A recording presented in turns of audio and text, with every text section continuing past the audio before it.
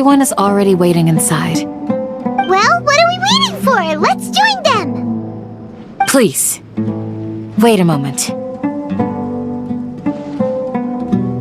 Before attending the meeting, I hope you can promise me one thing. What do you need? Promise me that you won't commit to anything too reckless. What do you think? Okay.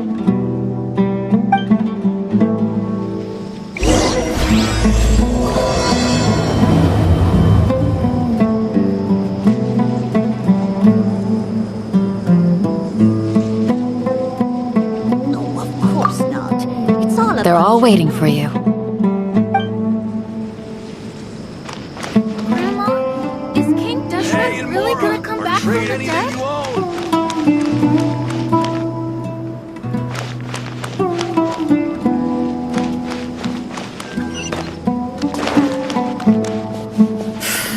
What's the big deal?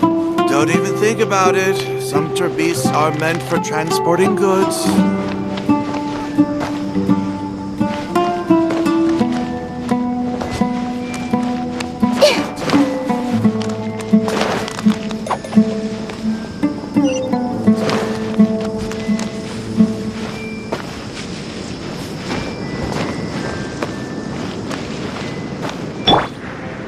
Into the wind! Think about it. My first night shift in a while. Time to go!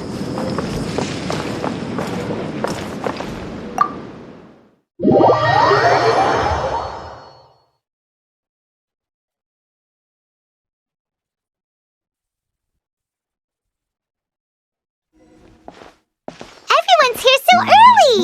But why isn't anybody talking? We already discussed things a bit. Hey, where have you been? I've missed you too. Are you ready? Very well.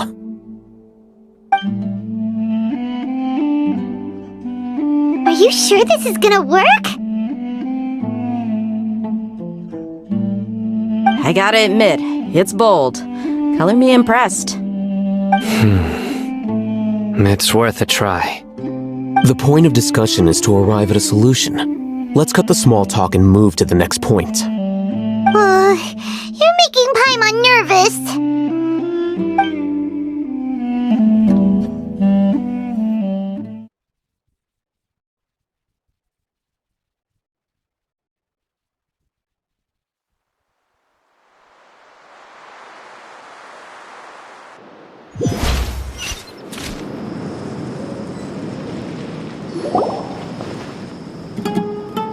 You're finally done. I have some other stuff to take care of. Catch you all later. Come on, don't give me that face. I know what you're going to say. I'll be careful. That's what I wanted to hear. Take care. Well, traveler, Paimon, judging from your expressions, the meeting must have been quite productive. You can tell? I'm not that good at scheming or strategy, but I can sense people's emotions. And based on your reaction, things must have gone quite well. Paimon's a little worried. Hopefully nothing will go wrong. To be honest, I feel the same. But you're already some of the most capable people I know. So you have my trust. Candace gave us a compliment! Your deeds speak for themselves. Candace, we stayed behind to tell you that, although you won't be coming with us, we'll be sure to remember your words. I'm very glad to hear that. I've said the same thing to everyone here today as I said to you when you arrived. Your safety is the most important thing. Only when you're safe can the plan be successful. So please, take care. You're welcome. And thank you for taking my advice. Good luck with everything. I'll be here in the village praying for you.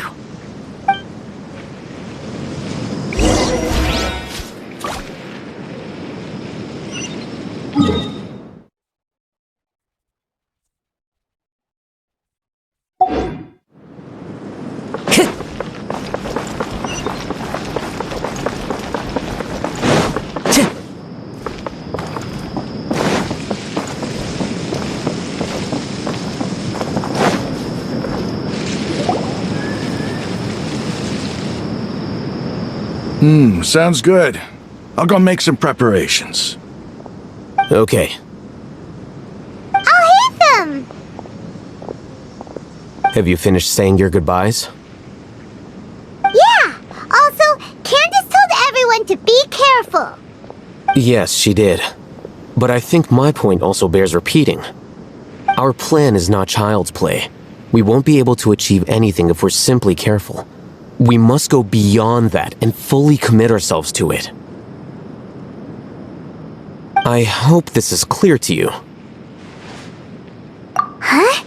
Shouldn't you be saying something more cheerful to boost our morale right now? Didn't we already do that during the meeting? You can never have enough words of encouragement. In that case, Candace can cuddle you to your heart's content while I continue to remind you of the seriousness of our situation. We all have our jobs to do, after all. It's like how some people can be put in charge of logistics while others will fight on the front lines. Speaking of the front lines, you don't look anything like a soldier. Of course. Compared to the mercenaries, I'm merely a feeble scholar.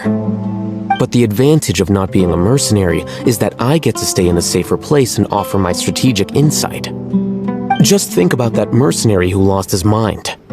Mercenary groups are facing constant danger every single day. Well, being a scholar is also a high-risk occupation, and you are a scholar! I'm not like the rest of them. Even among members of the same species, some will exhibit far more potential than others. This guy. Paimon still remembers when those mercenaries in Port Ormos called you a lunatic. All intellectuals are lunatics in the eyes of fools. I'll take that as a compliment. That reminds me. Do you remember the record we saw in the King Deshret ruins? It mentioned forbidden knowledge. You have a good memory.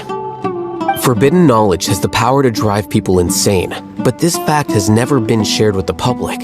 Even I, who has worked in the academia for some time, was never once informed of this. I think those mad scholars and mercenaries we encountered may have all fallen victim to the corrupting qualities of forbidden knowledge. But the academia has always held a different view. They have always believed that symptoms of madness are a side effect of human contact with divine knowledge as mere mortals. Come to think of it, perhaps the academia has also never understood the true nature of forbidden knowledge and thus always approached the issue from the wrong direction. The Withering, Elazar, and the sandstorms. Don't you think what is happening right now across Sumeru is rather similar to the forbidden knowledge pollution that occurred in the desert thousands of years ago? But Paimon thought that Irminsul's disease is what caused the withering and the sandstorms. At least, that's what Tainari told us. Wait a second. Could it be that? Ah, you've connected the dots. The cause of Irminsul's illness may precisely be the pollution from forbidden knowledge. But if that's the case, what should we do? This is huge! Wait. Why do you think Lesser Lord Kusanali would have a solution to this situation? You mean, it's related to the scene you saw when you passed out in the Avidia forest? That whole, the world forget me thing? In that case, it's imperative that we rescue Lesser Lord Kusanali. Only by working with her to save Irminsul can we completely resolve the problems Sumeru currently faces. To make sure we're still on track, I would like to check on the state of some of our preparatory work. Where are we going? To an Eremite base.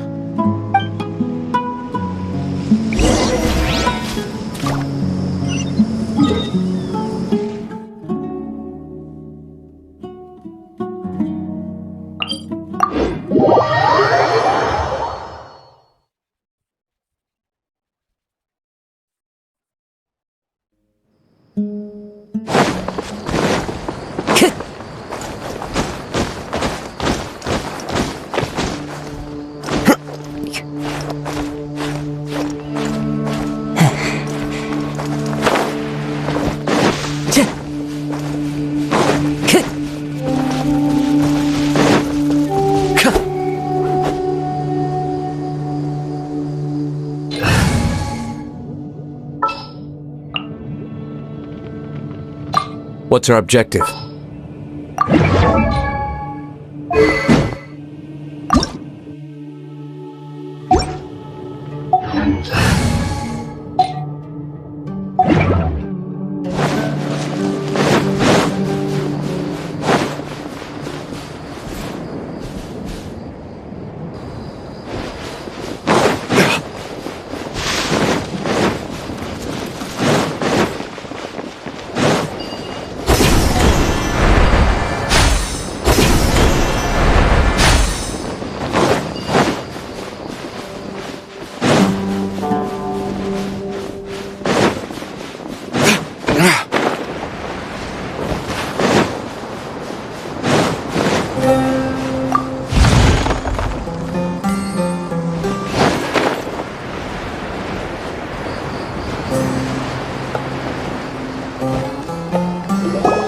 Oh, you made it. Huh? What are they doing here? I gave them some technical work to do. Ah, it's the scribe. And is that the traveler I see? How's the work going? Ah, yes! We have fixed the devices according to your instructions. One of them is already ready for use, while the others are still under repair. Aren't those devices for canned knowledge extraction? What are you doing with those? Look here. Huh? More canned knowledge? Are you going to put more weird stuff into her head again? What's that look on your face? Are you scared? Paimon's a little scared, but very, very furious! That's an interesting response. Anyway, we're not going to use this just yet. As I mentioned during the meeting, this knowledge capsule contains a decree I drew up in the past. The academia should also have their own copy. And according to the plan we just came up with, Traveler, I want you to record something into this capsule. Do you believe we can save Lesser Lord Kusanali? Good. Conviction is the most important part of all of this. Now, please get ready and put on this device. You want us to record our conviction into the knowledge capsule? Yes. Paimon is still really worried. I understand, but trust me, Paimon, this is something we have to do. It's best if you can do as I say. Because, to achieve this impossible task, it sounds like you'll need to fool your own heart first. Although it may feel like a trick, self-encouragement may be the most important tool we have. Paimon can see the point you're trying to make. Imagine this. We have orchestrated our plan and successfully rescued Lesser Lord Kusanali. As a result, we have changed Sumeru's entire political landscape. Everything went without a hitch, and everyone recognizes and praises our achievements. Now, open your eyes. Here. What's this? Read it out loud.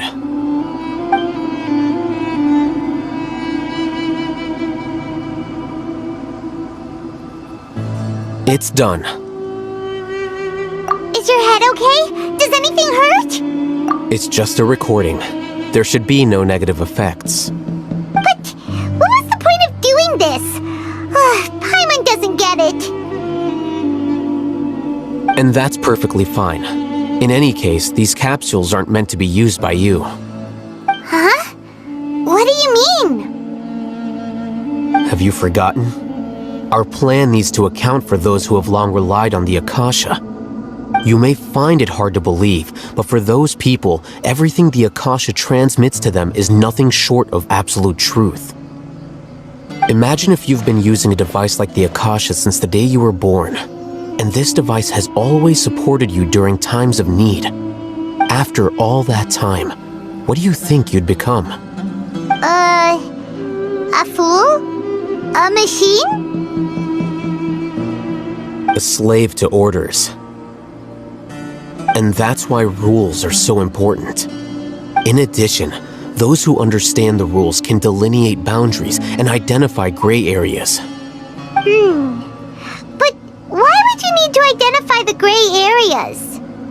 You could say that those kinds of ambiguous zones can be very interesting. One might even say they're advantageous in the right hands. Things you're interested in are really out there. Are all Sumeru scholars like this? Anyway, that's enough chit-chat. I'm going to take those two to work on some small projects. You can head to Caravan Rebot and start preparing for the next step. Small projects? We're going to tinker with the Akasha terminal and make a few modifications.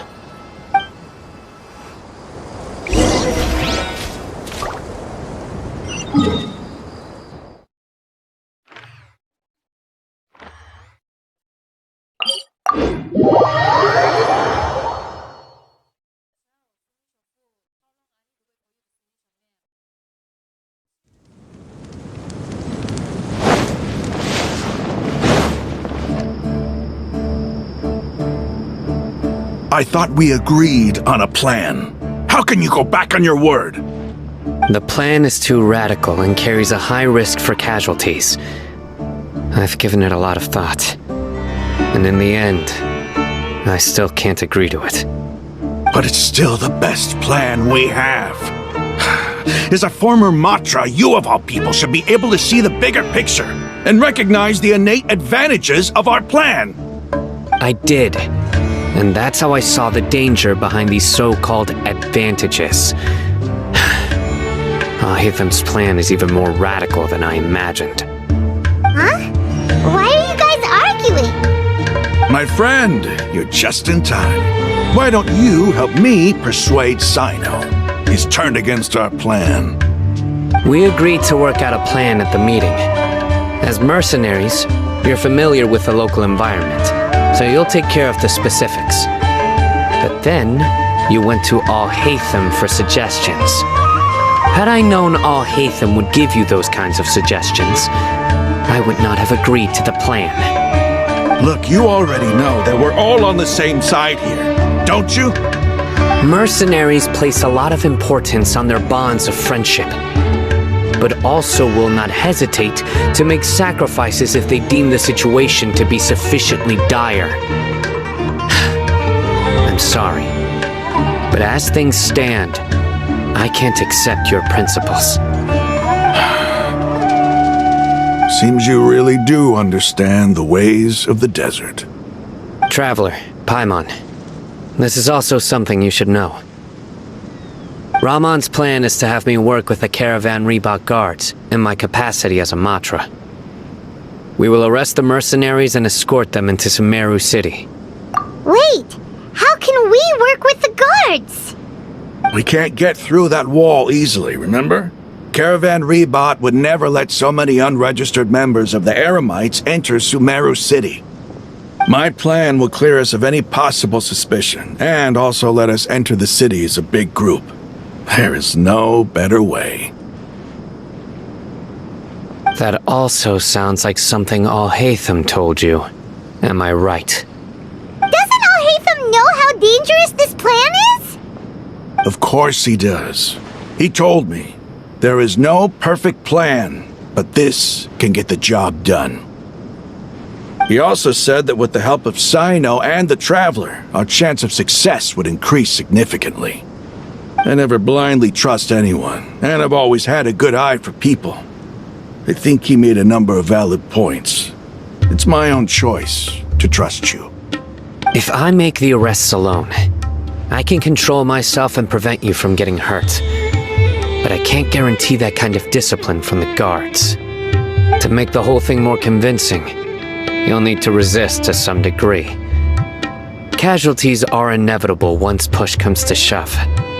I'm okay with the deaths of enemies. But now that we're allies, I'm against the meaningless loss of our own. I can't believe a Matra would actually care about us.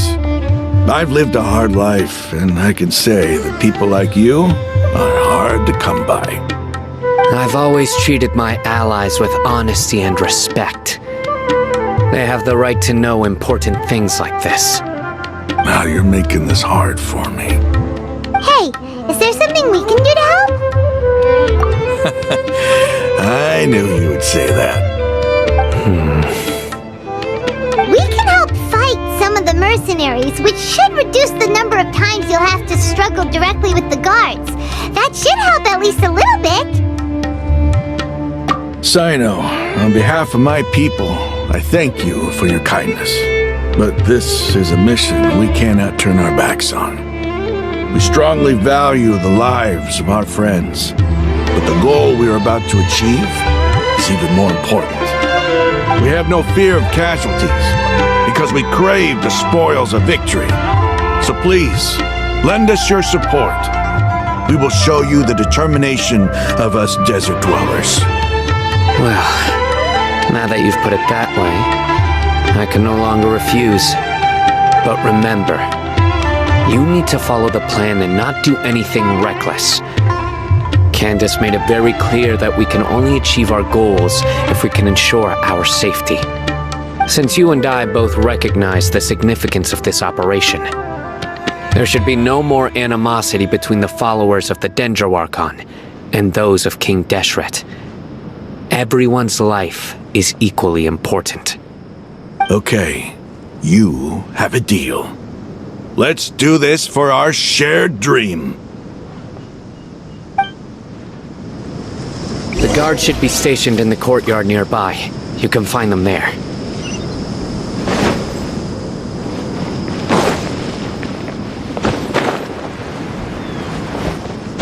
There must be traces of King Deshret's familiars in the desert.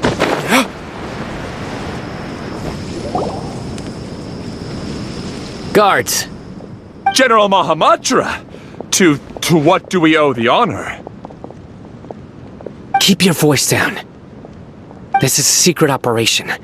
I'm going to arrest a large criminal gang near this location. According to the Academia's Guide and Regulations on Secret Operations, I have the right to ask for the cooperation of Caravan Rebot. Ah, of course. Mahamatra Sino's order is the Academia's order. Just let us know what you need. But who exactly are you planning to arrest, and how many people are you expecting? Depending on the scale of this operation, we may need to report it to our superiors. They're a squad of Eremites whose number is comparable to Ain El Akhmar in Port Ormos. They're involved in the theft and resale of supplies from the Academia. As many as Ain El Akhmar? This should definitely be classified as a joint operation. Then I suggest that you report this to your superiors as soon as possible, and treat it as a top priority desert operation. I will need personnel. Got it. Please wait a moment. I'll contact them immediately.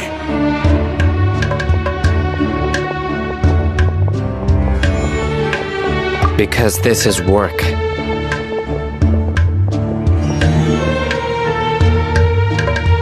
Because I trust you. Paimon can't believe you're still in the mood to chat.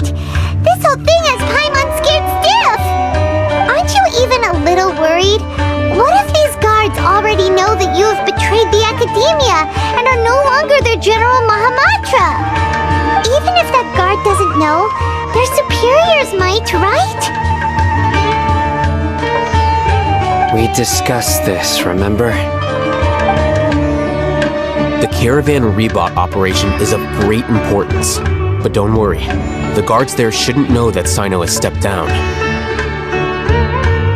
How can you be so sure?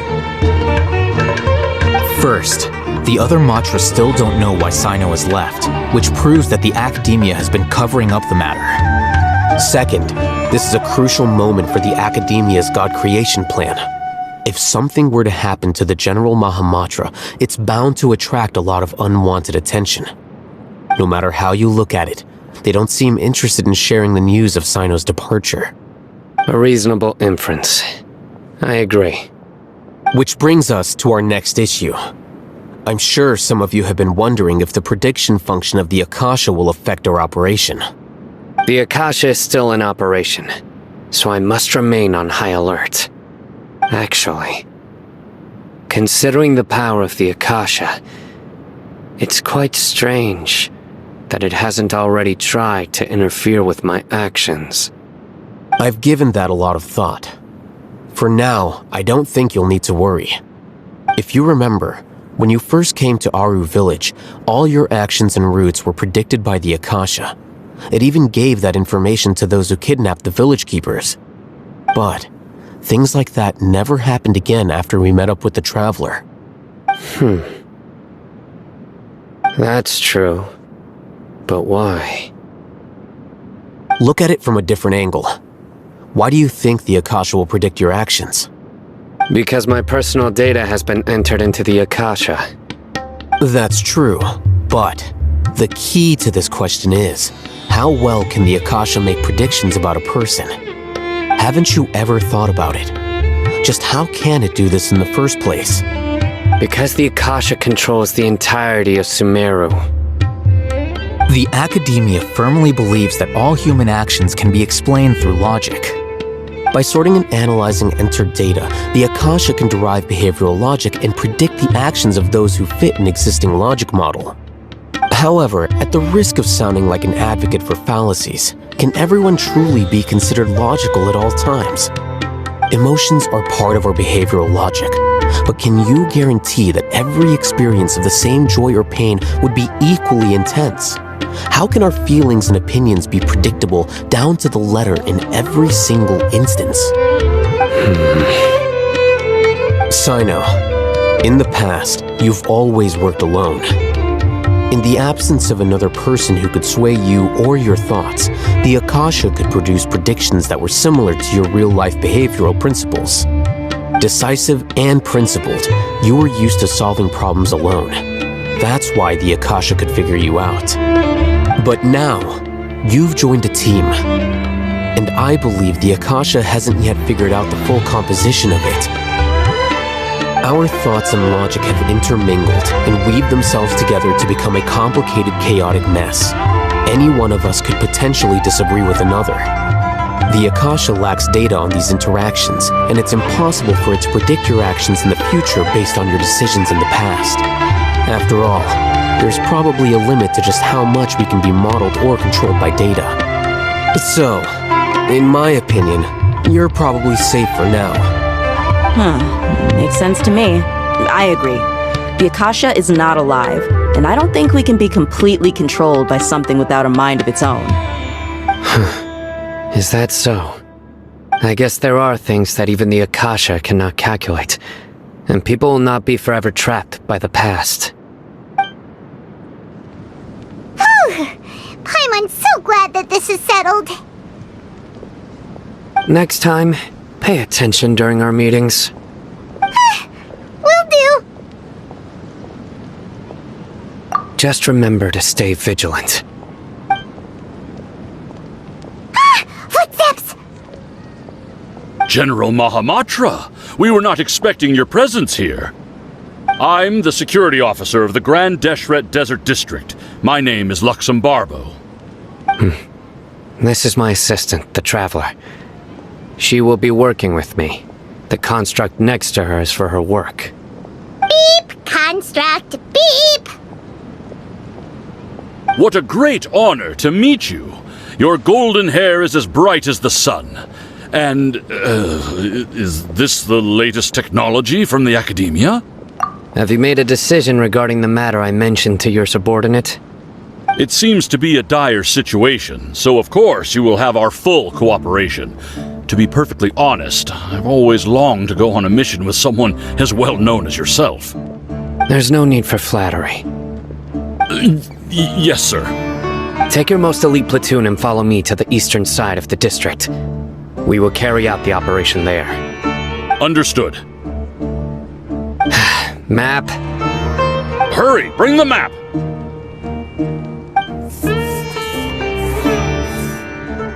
In 2 days, we will engage Rahman's Eremites and capture all of them. Any questions about the time or location? None at all, sir.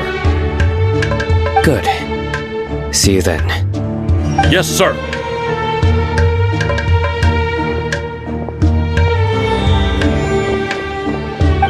hanging around the General Mahamatra isn't so bad after all.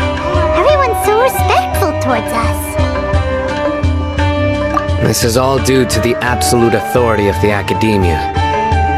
And now, we're going to strike back against that massive pillar of power. Get ready. We will move out in 2 days.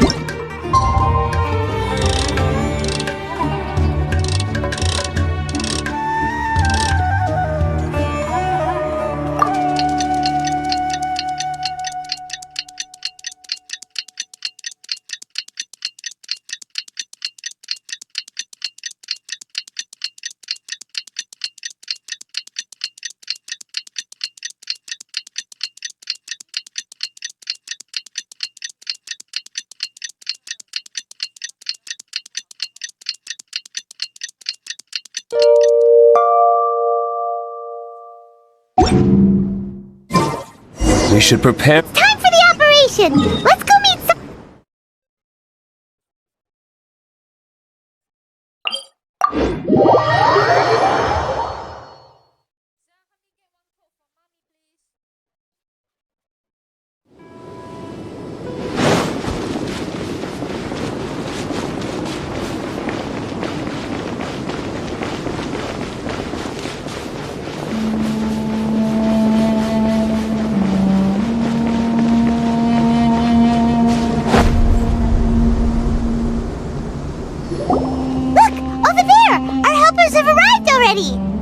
Let's hurry over!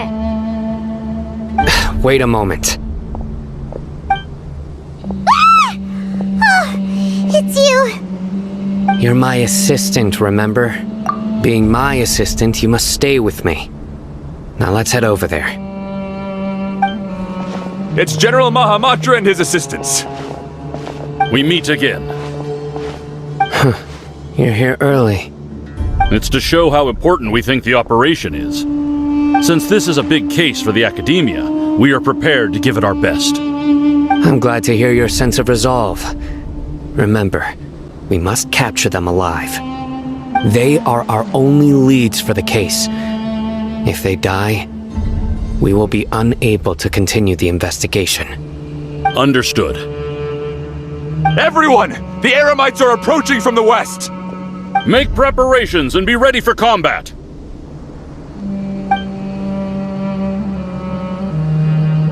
Halt! Oh? What a warm welcome! What do you want? Judging from those shiny weapons in your hands, it seems like you're not interested in a deal. Rahman, the Academia has caught wind of your smuggling and illicit sales. If you value your life, I advise you to surrender. Who are you supposed to be? A Matra from the Academia? I can't believe you came all this way just to catch us. I'm not here to talk. Oh. Nobody's given me this much time of day since I became a mercenary. Brothers! For that slight, let's wash our blades with their blood. Let's show them we Eremites are not to be messed with. Lightning, terrified! Dissipate!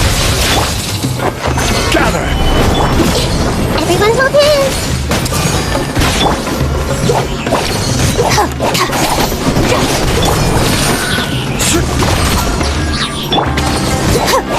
Stand with me! Order guide you! Solidify! I see everything!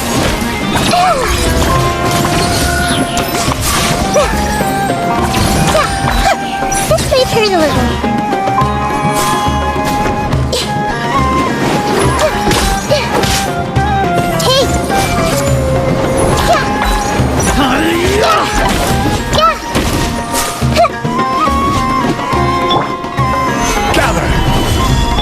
Commit it to memory. Yeah, make yourself some hurt a little.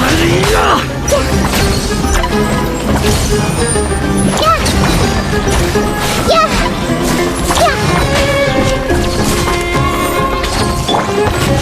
Stabilize! Lay waste to the wicked!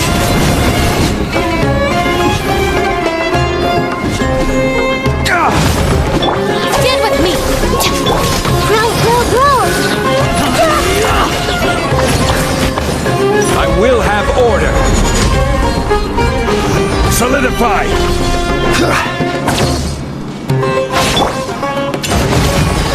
Dissipate. I'll settle this.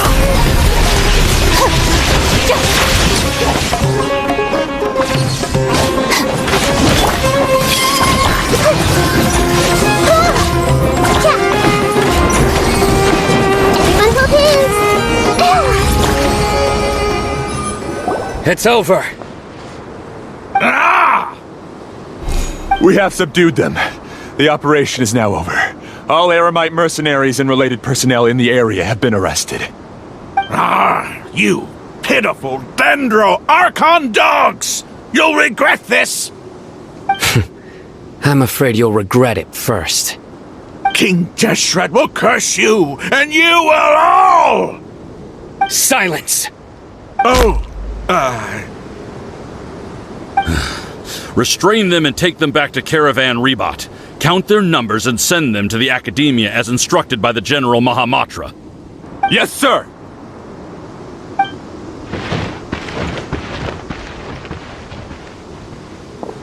Mahamatra Sino, I will now take my leave. If you need further assistance, please come to Caravan Rebot and ask for me. Understood. You are dismissed. There they go. Let's talk elsewhere.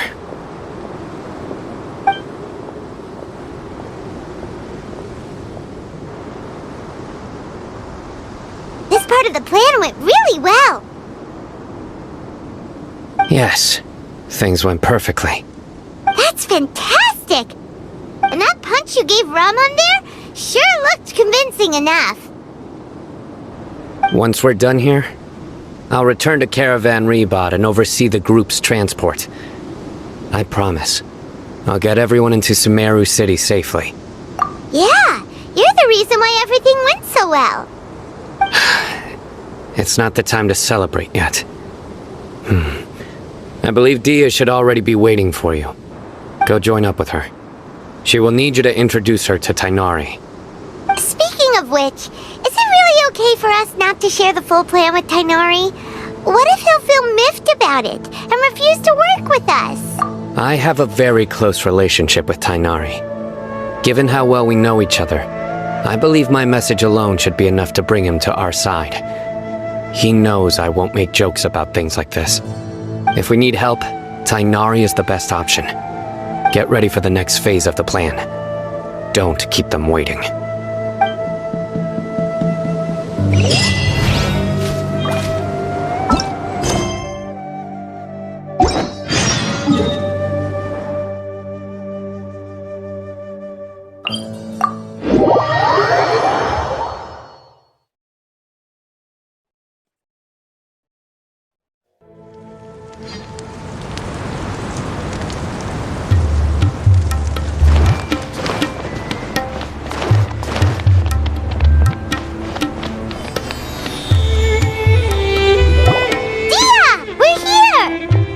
It's about time.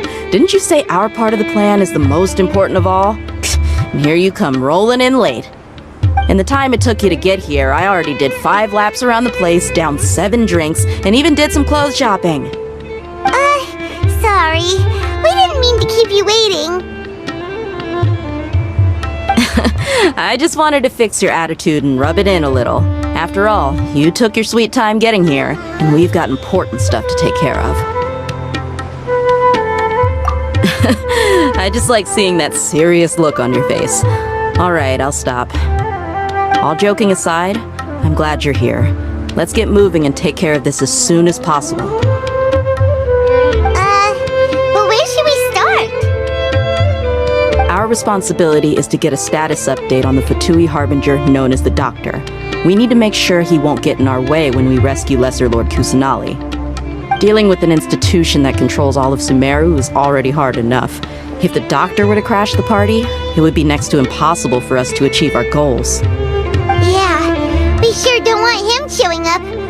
Ooh, he really gives Paimon the creeps. Right? Hearing his name just reminds me of those stuffy old geezers in the academia. I'd rather not have to deal with someone like that.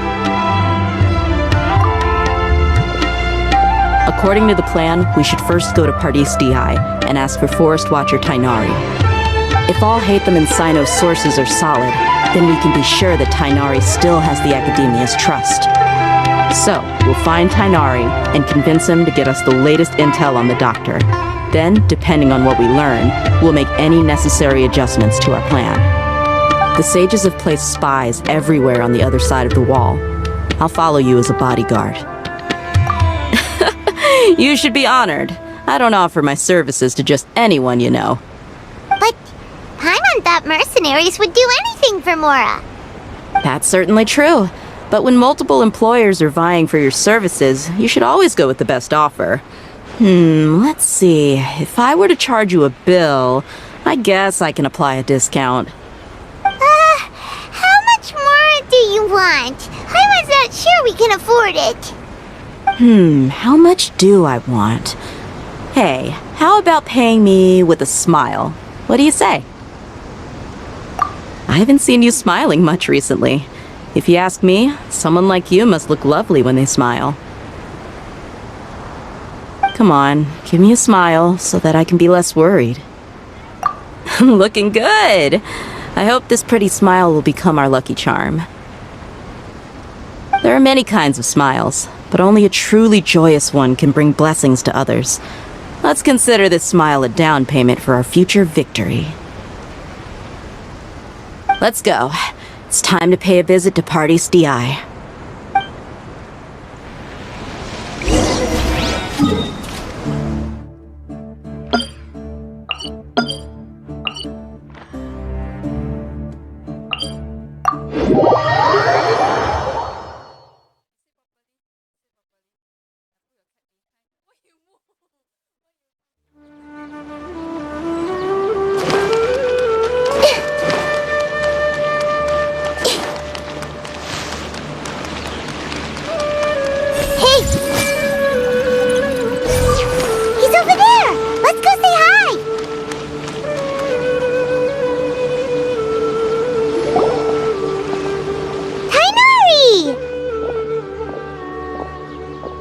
Ah, Traveler, Paimon. And you are? Hey there. This is our friend Dia. She's an Aramite mercenary. A mercenary? You must have some big news for me. It's something really important. Please help us out. All right, then follow me.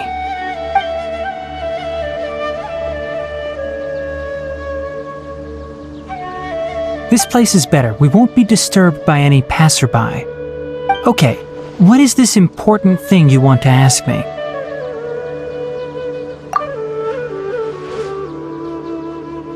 The Doctor, huh? He's that strange-looking Fatui Harbinger with the mask. Paimon thinks he has blue hair. Yes, I know him. Actually, he left Pardis Di just a little while ago. He left already? Yeah, he came looking for me. Can I ask what it was about? Sorry to ask you like this after having just met, but your answer is very important to us. For now, all we can share with you is that your friend Sino is working with us. Sino, you say?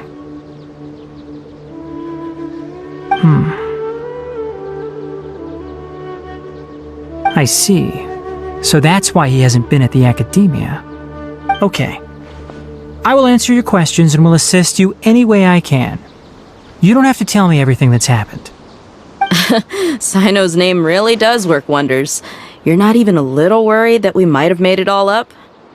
Despite having just met you, I can sense that you're the serious type. Between you, the Traveler, and Sino, none of you strike me as the type that would conspire to deceive me. You don't need to tell me anything you don't want to.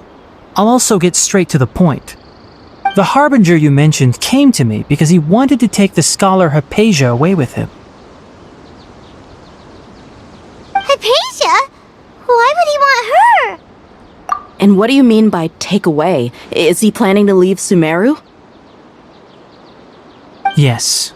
He told me his return to Snezhnaya is imminent.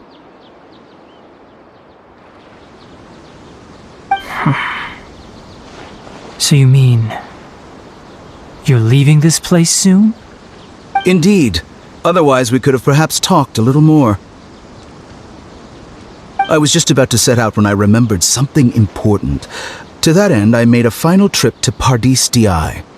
Let me ask, have you been taking care of a scholar by the name of Hypatia? Your sources are accurate. No doubt because you recruited many informants. But you're right. Hypatia has indeed been receiving treatment from me. Forgive me for asking, but how's the treatment coming along? Given the way you're asking, I assume you have something to say. Since you asked, I'll be frank. I would like to take Hypatia to Snezhnaya. It's incredibly difficult to transfer a patient. As a scholar yourself, shouldn't you at least be aware of this? Oh, I can't believe your utter lack of faith in me, to the point of even questioning my general level of knowledge. How unbefitting. Well, you're the only one who's ever made such a request. I have my ways of keeping her safe during the journey. In addition, I can also promise that under my care, Hypatia will receive the most advanced and effective treatment. I will personally supervise her treatment and see to her recovery. Would that be agreeable to you? Hypatia was born in Sumeru and remains a scholar of the Academia. Her situation has not become dire enough to necessitate her transfer to another nation. Transporting her to Snezhnaya is risky, and the potential benefits are unknown. As the person currently responsible for her treatment, I cannot possibly sign off on this transfer. Your suggestion is rude and reckless. I'll pass. I don't know much about the doctor, but after talking with him, I realized that, just like many other scholars, he possesses an aura of arrogance that I've come to detest. It's not so much that he's looking down on others, but more that he's so confident in himself and his abilities, to a point of near insanity. I would never refer a patient to someone like him. I prepared myself for a protracted battle of wits, and was really surprised to see him just give up on the topic. Still, his reaction really concerned me.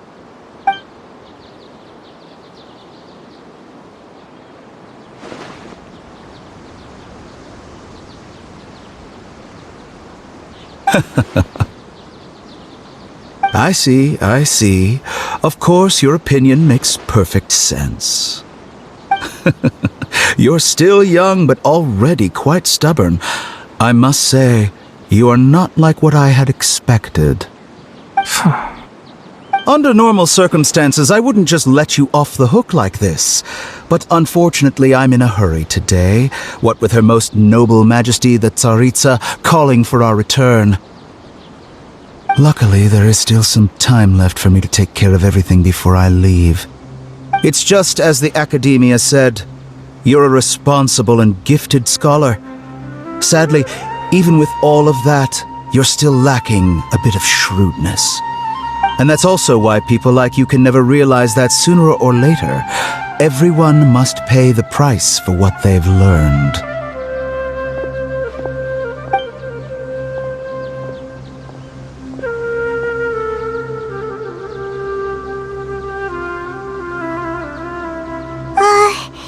Paimon can't help but feel like he's hinting at something unpleasant. He asked a question, yet didn't care for my answer. Perhaps I'm nothing but a talking rock in his eyes. He never came off as malicious, but an utter lack of compassion permeated throughout our conversation. From his tone, I can sense that he's always looked down on others. I can barely believe it myself.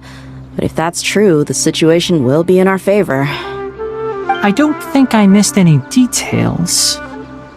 Frankly speaking, I don't want you to do anything too risky. Now that you know a little more, it should be easier for you to stay safe. Sorry we can't tell you everything. We appreciate that you helped us anyway. I won't forget your kindness. It's okay. I have an obligation to do so. To be perfectly honest, all of this may have started because of me.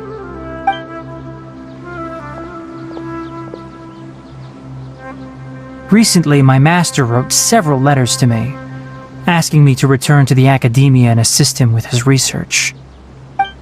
Hasn't he already asked you several times before? Yes, but there's something off about this most recent batch of letters. The handwriting and tone are both familiar, but some details have been omitted. My master will occasionally leave a few dots on the back of the letter.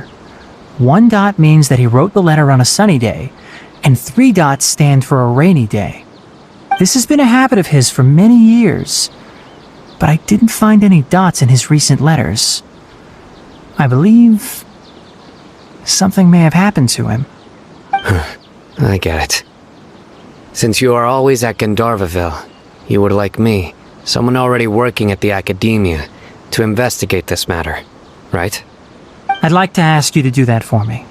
If you can keep yourself safe, please withdraw immediately at the first hint of danger. I can do that, but I have a feeling it won't be that simple. The academia has been working on a big project. I'm not quite sure what it is, but your master might be involved with it. If the higher-ups really are hiding something, then it will be difficult to remove myself from the situation once the investigation starts. If the situation becomes critical, I'll leave the academia.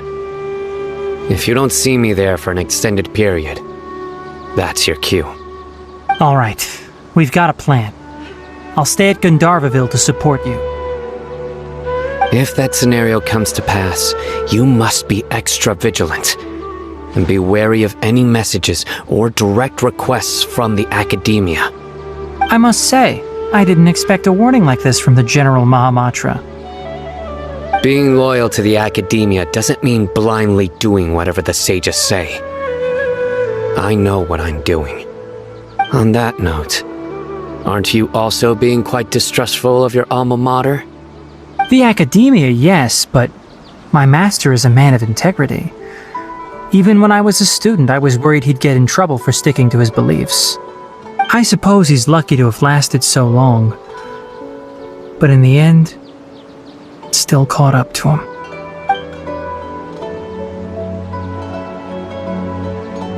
I see. So you noticed something was up with the academia from the very beginning. This may well be how Sino became involved in all this.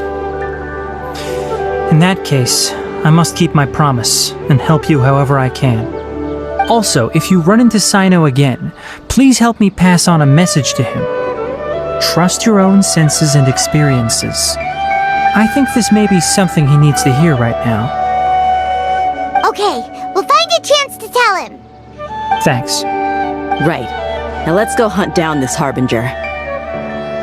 Oh, by the way, which way did the doctor go when he left Pardis Di? That way. Gotcha. Thanks so much. We'll be on our way.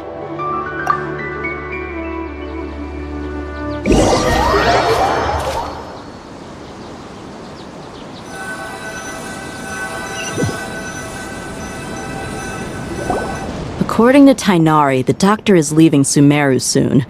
I want to check if the doctor was actually telling the truth. He also said that he'll take care of everything before he leaves. What did he mean by that? We need to be extra careful when dealing with a person like him. Just to be safe, let's chase him and see what we find. But we have no idea where he went! How can we start chasing him? We'll do it the mercenary way. I'll find leads as we go.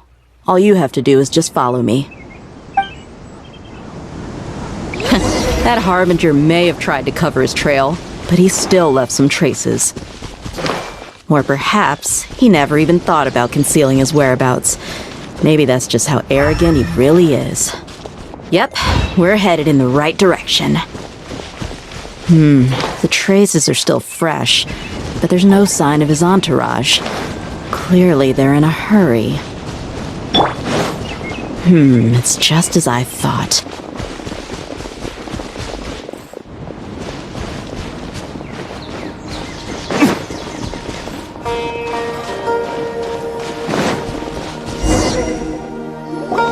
We can stop here. I think I know where the doctor went. To the south of here is Port Ormos, which seems to be where they're headed. Port Ormos? They're going to leave by boat? That's right. Let's go to the port and have a look for ourselves.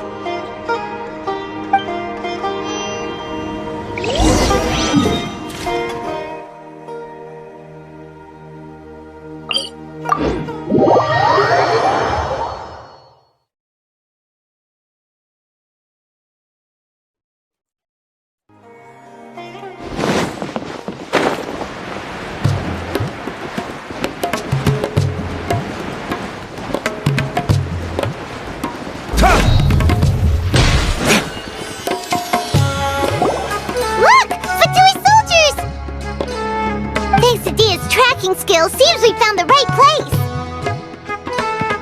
place. Shh! Don't draw their attention.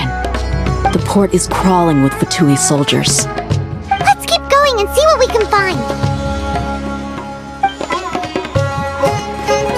Now this is a proper farewell ceremony for a Snezhnayan Harbinger. The Lord Harbinger is leaving. I've still only seen him once or twice. I used to hold a position in our homeland, and back then, the doctor spoke in a very different way from the way he speaks now. Maybe the way people talk in Sumeru has rubbed off on him?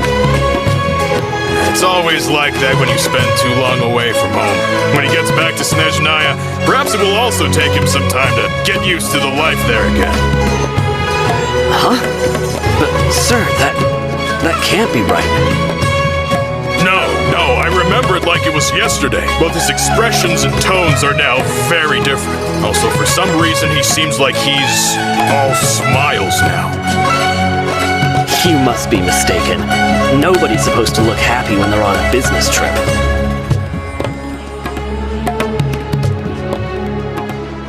The doctor is on that boat. So he told the truth after all. He is actually leaving Sumeru. Let's get closer and find a place to hide so we can observe him.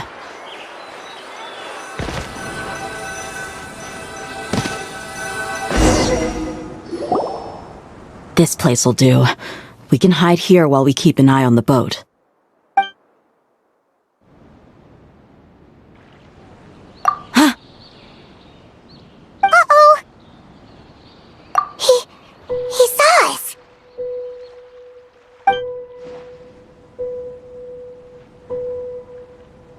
Huh? Is he waving at us? It's time to say goodbye. Wait, is he the only person on the boat? You mean there's nobody with him? And where are all the soldiers we saw in the port just now? They were all here just a few minutes ago, but now they vanished. So this was a trap. Wait, don't tell me that. Luckily, there is still some time left for me to take care of everything before I leave. Oh no. They might be after Hypatia. Let's get back to Party's DI. Huh? What do you mean? I'm afraid that she's seen something that she wasn't supposed to see.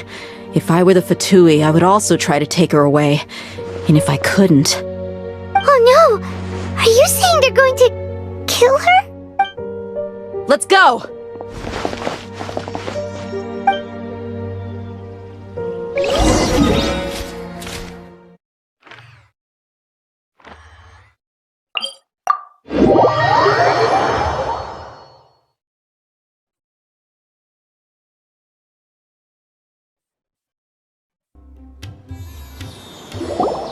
Paradis Di is not a place you Fatui can just show up and do as you please. I believe we've already made ourselves quite clear. Our superior gave us permission to search for and collect medicinal herbs in Paradis Di for research purposes. But you've been in Sumeru for some time already. I find it coincidental that you chose to only come here today. Even the Grand Sage himself may not have the right to question our research, much less an ordinary scholar like yourself. I've done my duty to inform you. Don't make things difficult for yourself. It would seem that my words have fallen on deaf ears. You can keep trying to deny it, but coming to Paradis Di now? I'm pretty sure you're not just looking for herbs. With all due respect, your baseless speculations will only lead to unnecessary trouble. Well, you only have your Harbinger to blame. He knows nothing about keeping a low profile. I may be staying at Paradis Di as a scholar, but that doesn't mean I'm no longer a forest watcher. It is still my duty to protect the peace and safety of the scholars who have contributed so much to Sumeru. Then it seems our conversation has hit an impasse. No one will lay a hand on you, Hypatia. Not on my watch! Tighnari! Are you alright? I'm fine. These Fatui have really crossed the line. Time to teach them a lesson. Commit it to memory. Yeah! Solidify! Let's move.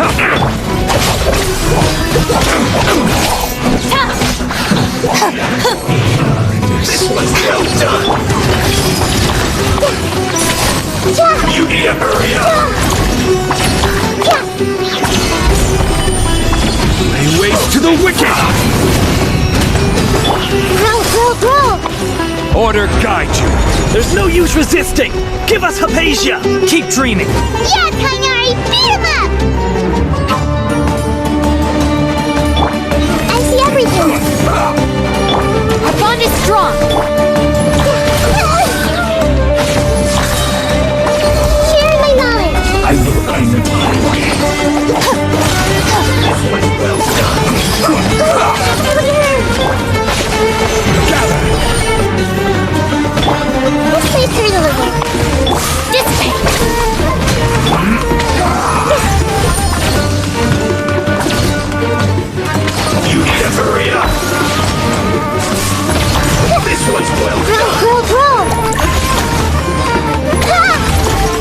Roast and fry. Lightning, Send this quickly.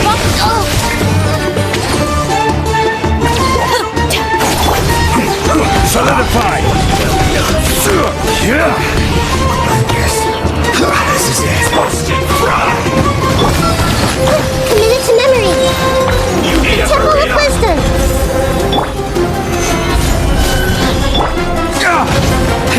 This was This well place hurt a done. little. Dodge, break forth! You need to hurry up. Here! Roast and fry. Committed to memory. This is order. Gather. This was well done. The doctor's orders are absolute. Yeah? You've been someone's lapdog for so long that you don't know anything else now.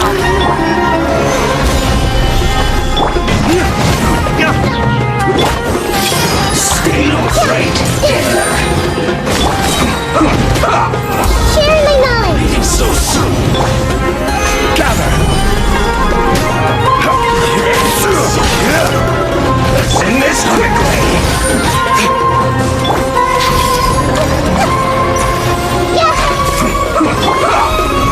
Solidify! This place hurt a little.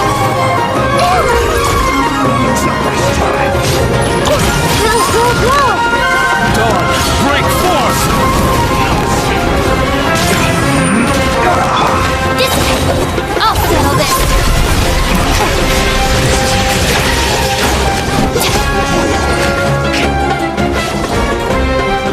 We're not getting anywhere. Traveler, Paimon, please go to Hypatia.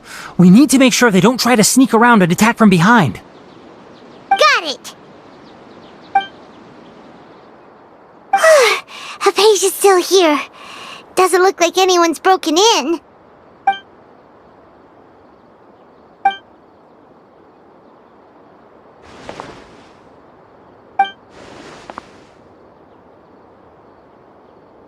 Well, how is she? Oh, that's good.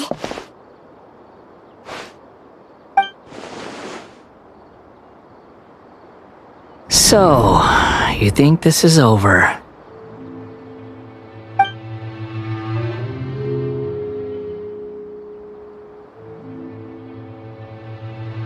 What? The Balladeer is here?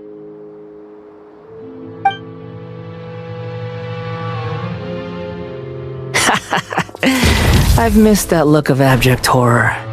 You've given me that look every time we meet. But, where is he?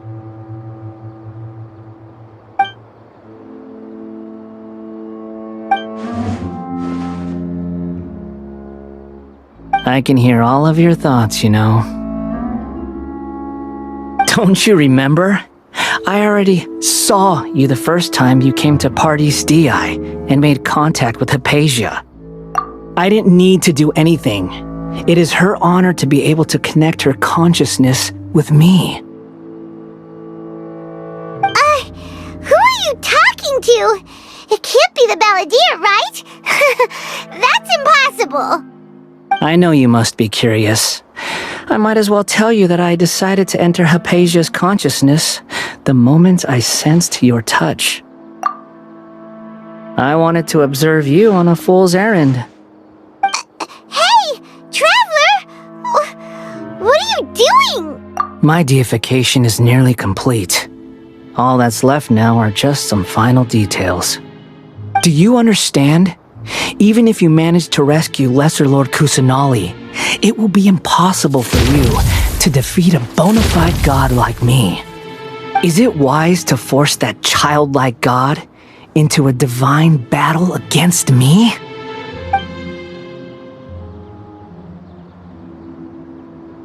Scholars consider the god of wisdom to be the sum total of their faith.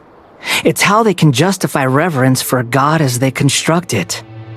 But this also shows that humanity's worship of gods is a combination of blasphemy and exaltation. It's truly laughable. Yes.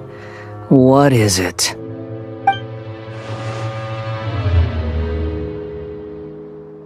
Yeah, I'm in a good mood, which is why I'm talking to you like this. What do you mean?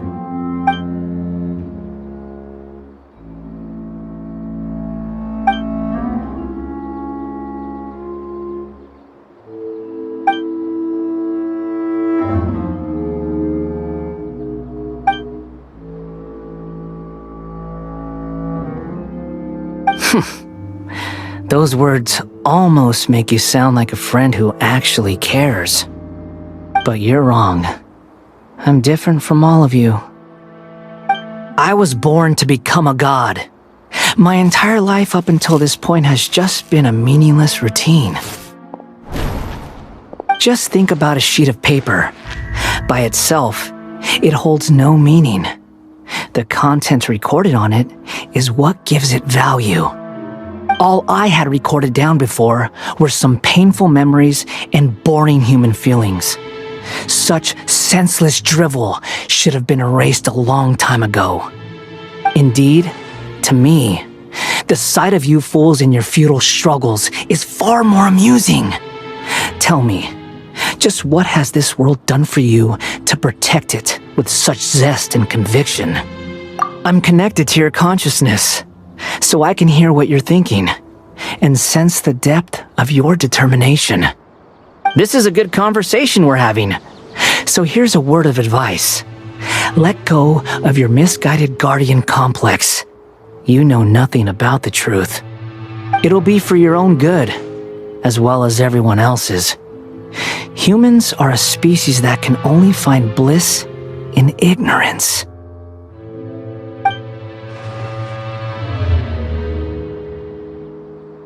Ah, you've seen my affection for her. If you were in my position, I think you'd feel the same way. She peered into my consciousness and saw my past. Someone like that is qualified to become my first follower. All gods need followers. So Hypatia has been chosen. Her appearance heralds my imminent arrival at the throne of divinity, while her worship shall become my glory. You're doubting me again? No matter. Soon, you'll know what kind of authority you're challenging.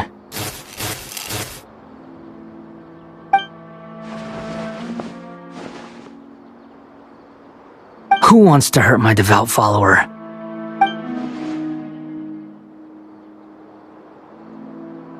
The doctor wants to hurt my first follower?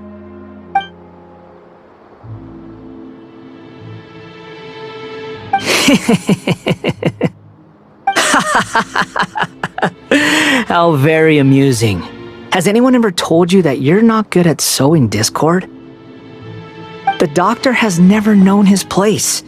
Even now, the puny human thinks himself capable of interfering in the business of the new god. You're still too naive if you think a few words will be enough to convince me to destroy the doctor. But I'm willing to give you a gift, just like my expression of affection towards Hypatia. It is an honor for you to be able to stand here and speak with me. As my listener, you will be rewarded.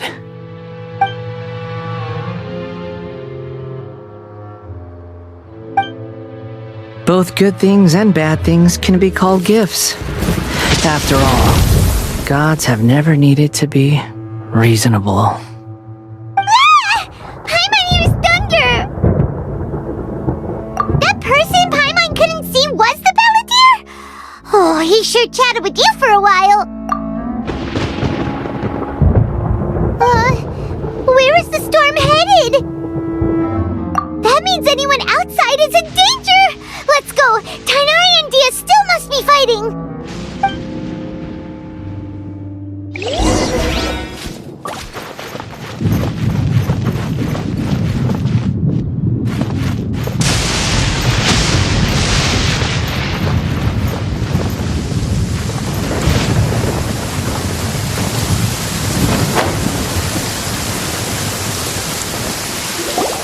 Oh! Have the Fatui retreated? Hey! What happened to you? He's hurt. I'm fine.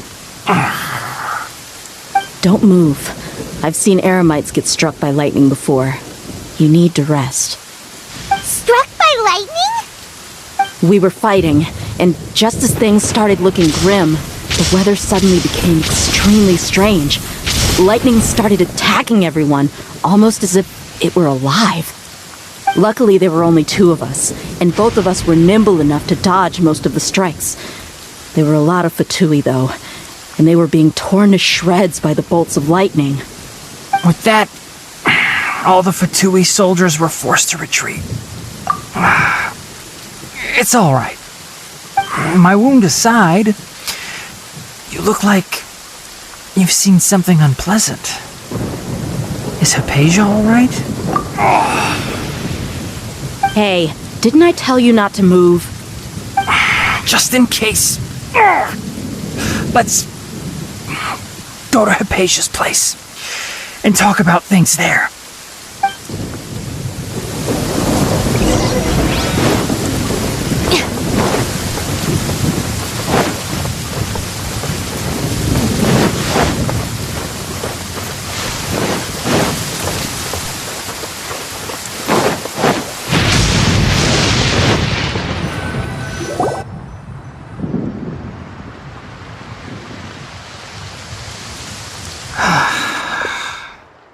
Thank goodness she's fine.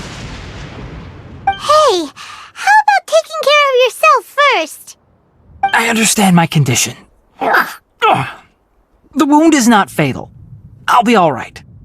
The more you understand medicine, the worse of a patient you become. I know. They always think they can push through the pain. Oh, he sat down. Let me rest for a bit. Sorry, traveler. Now you may start.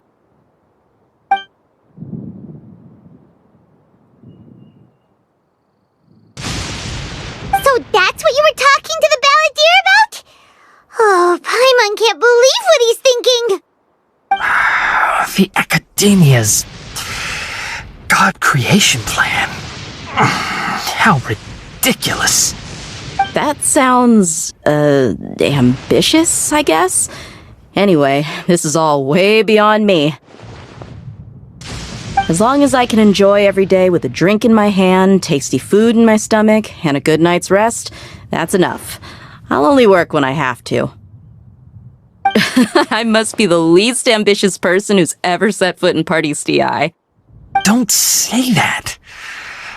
I haven't even thanked you for your help back there. Don't mention it. Well, if nothing else, all this proves that the doctor really did have some urgent matter to attend to and left Sumeru in a hurry.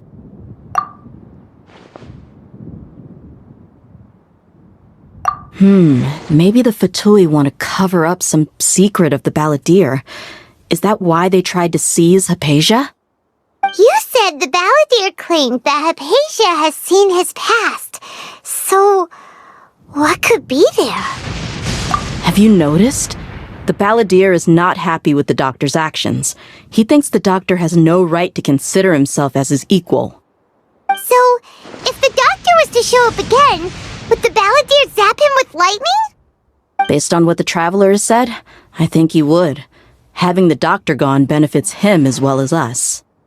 In other words, we've successfully completed this stage of the plan. The doctor is out of the picture now. Yay! That's a big accomplishment! I'm also happy for you. Thank you for the help, Tainari. Make sure you rest up for now.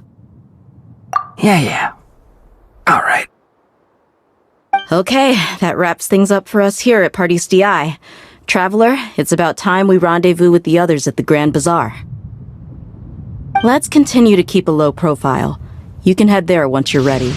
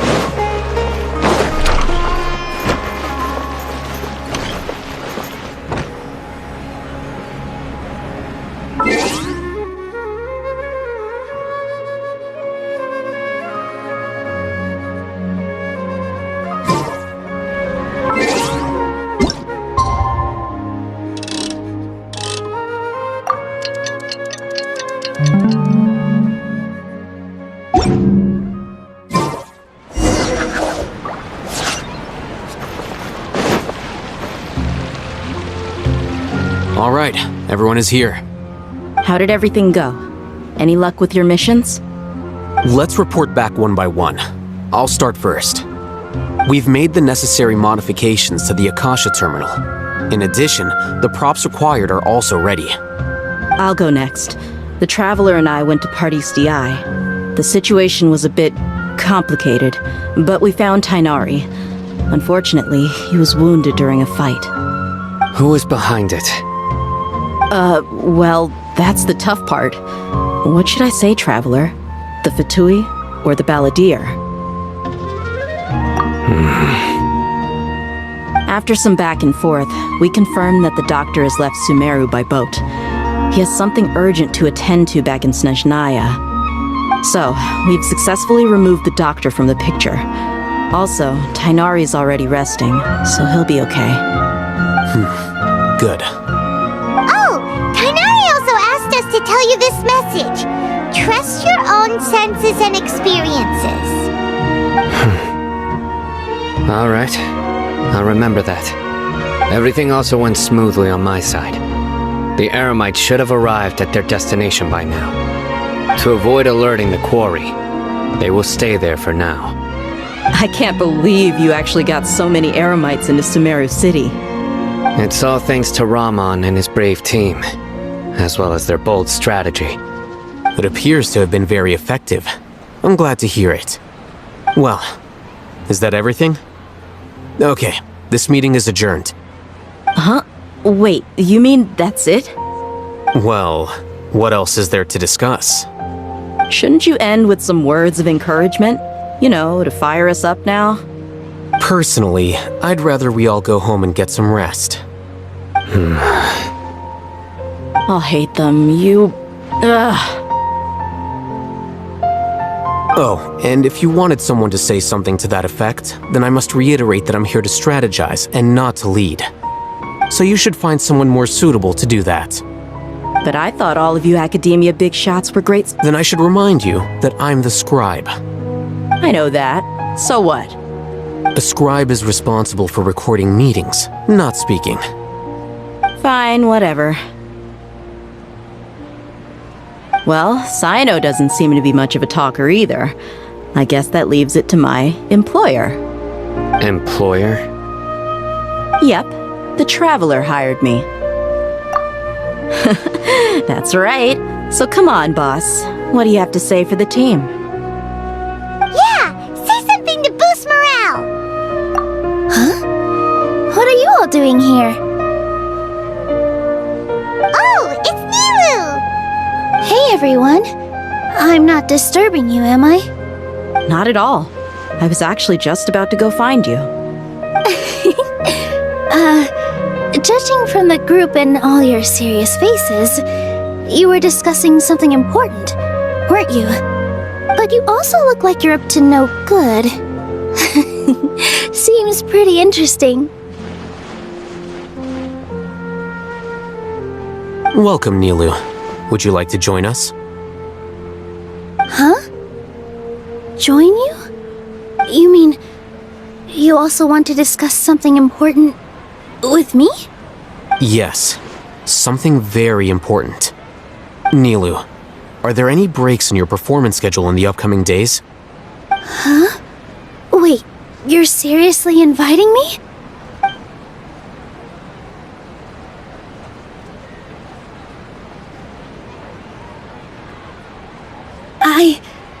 I can't believe my ears. You are truly the bravest and most passionate people of Sumeru, well, that I've ever met. Oh, right. The Traveler and Paimon are not from Sumeru, but you are awesome as well. That's right! I must admit that I'm a little scared, but I'll try my best for Lesser Lord Kusanali. If I can somehow use my abilities to help you, then count me in. Remember, believe in yourself. Okay, I'll get my friends at the Grand Bazaar to help us tomorrow. Just remember not to say too much. Be discreet. Yep, you got it. All the preparations are done. Now, can we finally conclude this meeting? So, have you thought up what you'd like to say, boss? Yep, it's a grand plan and we're all super awesome!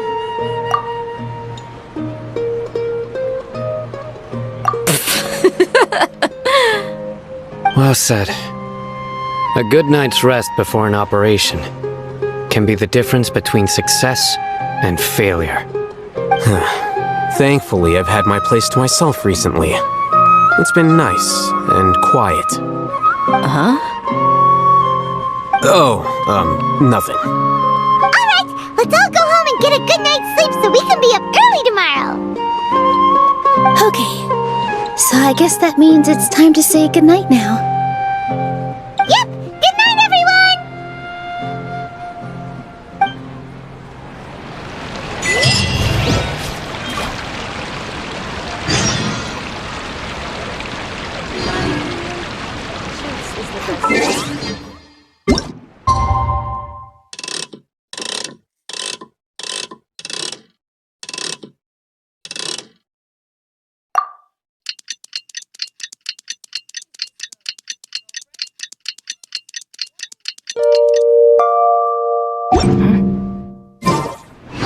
Today is the Academia's Neogarbaha Day.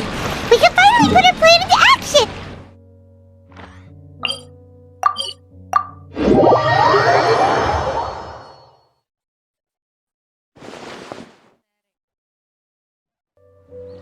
Hello, you two. Sleep well?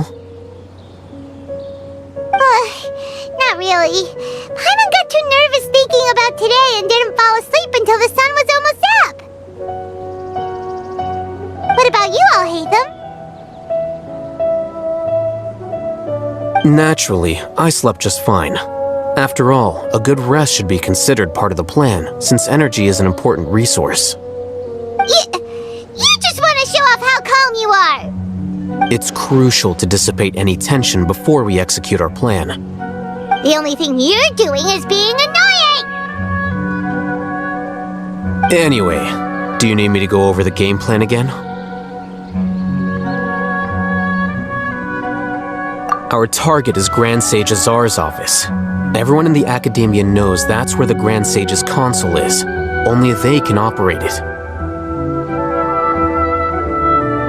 Many restricted commands and operations are executed via that console. I'm sure that console has a way to free Lesser Lord Kusanali.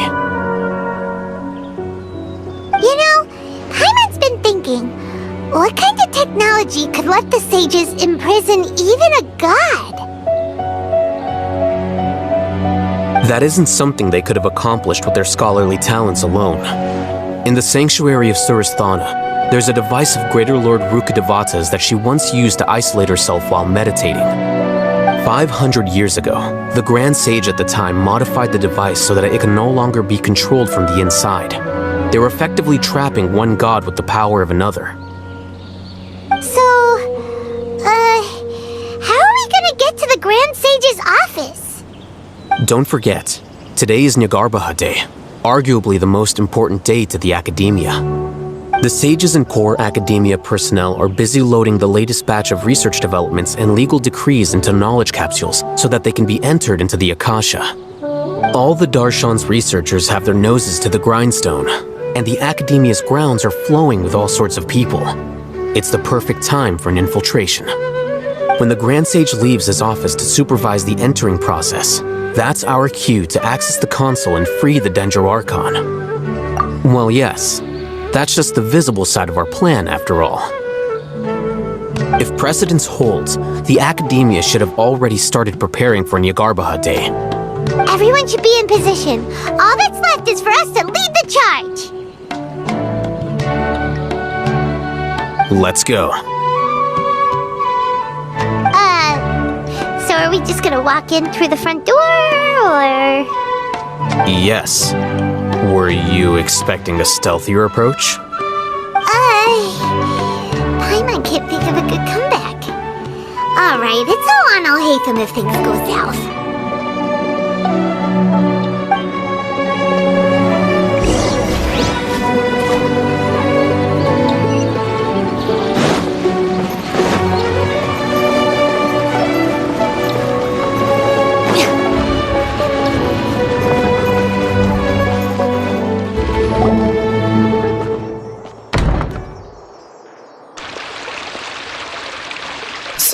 Scribe? Please, wait. Are you Scribe Al-Haytham?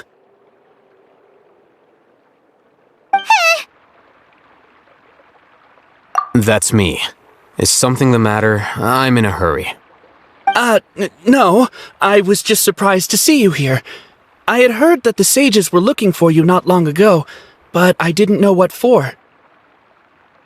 And, also, please don't bring outside guests into the academia. Outside guests? How did you arrive at such a conclusion? Your groundless inference shames the Haravatat Darshan. What did you say? I'm the top student in Haravatat, and I earned 3rd place at the last Inter-Darshan debate. Don't look down on me! That wasn't my intention. As your Haravatat senior, I just assumed that you possessed a greater aptitude for critical thinking. Look, based on what you already know, the purpose of my return and the reason they're here should be obvious. Is that so? Wait a moment. Let me think. Don't tell me the answer. The sages search for you. A blonde-haired traveler. Outside guests. So, from the start, the sages weren't looking for you, but this traveler? And you were gone from the academia for so long because... Hey, shh. Yes, you've proven yourself as the top student in Haravatat. I surmise you've arrived at the correct conclusion. As I expected. Please, forgive me. I wasn't thinking clearly just now. Thank you for getting me back on track. It's nothing. We'll be on our way then. All right. Thank you for your contributions to the academia, Scribe.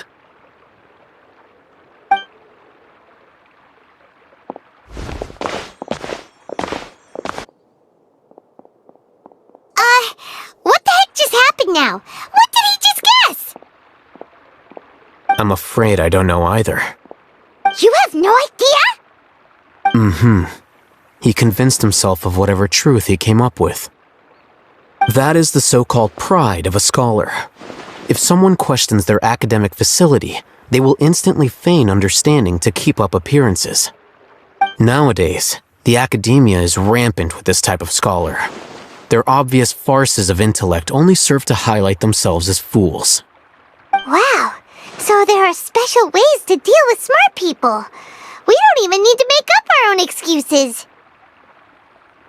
We shouldn't waste any more time. It would be problematic if we missed our window of opportunity. Let's go.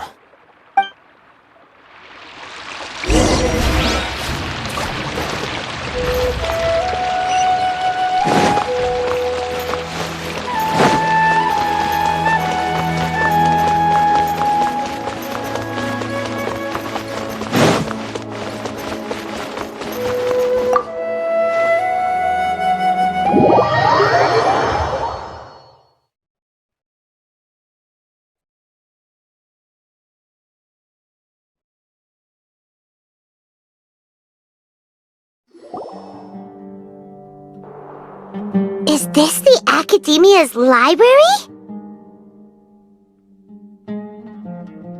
Indeed.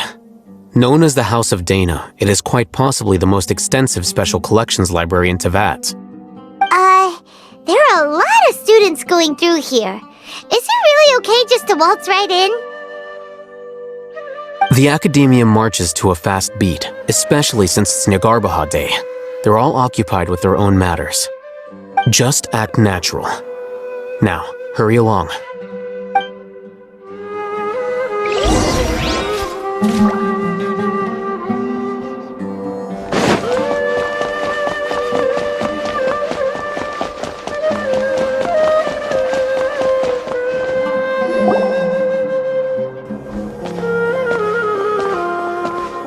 What's this platform for?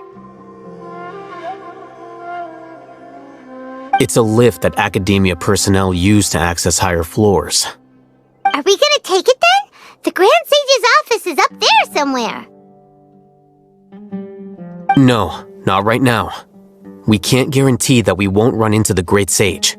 Let's step back and observe for now.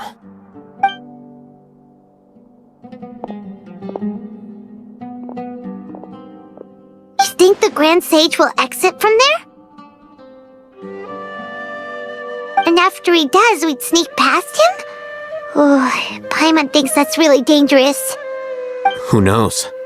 However, if we can confirm Azar's current location, our operation will be much safer if we... Allow me to offer you a hint. If you wish to know his location, look behind you. What's Grand Sage Azar doing here?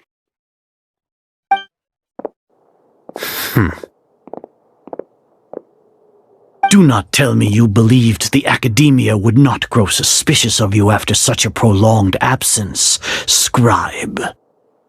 An eyewitness had informed me of your whereabouts, so I came to personally welcome you. Great Sage, I didn't expect you to care so much about me. I'm truly flattered. I'm sure, but compared to you, I am far more interested in these two unexpected guests. You are the Traveler and Paimon, correct? It's a pity that only now have I been afforded the opportunity to formally meet two of Sumeru's most esteemed guests. I do apologize for my lack of Excellent. You immediately initiated discussion instead of attempting to prepare some perfunctory excuse. You clearly understand the situation at hand, and have no intention of making a reckless stand. The foot traffic here renders this place unsuitable for discussion. Please, follow me to my office.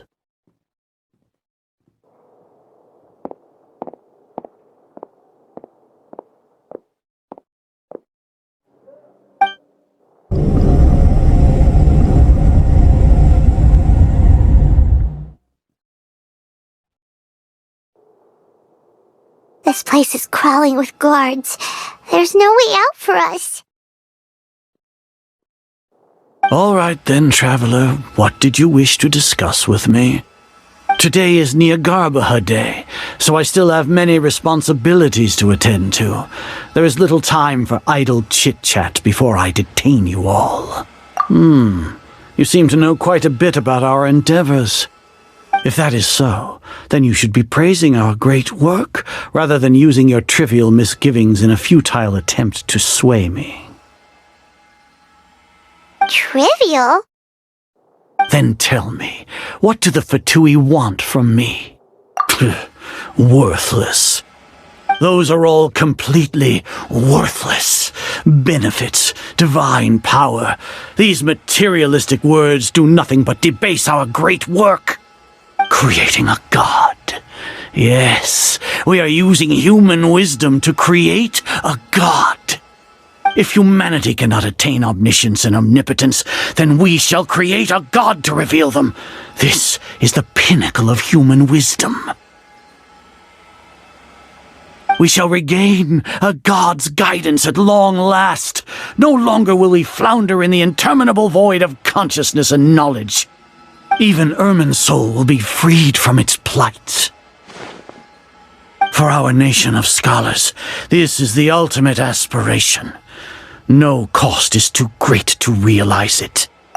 You will never understand the rapture of having a god be born within your very hands. With your degree of knowledge, you cannot even comprehend such an emotion. Gods exist on a plane that far eclipses humanity's. Lesser Lord Kusanali, what can she even do?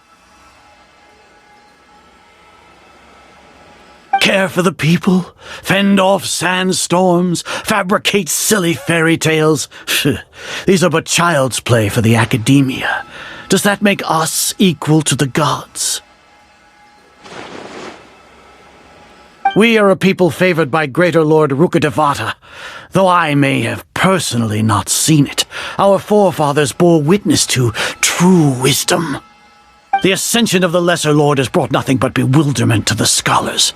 They all ask, is that truly what true wisdom is supposed to look like? With that in mind, it is better to keep her isolated in the sanctuary of Suristhana, so our academy will not become embroiled in turmoil. What a pathetic justification! Do you really think that only the super smart or powerful should be able to call themselves gods? As per your judgment, Grand Sage, they are indeed dangerous individuals.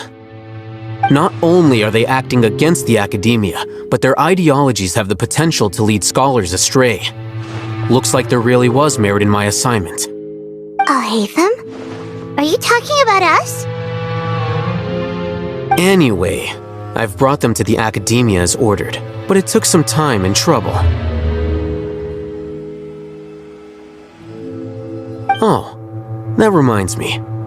Here's the investigation report you had requested. It's a summary of my time spent with the Traveler, an array of information about her ready for your perusal.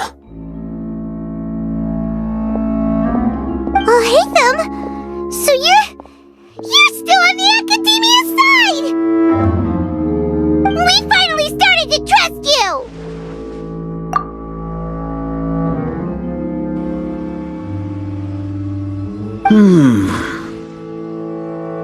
Excellent. Detailed contents with no errors. I would expect nothing less than an immaculate report from the scribe. As it is Niagarbaha Day, I'll enter the information on you into the Akasha. Surely you know what that means. We'll be monitored, just like Sino. With the Akasha's calculation prowess, all of your actions will be predicted with an accuracy of at least 98%. Furthermore, your data will be updated in real time whenever new information presents itself. To put it into words you can understand, wherever you go, you will be walking under an invisible leash. This is Sumeru's greatest penalty for dishonest persons. Are you not familiar with the concept that great responsibility begets an equally great suspicion? In any case, you are Sumeru's most concerning external variable. Locking you down will greatly decrease the chance of any undesirable outcomes coming to pass. You're despicable! Despicable? Perhaps from your perspective, but I suppose you had mentally prepared yourselves for this, no? Your ploy was to sacrifice the Traveler here, was it not? Lord Azar, I know what you're trying to say, but I've been following your plan this entire time. Why are you doubting me at this juncture? Must I delineate your entire plan? Very well, I will spell things out. First off, I received an eyewitness report that you were spotted with the Traveler at Caravan Ribat. However, you immediately departed for the desert and escaped surveillance range. Judging by the time, you all likely encountered the truant General Mahamatra in the desert. Am I correct? Maybe Paimon shouldn't have mentioned Sino just now. The Academia had not received correspondence from its scribe for a prolonged time. You were also in the company of the Traveler, a close associate of Lesser Lord Kusanali and General Mahamatra Sino, who had defected from the Academia. With their instigation, what was the probability that you would betray the Academia? Rationally speaking, 50%? 70%? What do you think? Regardless, that's only a guess. The facts are that I've brought the Traveler right before you, and I gave you my report. Indeed, your boldness deserves praise. To think that despite status as an outlander, the Traveler is still willing to sacrifice for the sake of your plan. If I'm correct, you have a contingency plan to save Lesser Lord Kusanali and ruin our great work. Sneak into the Academia on Niagarbaha Day, using Alhaitham's status as the scribe, for there is a good chance that an opportunity to save the Lesser Lord will arise. Should your intentions be discovered, Alhaitham will turn traitor and sacrifice the Traveler, thus proving his innocence. He can then stay inside the Academia and continue searching for a way to proceed forward. As for Sino, according to the Akasha's calculations, he will soon return to the Academia and confront me in person. I suppose this is also a part of your plan? You'll see me as a traitor regardless of what I say, no? Even if you impugn me, it would have little effect on you all.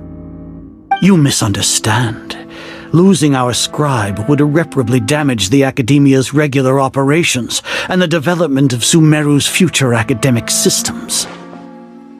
However, under the current circumstances, even that is trivial compared to what we stand to gain from our great work. You said that I betrayed the Academia, but you, Azar, you've betrayed all of Sumeru, betrayed its Archon. So flight is turned to fight at long last. Guards!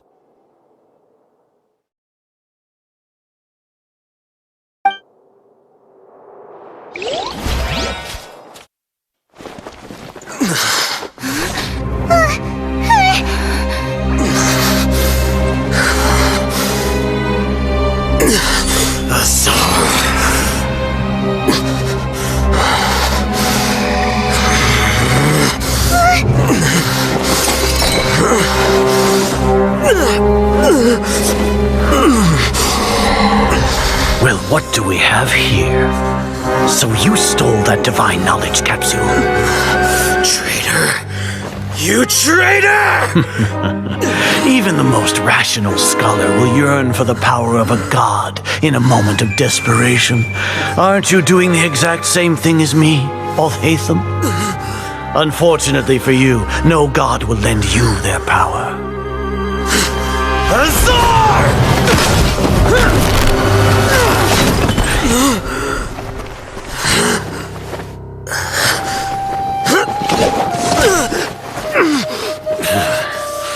He has gone completely insane.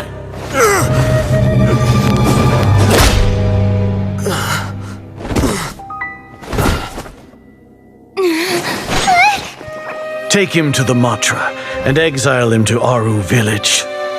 Then find someone to take these two to the confinement room. I'll deal with them later. Grand Sage, we've finished all required preparations for Nyargarbaha Day. We may begin to enter the capsules now. Excellent. You may begin.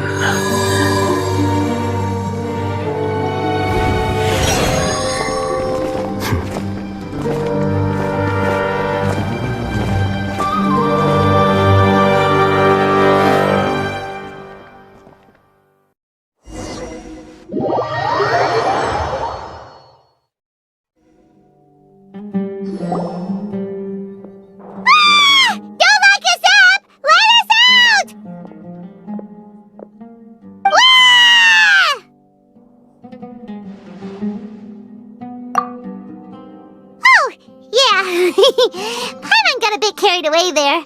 How was Paimon acting just now? Great, huh? Everything's going according to plan so far. We made it into confinement, and Alhaitham's probably done with his part too. We even managed to trick Grand Sage Azar. Alhaitham sure knows how to cook up a plan. What are we doing next? Paimon has trouble remembering things when she's worked up. Right. Paimon thinks it went something like this. Apart from that, we still have yet another goal in the first stage of our operation, which is to send the Traveler to the confinement room. What?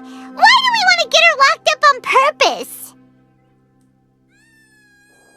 She's always been the person the sages are most afraid of, as well as the greatest obstacle to the successful implementation of their plan. They are very aware of the risk she poses to them. Once the Traveler is imprisoned, the sages will likely think that everything is under control.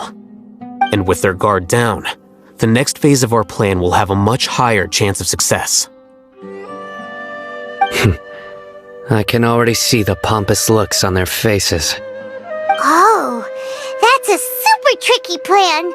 But Paimon still thinks it's not really worth. That isn't the only reason, of course. She has a more important task once she's in confinement. According to the Academia scholars in Ramon's custody, Lesser Lord Kusanali has sealed off her consciousness in the Akasha ever since she was captured by the Doctor.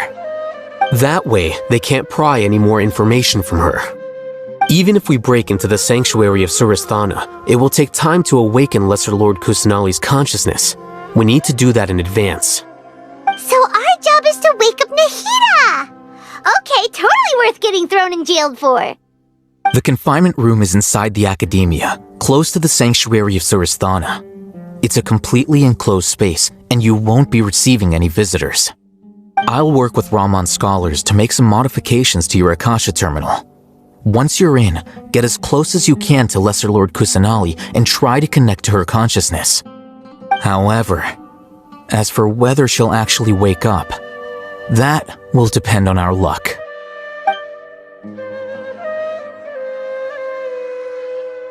Oh, no wonder you've been wearing your Akasha terminal today. It's the one that Al-Haytham modified. Paimon thought they'd take our Akasha terminals when they locked us up in here. Were they being careless? Alright, so what now?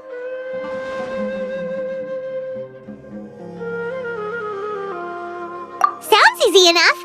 We can finally talk with Nahida after all this time. Let's do it.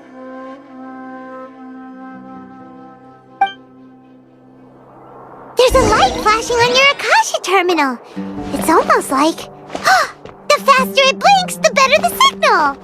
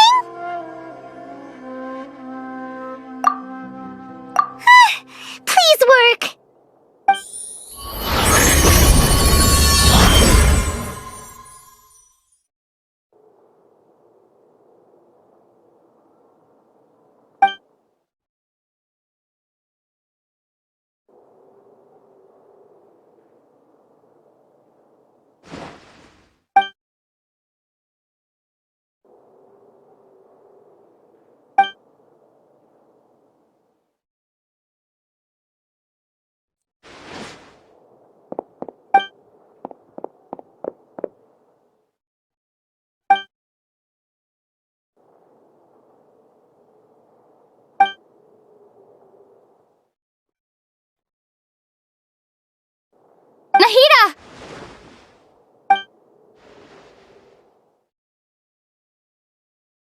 Hey, Nahida!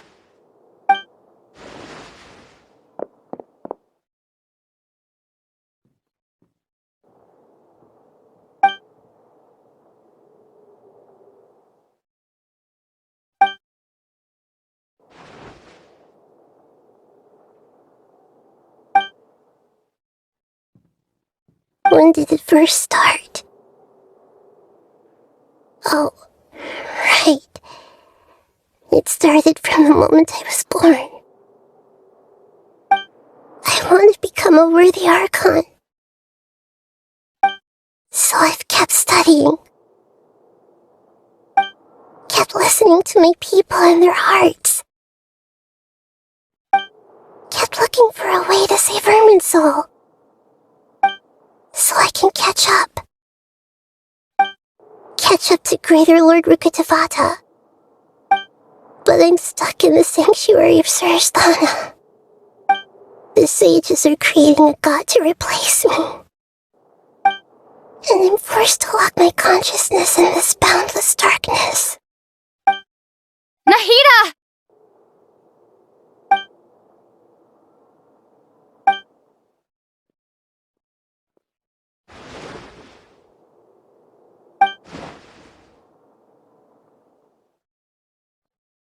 Nahida!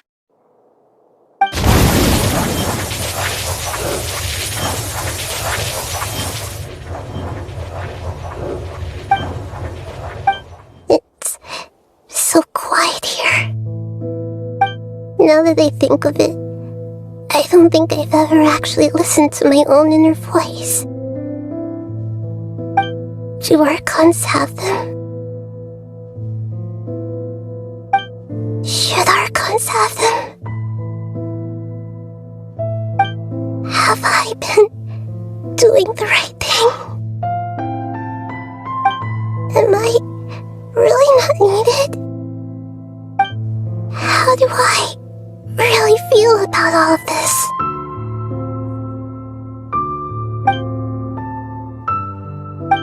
It's so quiet here. Since you're the god of wisdom, you've known the answers to all these questions since the very beginning, haven't you? Who are you? Whose voice is that? It sounds familiar.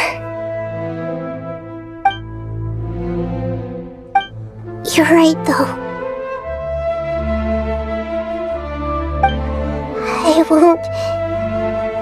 I won't ignore my own voice anymore.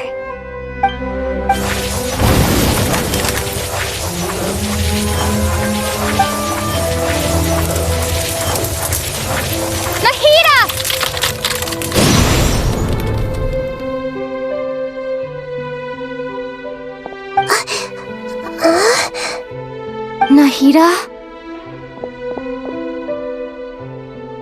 Did you wake me up? Thank you. Why are you here? We're here to rescue you. Are you alright? I'm fine. It's just... when I think of everything that's happened to me, I feel really angry now.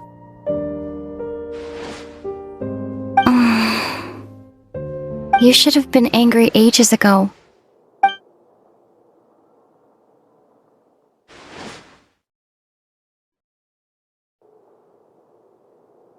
Huh? Oh, you're back! How's everything? That's wonderful news! Great! We weren't locked up for nothing! When you went to wake up Nahida, Paimon was listening for any sounds outside. You were out for a long time. There are fewer and fewer scholars going about now. You think everyone's done with their Nyagarbha Day stuff? Yep, so that means our next act is Nilu's performance!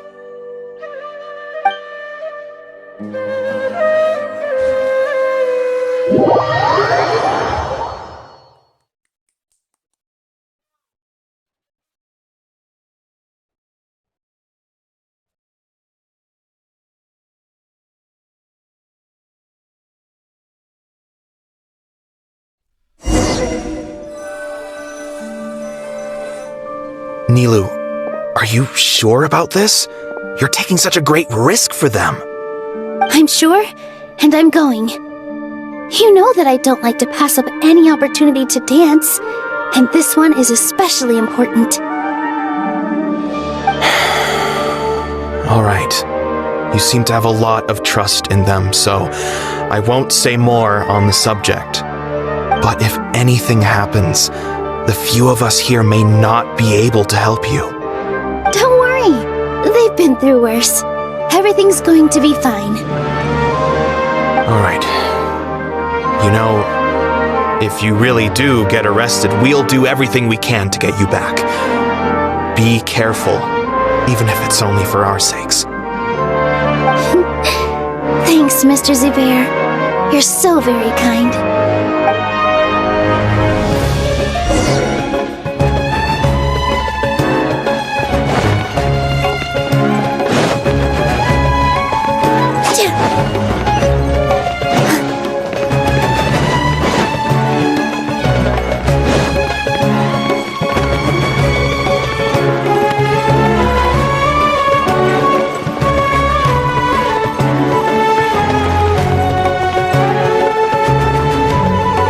Nilu, how's it going? Nervous? Definitely more than usual. But it's because I'm worried I won't dance well enough. It's okay. Just focus on your performance. We'll take care of everything else. You sure know how to talk, taking all the credit even though we came here together to help out. Well, thank you both. I'll have to treat you to a meal after all this ends. I really, really appreciate all of your help. Ooh, that sounds great. How can we say no to that? All right, let's get back to business. Nilu, we'll be here to keep people from going to the academia so they don't interrupt your performance.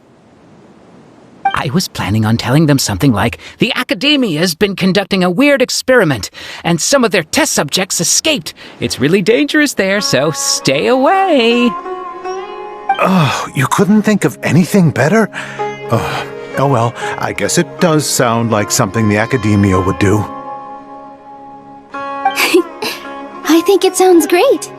I'm counting on you guys. Don't worry, it'll be a piece of cake.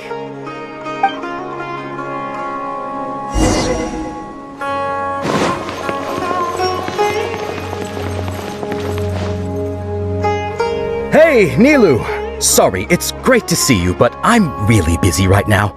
Our Bait People Away with Yalda Candy's plan is working beautifully. Do you want some candy? We have more than we can give out. Vihar, thank you so much for doing all of this. And even dressed up as the Knight of Flowers, no less. I'll pass on the candy, though. I cut back on sweets in the period leading up to a performance, and I'm about to start one. You have a point. The stage is cleared and everything's ready, so you can start your performance at any time. Yeah, thanks to you. I'm really grateful. All right, time to hit the stage. You're welcome. The honor's all mine, since I'll have such a great view of the show.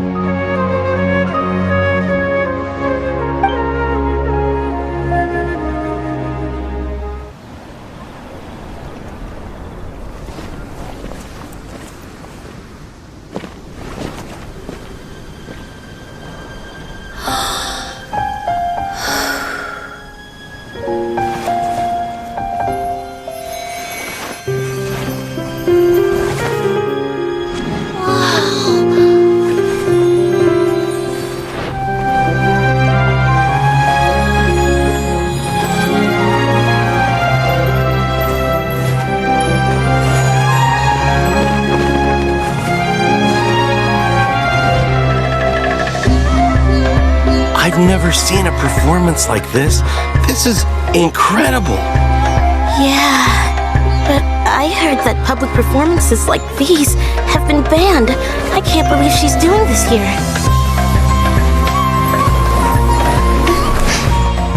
Grand Sage, there's some commotion outside.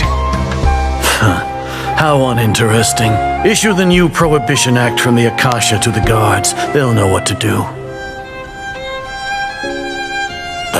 Do you think we should, stop her? Let's just watch for a little bit longer.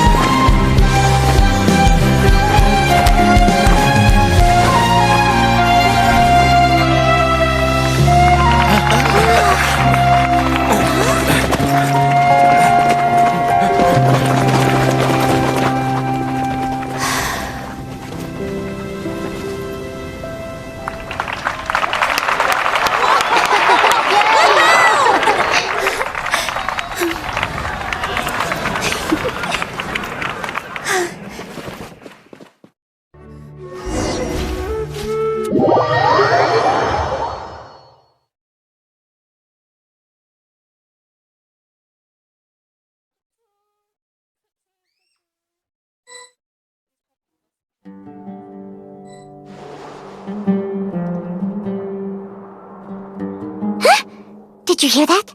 It sounds like a lot of guards just ran by. Does this mean the plan has moved on to the next stage? Yep. It's great that everything seems to be going well. Come to think of it, when did Al-Haytham replace the knowledge capsule that was about to be entered into the Akasha? Oh, so that's when he did it! Paimon was too nervous to notice. Speaking of, Didn't Al-Haytham also yoink the divine knowledge capsule from that mercenary leader in Port Ormos when everyone else was distracted? It's a time-tested trick of his. Why are we complimenting him? Yeah, he's smart and all, but he still makes Paimon's blood boil. Let's review our plan for this stage again.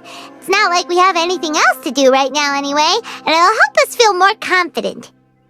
Paimon remembers that Nilu's task was supposed to go a bit like this. Now that Lesser Lord Kusanali's consciousness has been forcefully sealed, the core figures of the Academia and their guards have started to wear their Akasha terminals again. With the Doctor's technological support, they think they have nothing to fear. How despicable of them to rely on such a person. But this is also our chance. I was originally asked to draft the knowledge capsule for the Artistic Performances Prohibition Act when I was still at the Academia. It should be on the Grand Sage's desk right now, and will be entered into the Akasha during the next Nyargarbaha Day. Are they really going to stop all artistic performances? That's horrible! I'll make an identical knowledge capsule, but this time, I'll smuggle some misleading information into it. We only need to find an opportunity to switch the capsules. Once it's been entered into the Akasha on Nyargarbaha Day, if someone were to be seen performing in public, the sages would definitely use that opportunity to announce the ban, and so the misleading information will be disseminated amongst the guards. Sure sounds complicated, but it seems like if everything goes well, we'll be able to get rid of all the guards in the Academia without any effort. That's pretty clever, getting right into their heads. I just have one question. Even if we manage to get the misleading info out to the guards, how can we be sure that they'll believe it? People who are used to relying on the Akasha become less inquisitive, and their ability to distinguish truth from misinformation is significantly reduced. They will view everything the Akasha releases to them as the unequivocal truth. The Akasha will turn humans into machines. I've seen it happen many times. Yikes. Good thing I didn't wear it for long when I was working in Sumeru City. At first, I thought it was a good thing too. By the way, this plan still requires a performer, right? Do you have someone in mind?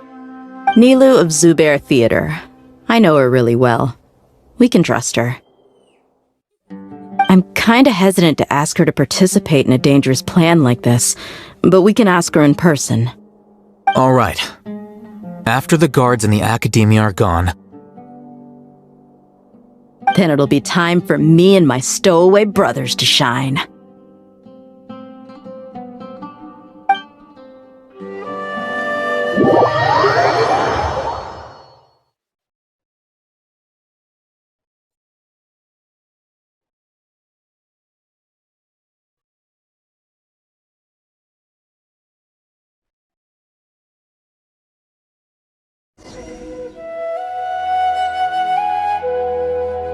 Here they come.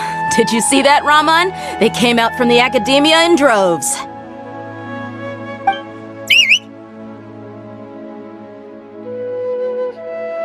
After laying low in the city for so long, this is the moment we've been waiting for.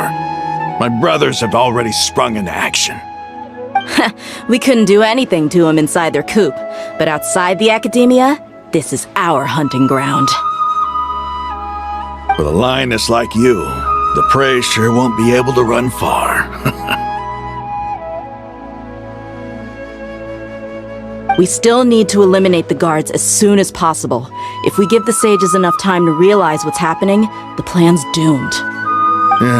All they've done is to sit on their cushy salaries and twiddle their thumbs all day while we fought and struggled every day in the desert. The only advantage they might have is their numbers. Speaking of which, most of the guards who report directly to the 6 sages belong to the Corps of 30, but they have a completely different reputation. Following those blasted sages every whim, throwing away all the principles of being a mercenary. As someone in the same profession, I'm obligated to teach him a good lesson today. Indeed, the trap has been set. All we need to do is lead them there. All right, let's each take a road and herd those scattered guards back into one place. Make sure to attract their attention. Isak will be the key. You gave such an important task to that child. Will he be okay? It'll be fine. Isak was so determined to help, so let's put our faith in him. Besides, even if he's caught, the guards would be too scared to do anything to him. They've never seen Lesser Lord Kusanali in person, after all. You've got a point. Anyway, I think I see them coming. Let's head out. Good luck.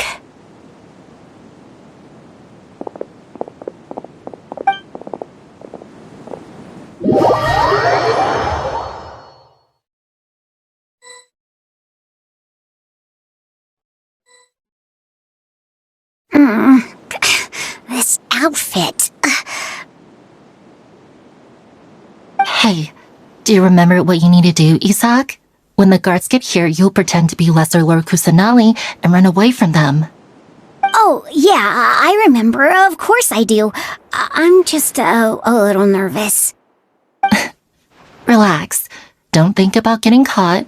Even if that happens, we won't leave you behind. You only need to think about getting the guards' attention and leading them to the Grand Bazaar. Leave the rest to us.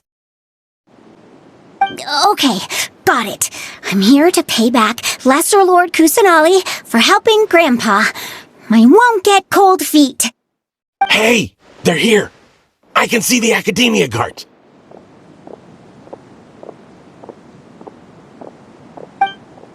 All right, it's time, Isak. Take a deep breath and go. You can do this.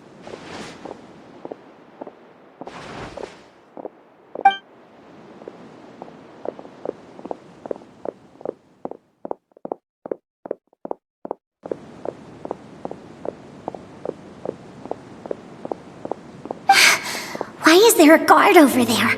Did he already run ahead of me? This is different from our plan. But there's no time. I need to make a choice. Huh? Did I just see something dart by? I'd better go have a look.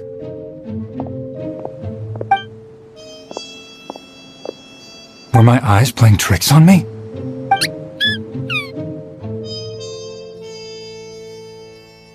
I should go check to see if someone's hiding over there.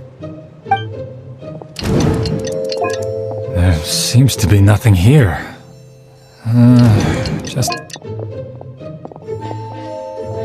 Good thing they didn't find me.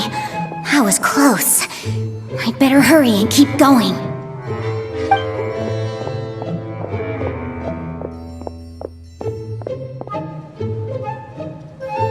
Hey! Lesser Lord Kusanali's over there! Stop! What? Lesser Lord Kusanali? How did I not see anything just now? Oh no, they found me! The target suspected to be Lesser Lord Kusanali has escaped into the Grand Bazaar! Assemble and arrest her!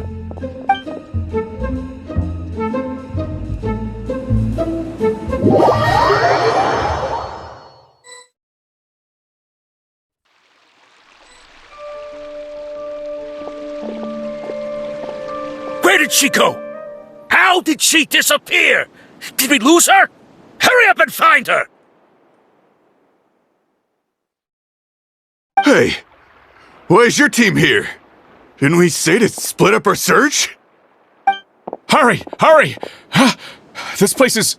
Why are you all here?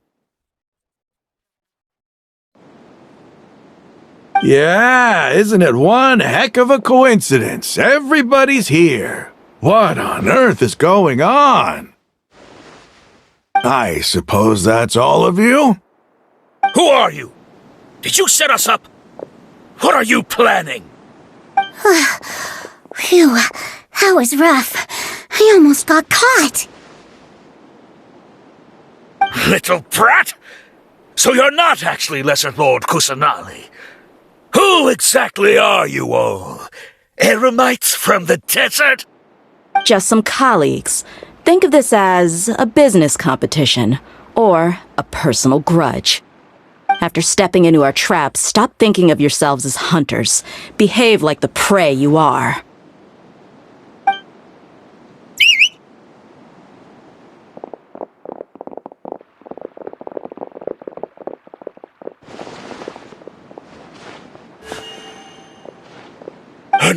ambush! How's that possible?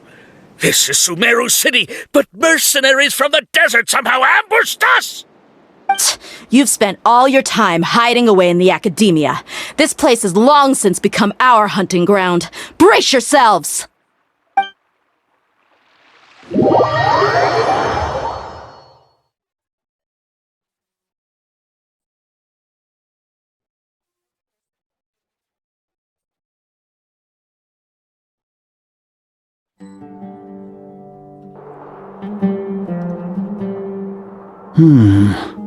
This is odd. The academia has quieted down after the conclusion of the Nyagarbha Day ceremonies, but it's much quieter than usual. Where are the guards? Why have I not seen a single one? Guards? Guards! Grand Sage, how may I be of assistance? I called for the guards. Why did you come? My apologies, Grand Sage. Right now, all Academia guards have entered the city to perform the ordered arrest. I thought you knew. Arrest? Who is there to arrest? I have an ominous feeling. Arrest Lesser Lord Kusanali, right? Is that not what the order was? Lesser Lord Kusanali? You mean she has disappeared? Yes. I wouldn't dare make up something like that. Right now, everyone is in a panic, and many are saying that Lesser Lord Kusanali will take revenge on us. What happened? Just what is going on? Lesser Lord Kusanali somehow escaped? Was it Alhaitham and his party that freed her? That's impossible. The Academia is heavily guarded today, and any order to release Lesser Lord Kusanali would be strictly confidential. Besides, Alhaitham and the Traveler are already in our hands. What manner of trickery did they employ? How could Lesser Lord Kusanali disappear into thin air? Disappear? Wait. How was the arrest order distributed to the guards? It was issued by the Akasha earlier today. Only you have the authority to send messages like that, so I thought it was your order. Let me check.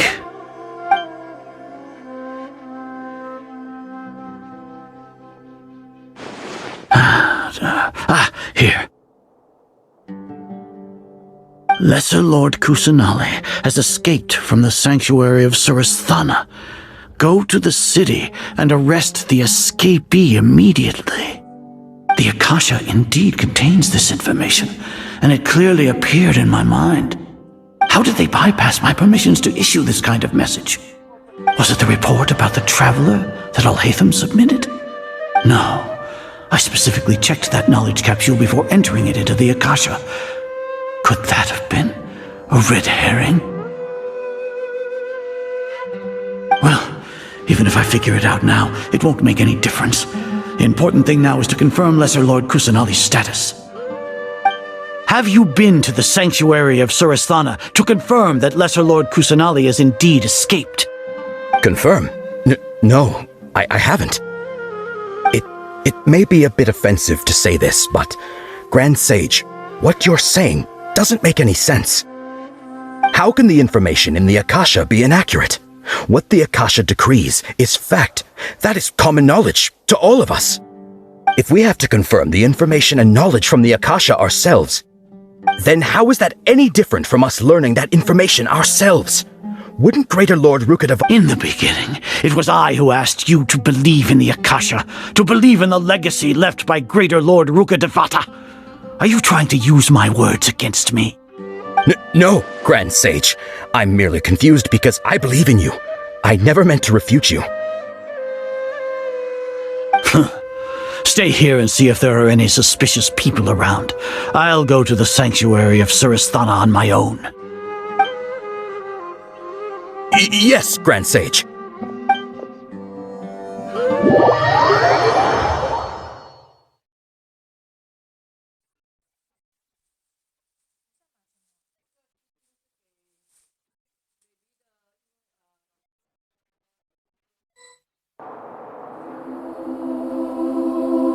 Lesser Lord Kusanali has escaped from the sanctuary of Suristhana. Go to the city and arrest the escapee immediately. How can that be? Stop thinking about it. Stop. It must be a trick of theirs. As long as I personally confirm it. Ah! Impossible. That's impossible. There must be something wrong with my eyes.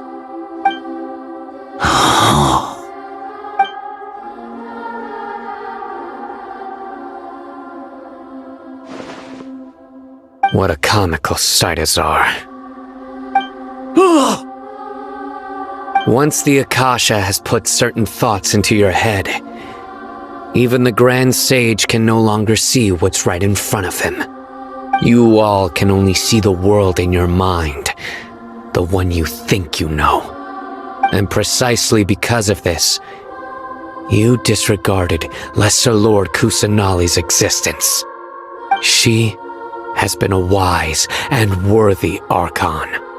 Sino, have you been waiting for a chance like this? The Akasha predicted that you would return to the Academia to confront me, but I didn't expect it to turn out like this. I was careless. No, you were blinded. Your faults stem from your reliance on the Akasha. You're still the same as always. I truly did not expect a proud person like you to cooperate with Alhaitham and the Traveler. People change, Azar. Admit it. The Akasha can't predict my actions anymore. Then tell me, what have you found during your investigation? You want to buy time? This is the sanctuary of Suristhana. Under your own regulations, even Academia staff are forbidden to come here. No one will come to save you. As for the investigation, I've at least confirmed that you are guilty of insurgency against the Archon.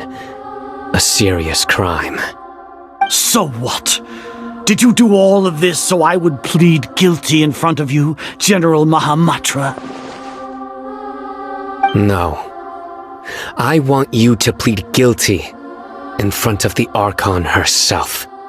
You once said that I had no standing to judge you. So now, how about judgment in the name of a god?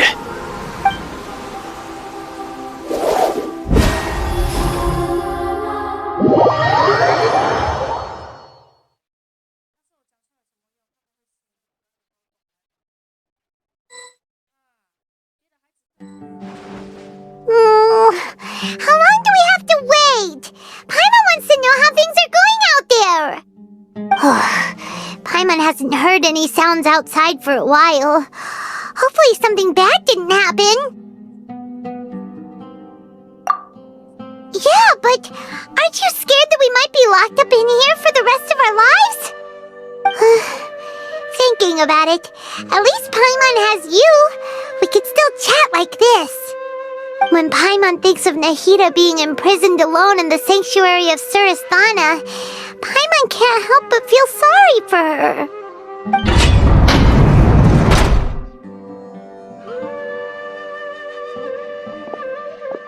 Here comes your savior. Dia! Paimon just knew you would come to rescue us! You two really owe me some big thanks. I had to search through who knows how many guards to find the key here. It felt even more tiring than whacking them. I'm exhausted. Thanks a lot. Need Paimon to rub your shoulders? No, that's, I'll pass. What are you afraid of? Oh, are you ticklish? Now isn't the time to talk about being ticklish. Things in the city and on Sino's side are both going well. The guards that stormed out of the Academia are all taken care of. The Corps of 30 is in charge of the city's defenses, but we already talked to Asfand. They've been fed up with the sages bossing them around. As long as it doesn't break their employment contracts, they'll turn a blind eye.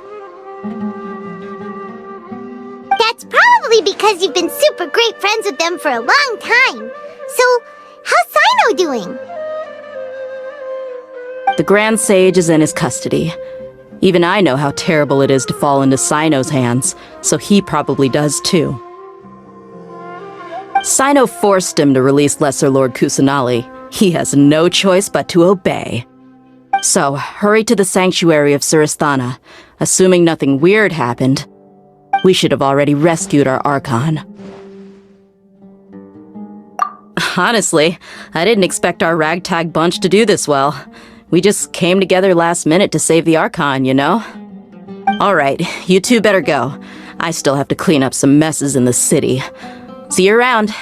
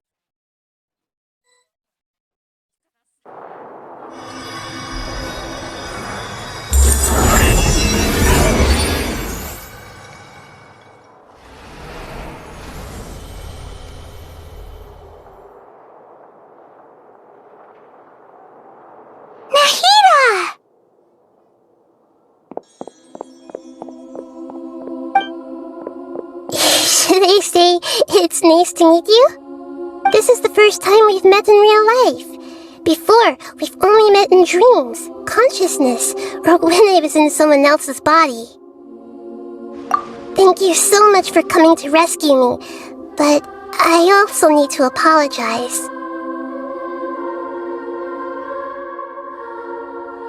During this time, I did some self-reflection. My sense of inferiority and yielding to the academia led to all of this, and created so much trouble for you all. Exactly! We're here because you're a good Archon and one of our friends! Thanks, you too.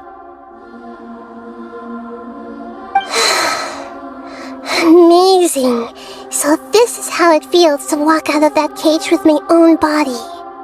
It's like I just had an endlessly long dream. I can't even tell if I just woke up or was only now born into this world. My concept of self has become so clear. But now doesn't seem to be the time to indulge in this feeling. This is really embarrassing. You all just rescued an Archon, and now she needs your help to save her country, and even the entire world. It's okay. With you here, Paimon's sure that everything will work out. There's one more thing. What is it? For all the things the academia did to me, and for all the folly it committed in the name of wisdom, as their Archon, I will make them pay. Ah! Wow! That's the spirit! You're finally standing up for yourself and not letting people walk all over you! I understand now. To be a better Archon, I first need to better myself. If you haven't even figured out how to be a caterpillar, how can you be a butterfly? Yes, true. That reminds me. I wonder how far along the academia is with their god creation plan. We need to hurry and prevent the birth of that false god. I need to make some preparations. Since I'm now free, I can establish a direct link to the Akasha and control it. First things first, I need to remove the restrictions that the doctor put on me in the Akasha. After that, I'll make some adjustments and revoke the sage's permissions. The Akasha will then be like how it originally was, only operable by the Archon. After all, the Academia betrayed Greater Lord Rukkhadevata's trust. This might take some time. In the meantime, you should also work on your own preparations. If we don't stop the God creation plan in time, we'll be in for a tough fight.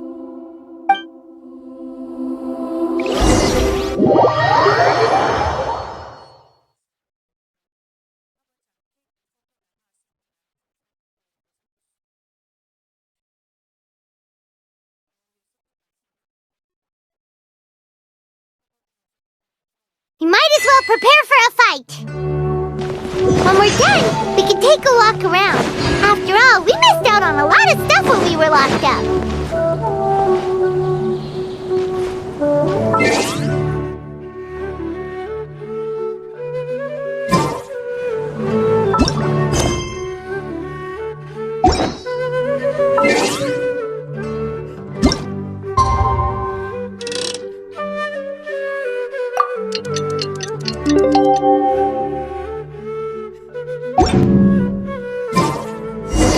Osmanthus wine tastes the same as I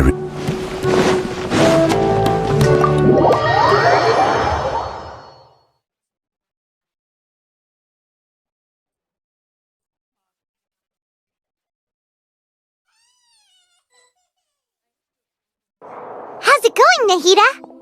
I'm done with the parts that needed my involvement to complete.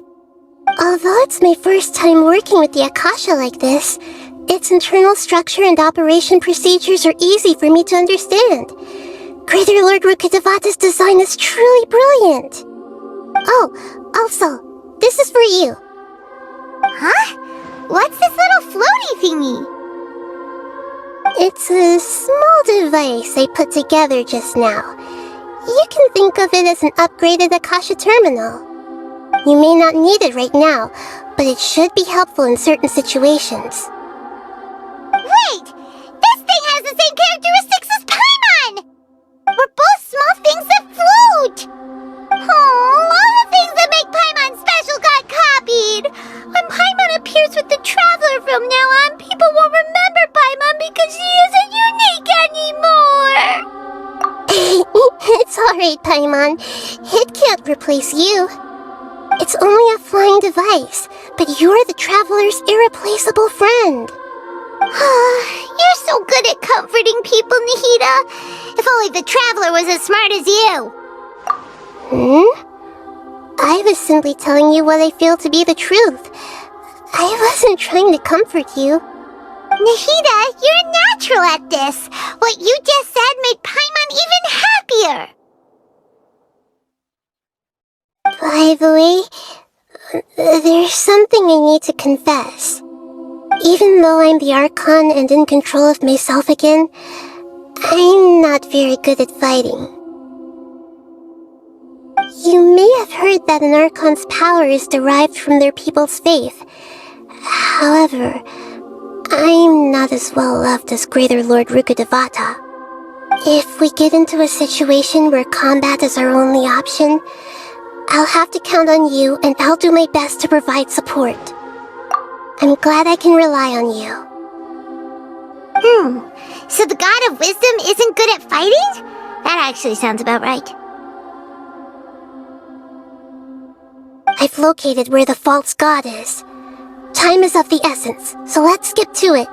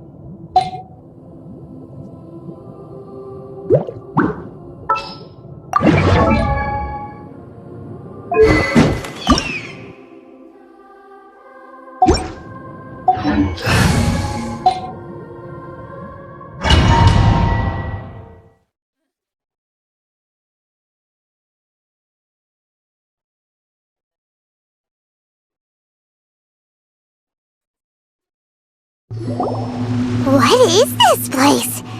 Is this really the way we need to go? Wow. Who would have thought there'd be a place like this hidden right slap bang in the middle of the city? The sages wanted to realize their god creation plan without being discovered. The safest and most convenient way would be to build within the academia itself. That's true. They were already hiding one god, so why not two? Judging from the structure here, the project is a huge undertaking. The sages really saw the god creation plan as their ultimate goal. But this place doesn't look like it could have been constructed by the academia alone. The Fatui under the doctor sure didn't hold back. They provided a lot of technological support. Yeah, or else they wouldn't have been that generous. Is that it, though? I've always felt that this doctor is different from the academia sages. He doesn't seem to share their sense of urgency. Instead of being interested in the end product, it's like he's enjoying the experimental process.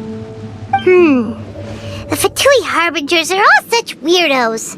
So, the doctor being weird is actually normal. So, this Fatui that they're trying to turn into a god is called the Balladeer? We had previously come into contact with his consciousness. He harbors particularly strong obsessions. One is the desire for a gnosis, since he was created to be the vessel for one. The other obsession is probably related to his past. I can't quite explain it. Paimon knows that he was a prototype puppet for the Raiden Shogun before he became a Fatui Harbinger. That's why he wants a gnosis so badly. There's no way he'd willingly be a test subject. Now with that temper and ego of his. It sounds like you know the Balladeer quite well. I see. Tell me more about him and what he's like. The more we know now, the better we can plan for and react to any future situation.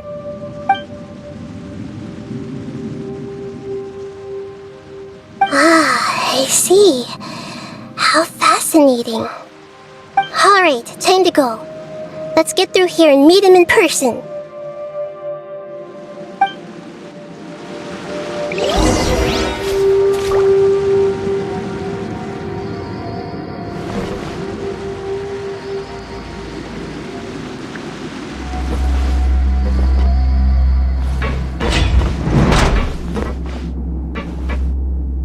Time to work!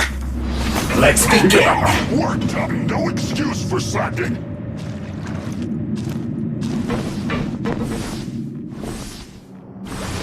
This should be fun. I will have order.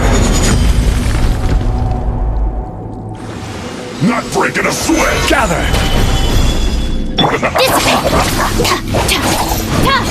No slacking.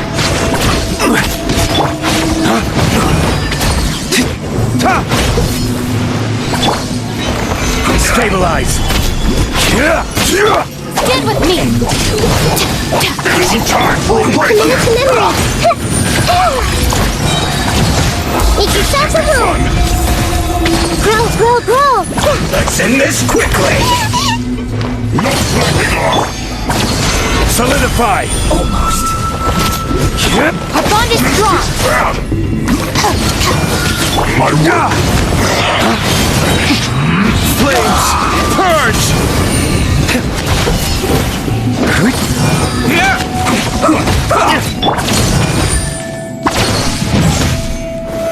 Stabilize.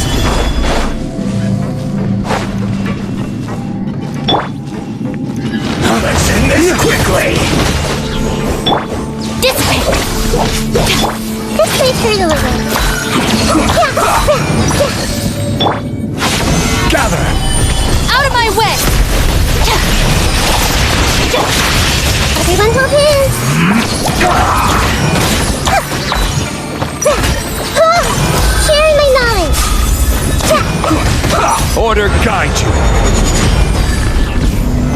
Stabilize! Stand with me!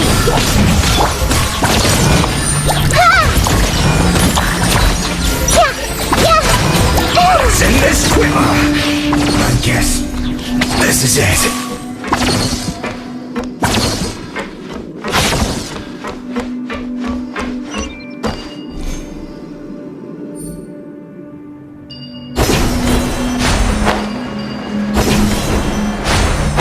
It looks like we can climb up these pipes.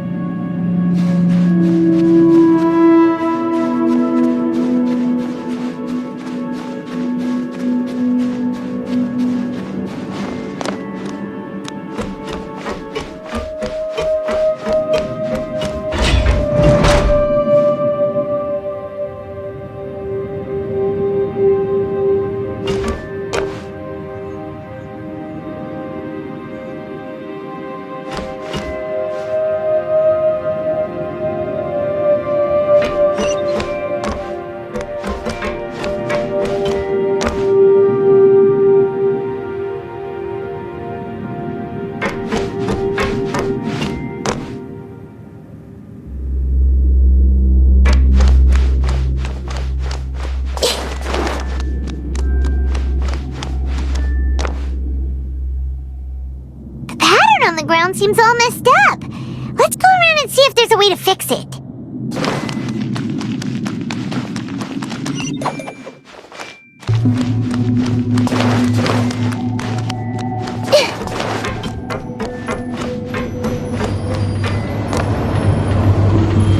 It seems to have stopped.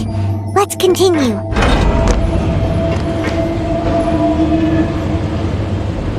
Our bond is strong!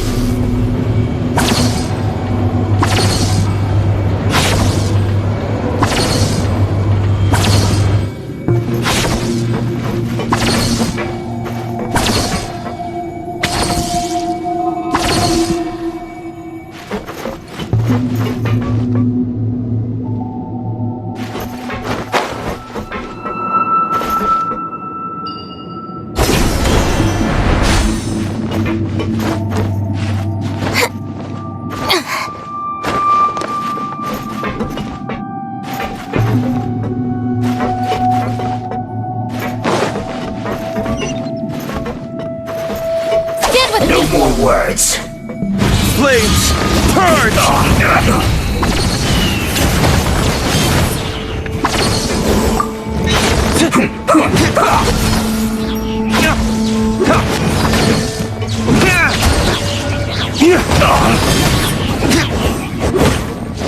Let's end this quickly. I guess this is it.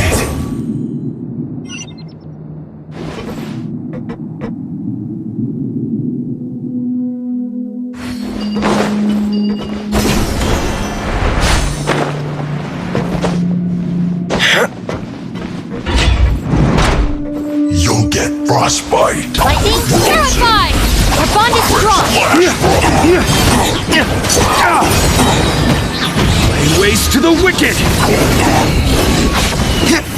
It's time for a flash freeze. Chill to the bone, cooked food. Disgusting dudes. Gather! The Temple of Wisdom. Leaving so Committed to soon! memory. Yeah. No escape! This is order.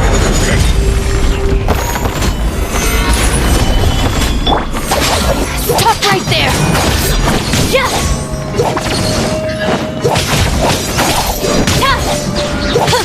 You can't run from death.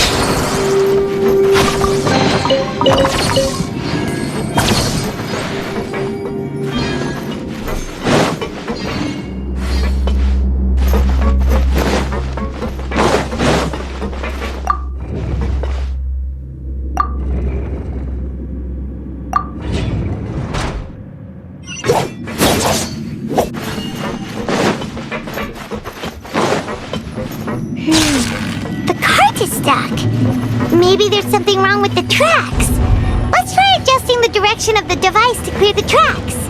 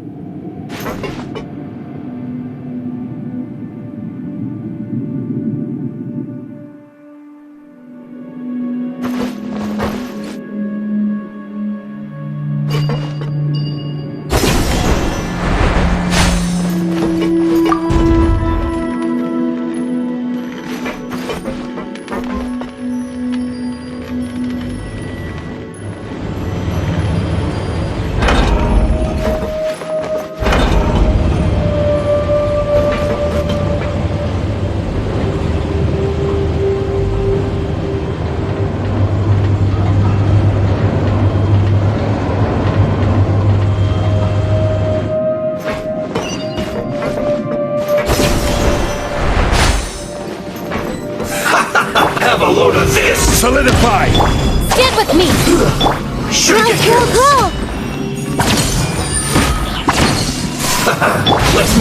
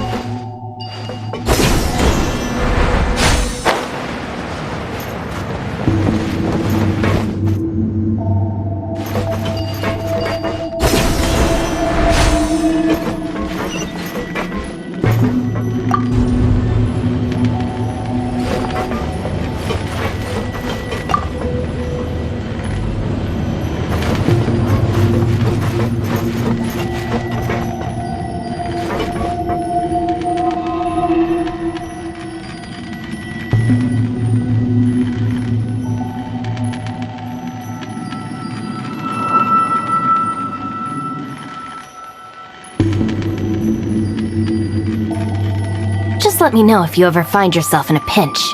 I can help you out.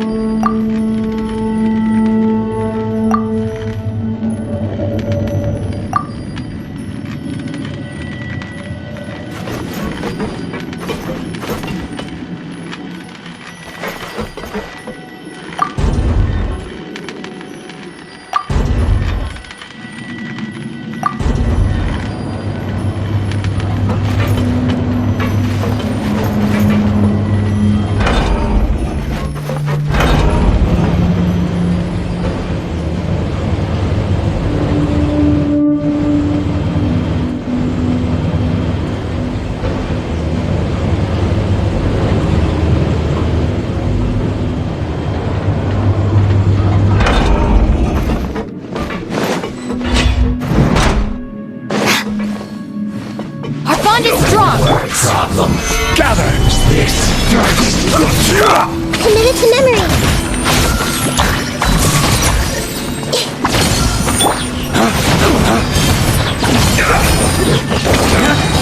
I will end you. Lay waste to the wicked.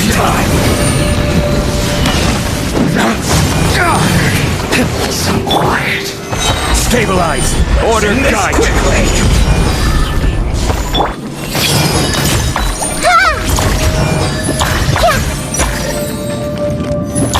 Grow.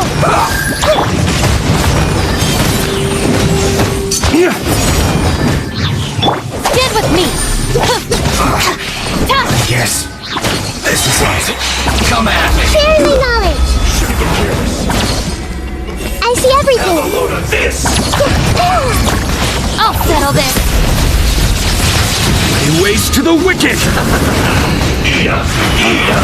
Can't run. Well, neither can I. Don't be a killjoy. We've only just begun. Looks like I was well done too far. Our bond is strong. You need to hurry up. Let's play pretty little. Gather.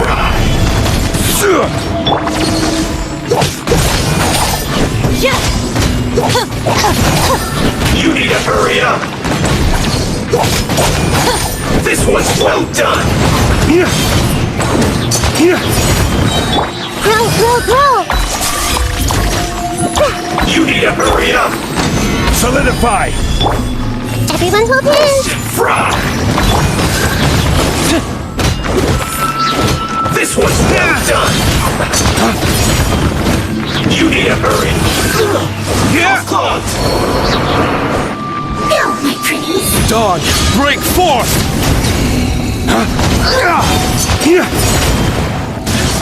The Temple of Wisdom.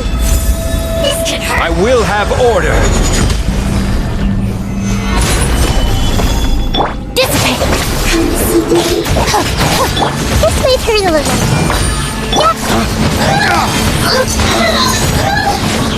Out of my way. Out of my way.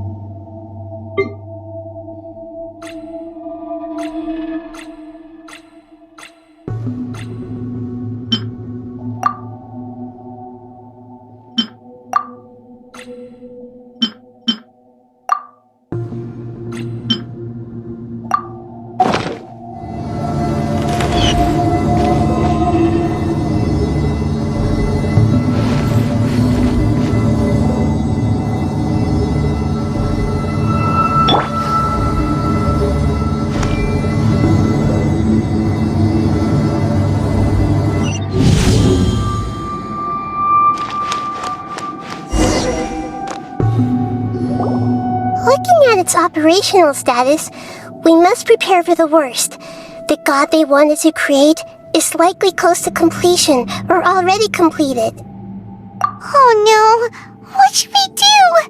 Paimon can't imagine how hard it would be to fight against a Fatui Harbinger with a Gnosis! Are you nervous, Paimon? If you really want to know, of course Paimon's nervous! Aren't you too, Nahida? Yes, I am. This is probably the first time I faced with a calamity of this degree since my birth. I feel not just nervous, but curious as well. Curious? Curious about what? Curious about her fate. To To me, everything we perceive in this world, everything we learn, and everything that happens to us is considered knowledge. And if it's a form of knowledge, then it can be understood. However, only fate is about that which has yet to occur, so it has always drawn my curiosity. So to me, fate is the ultimate knowledge. That's also why I love observing humans and all the things that happen to them. It all brings me great satisfaction. And now, at long last, I'm not just an observer anymore. I will personally experience my own fate with you by my side. Isn't this such a wonderfully exciting thing? Ah, so that's what you mean. Paimon thinks she understands what you're feeling. Agreed. Okay, let's continue on. I can sense his aura from here.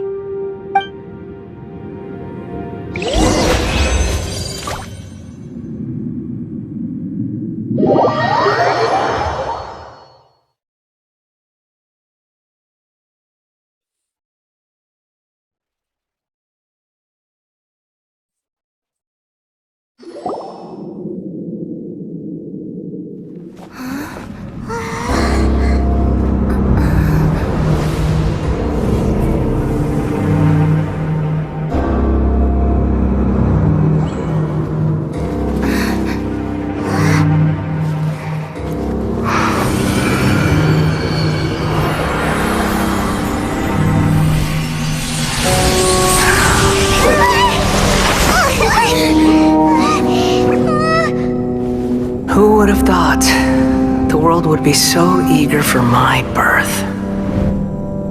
I remember you, Booer, the god of wisdom, and standing beside you, the traveler. Is he all-knowing and powerful now like Greater Lord Rukkhadevata? No, I can't feel the same kind of divinity I felt from the Greater Lord.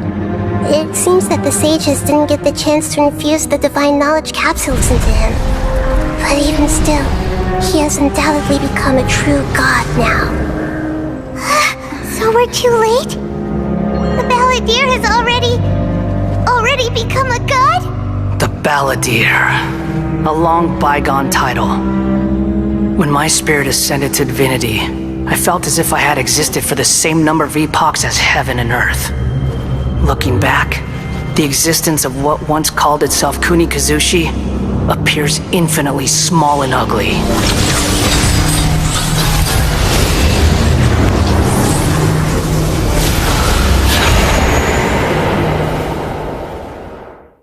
This imposing aura, it really feels like the gods!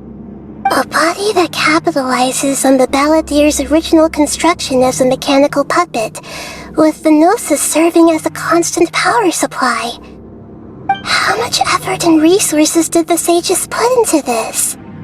From a purely technological perspective, it's a commendable achievement indeed. It's no exaggeration to say, this is the culmination of human wisdom. You sure are something! Dishing out compliments at a time like this? But I don't think he's reached the spiritual height of a god. Strife is engraved upon every god and every gnosis brought forth into this world. Can you feel it? The exhilaration of such power and the thrill of anticipation for our contention. Nahida wouldn't feel the same things as you! Do you not realize that you are interrupting a conversation between gods? Lowly creature, know your place!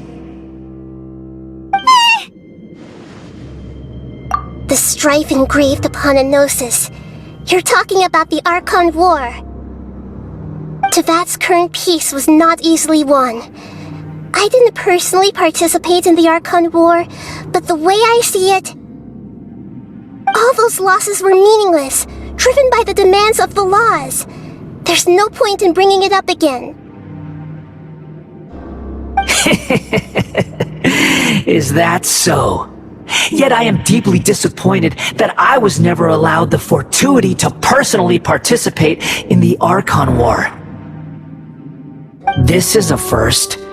Encountering a god in this world who does not crave power. No wonder your own people have abandoned you, God of Wisdom. Your judgment is as your existence, unsubstantial. This is where everything ends, Booer, the God of Wisdom. You should know that wisdom cannot solve every problem. Like now, where your only option is to face me in combat.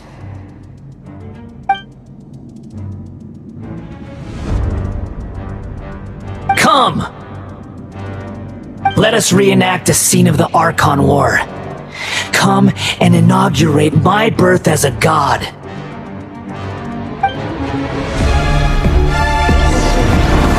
Churn! Go!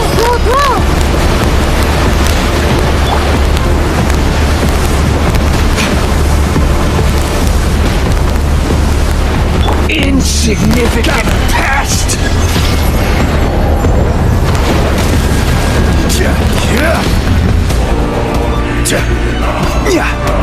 Dawn, break forth!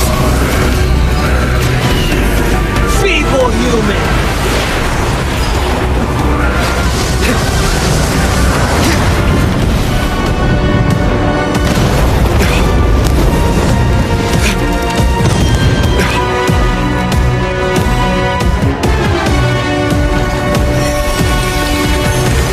At my command, you shall fall!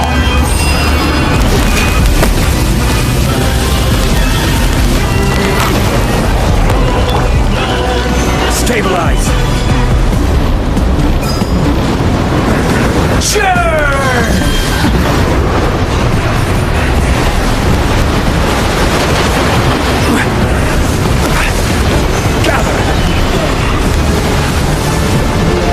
Insignificant past!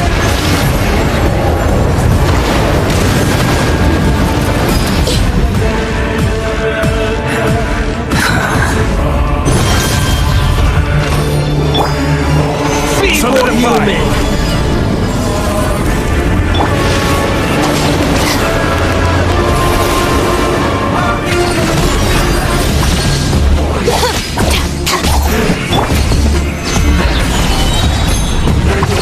My endless cycle begins!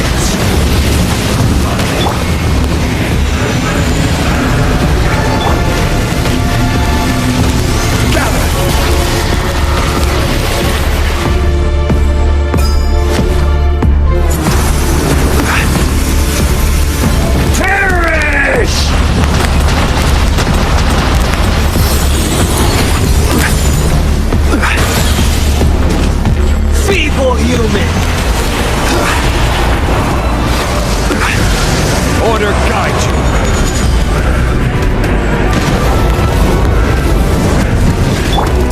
Stand with me! Sure! Solidify! Dawn, break forth!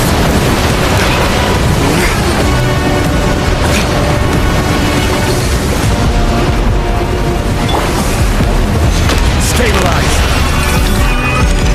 At my command, you shall fall!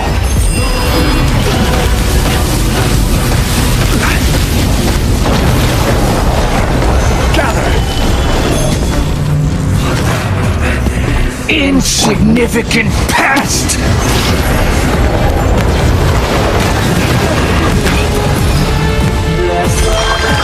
The bond is strong! Commit it to memory! Make yourselves at home!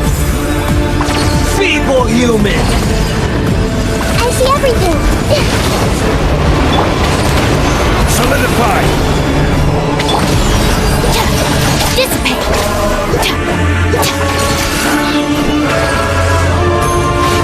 My endless cycle begins! Stabilize!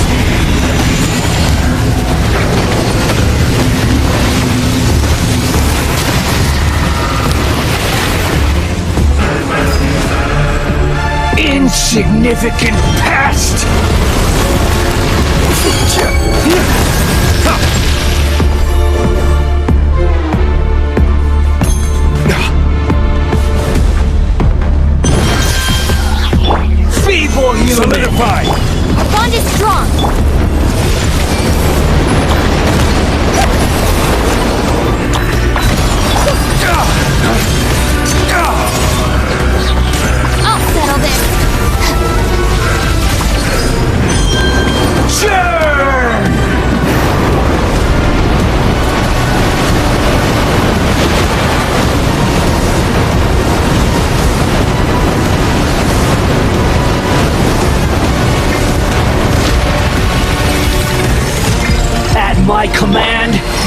You shall fall! This is order.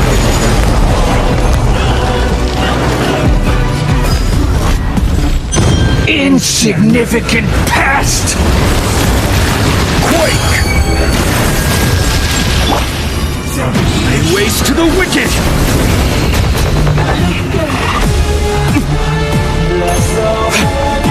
Feeble human!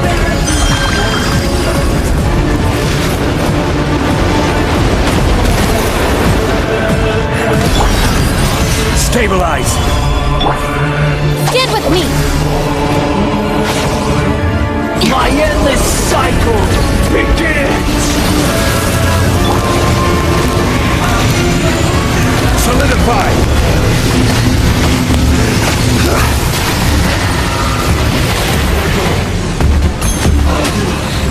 Insignificant past! Stabilize!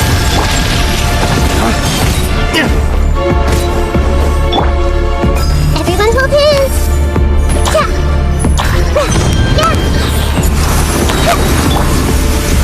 Solidify! Perish! Temple of Wisdom. Our bond is strong. Feeble human!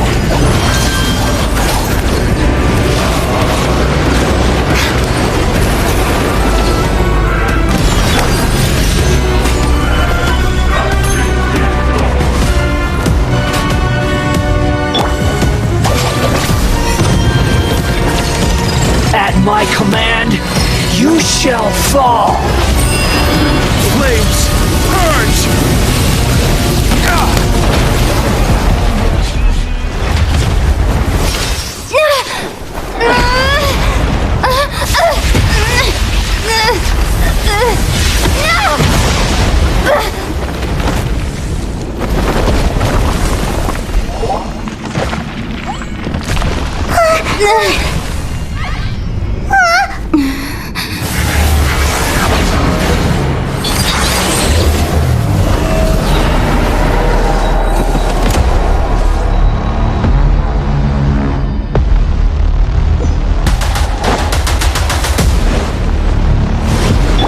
Tremble! Stabilize!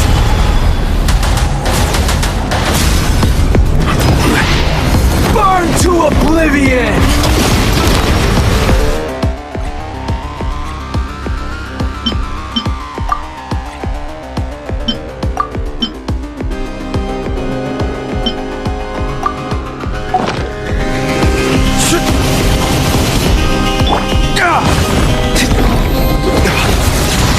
Kneel!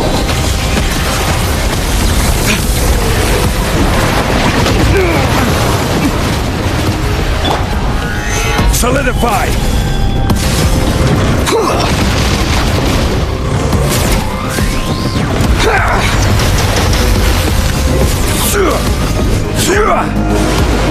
Tremble!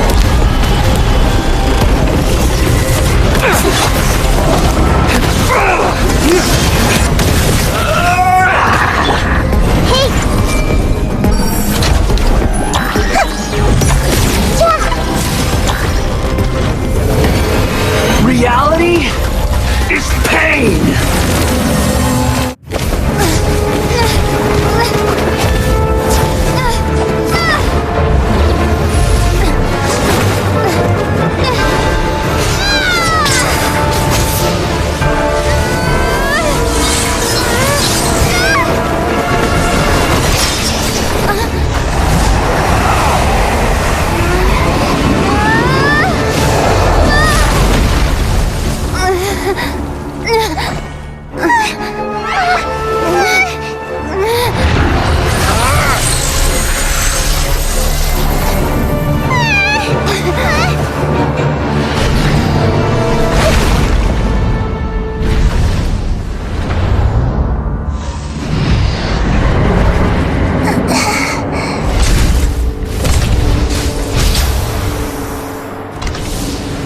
This is supposed to be a battle between gods, yet you choose to hide behind a mortal. And now, you're acting like you'd sacrifice yourself for a human. Are you having fun proving a false sense of heroism to yourself, Boor?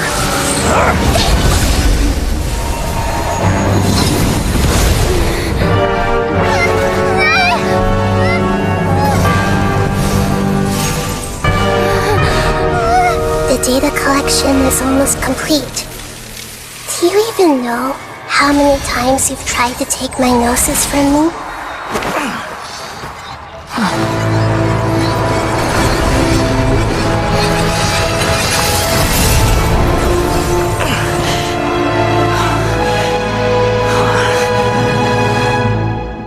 We just concluded the 168th loop. Did you know that in the effort to create you, the people of Sumeru were forced to live through the exact same number of Sub-Zerus festivals and samsara cycles? The power of dreams. When did you use it on me?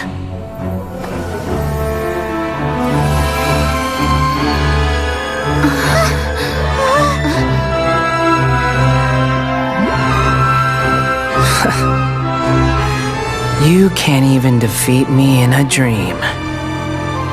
What do you hope to achieve with this little trick? Come, Traveler. Just like before. Allow me to awaken the memories in your dreams. All that battle experience! It's more than that. Compile everyone's wisdom in the name of the Archon. That is the original function of the Akasha. I've sent everything that happened just now to the people of Sumeru in the form of knowledge. I've asked them to help you find a way to defeat the false god.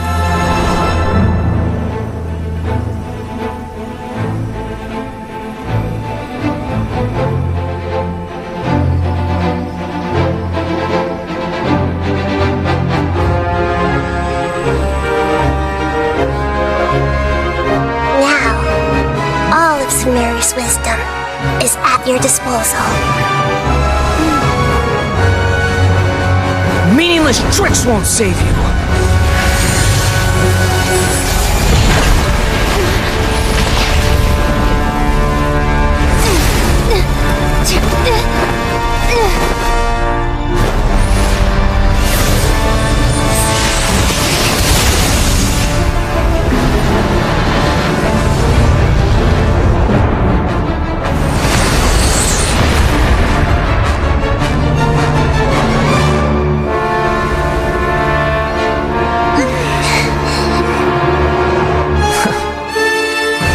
Are you done with your tricks? Can I finally take this as a real battle between gods? I'll leave this to you, the first sage of Boor.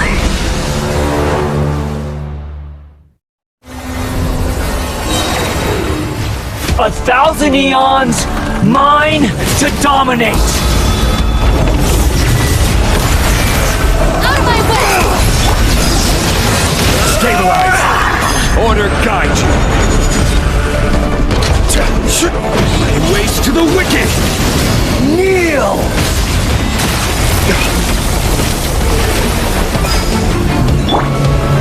Solidify!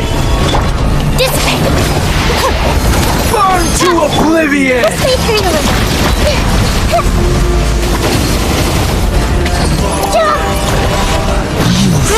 Grow!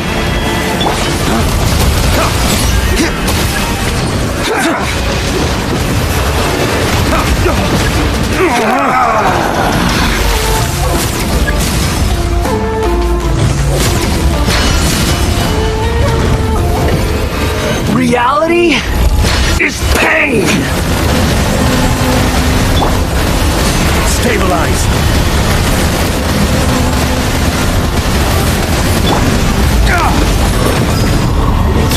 Committed to memory. Our bond is strong. Good riddance, cruel world. Gather!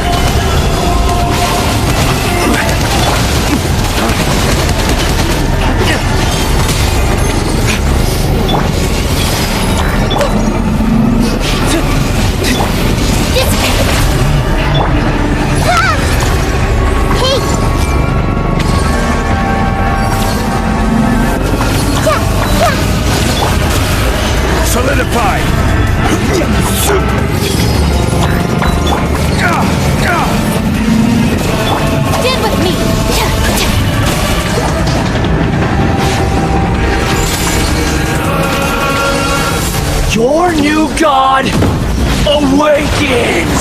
Take care of.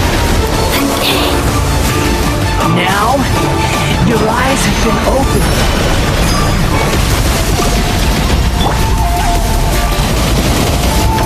Dissipate.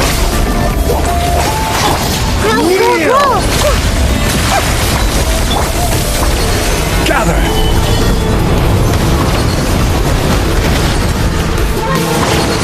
Tremble!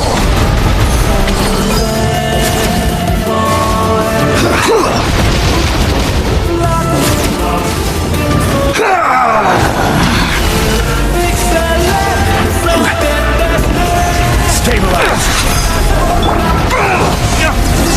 Get with me.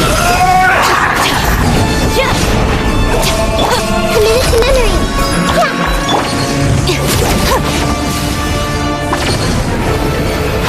Reality is pain!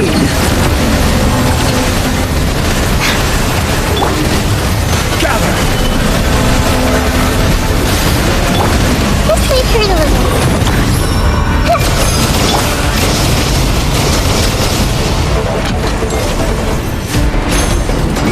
Rise!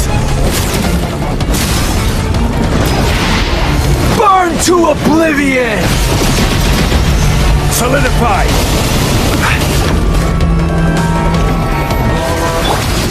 Kneel!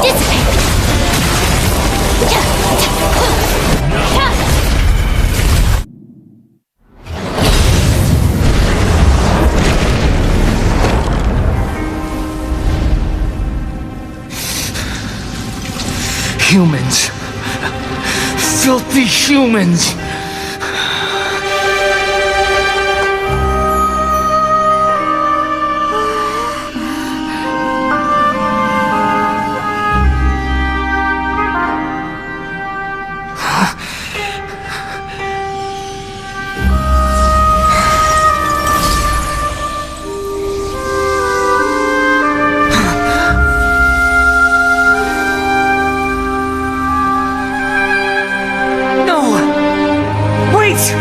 Please! Anything but the gnosis!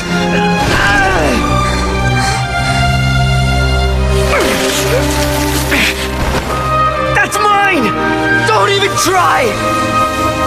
I'll never go back!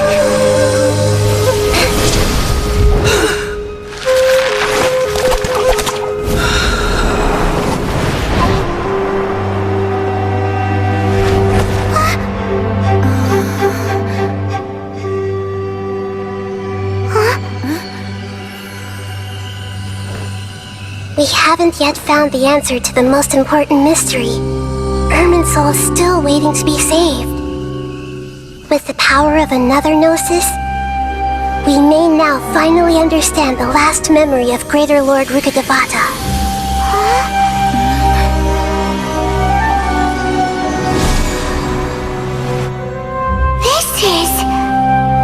That's right. This is the last memory of my predecessor.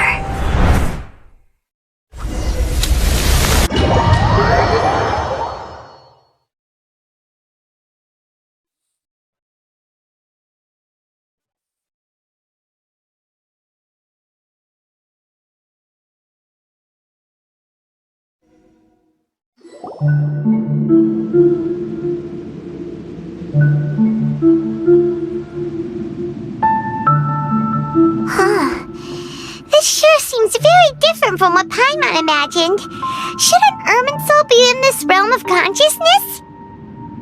Yes, that is our destination.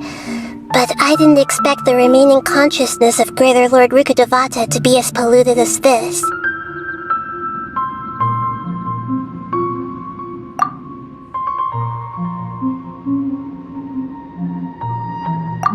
Forbidden knowledge? It seems you know about a concept that even I don't completely understand. Could you tell me what you know?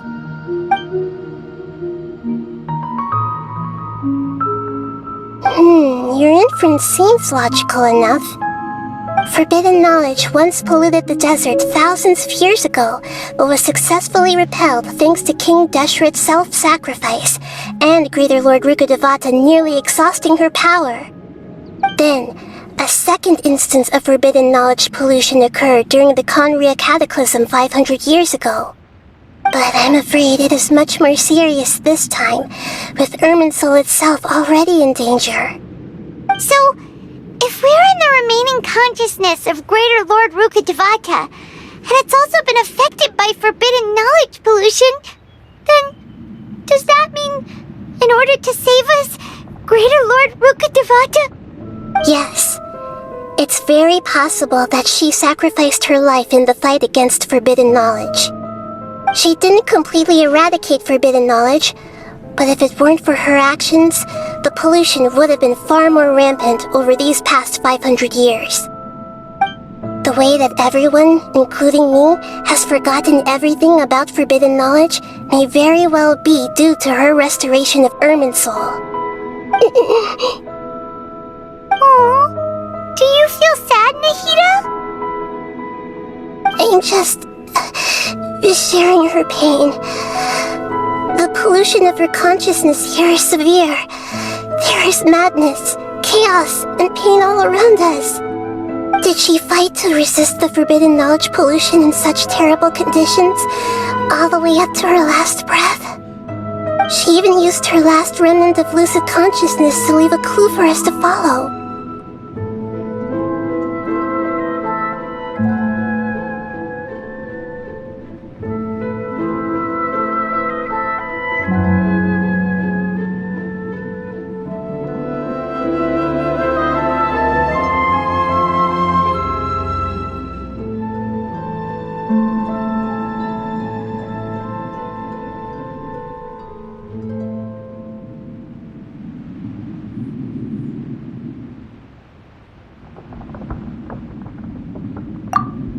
Yes, her words were distorted by forbidden knowledge, so that's all we could hear. But now, we have a chance to find the answer to this mystery. We can cross the polluted consciousness until we found the right path to meet with her lucid consciousness. And then, we'll let Greater Lord Rukkhadevata tell us the truth in person. Each of us need to be mindful of the state of our own consciousness while we are here. Even with the Gnosis's protection, we must always keep a clear mind. Otherwise, we could go mad at any moment. That's so scary. Don't worry, it should be easy enough for you to keep that mind of yours clear, Paimon. Let's go.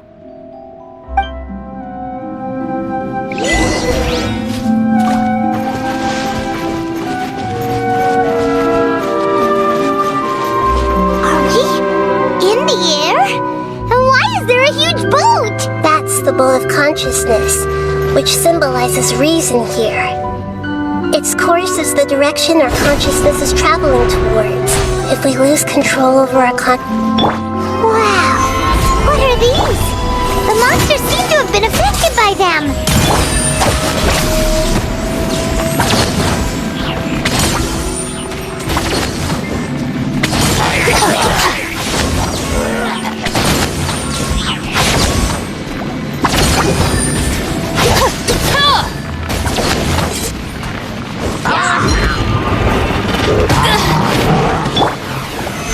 Stabilize!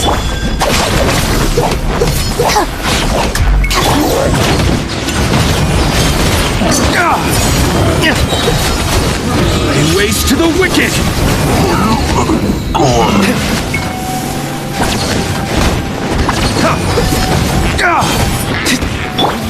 bond is strong! I'll settle this! The Temple of Wisdom!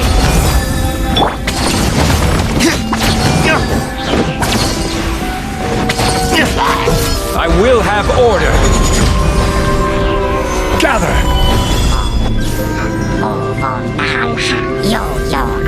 Stand with me! Lay waste to the wicked!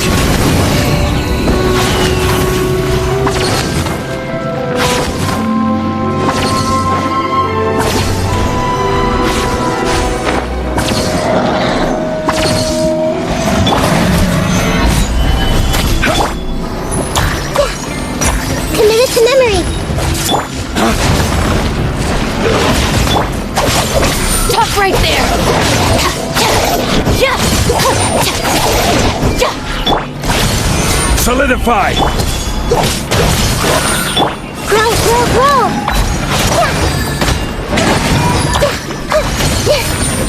Committed to memory! Crumble! Our bond is strong! Grow, grow, grow! Share my knowledge! This is order! Stabilize! Dissipate!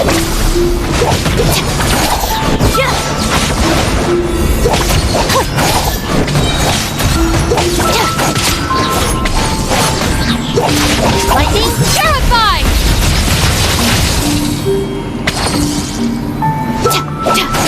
Stand with me! A glowing sigil has appeared in the sky!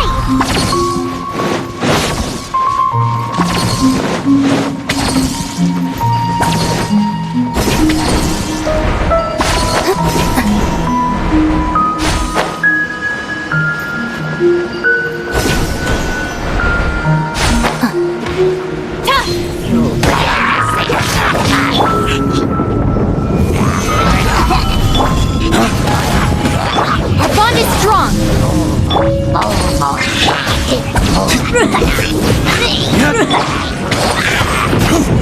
Lay waste to the wicked!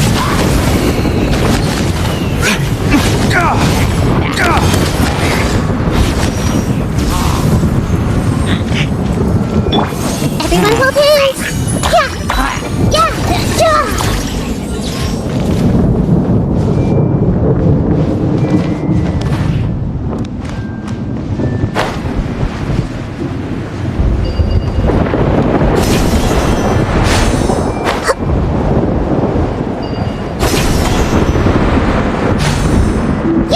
Yeah!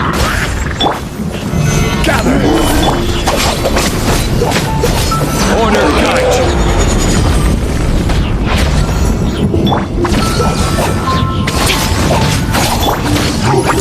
This way through the Temple of Wisdom! Grow, grow, grow!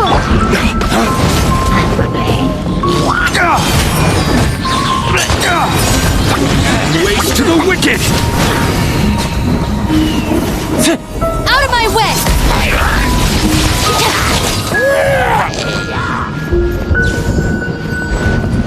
Dissipate!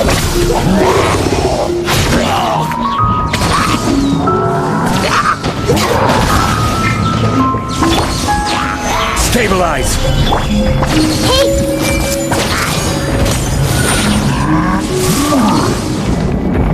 This is order!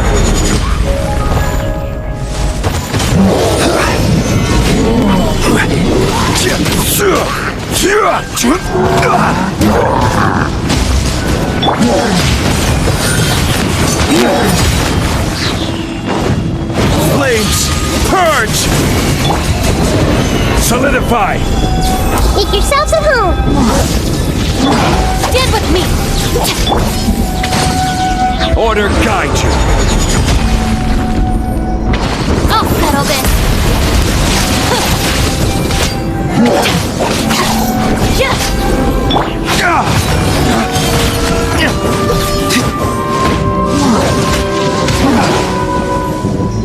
To control the boat of consciousness, we need to find the helm first.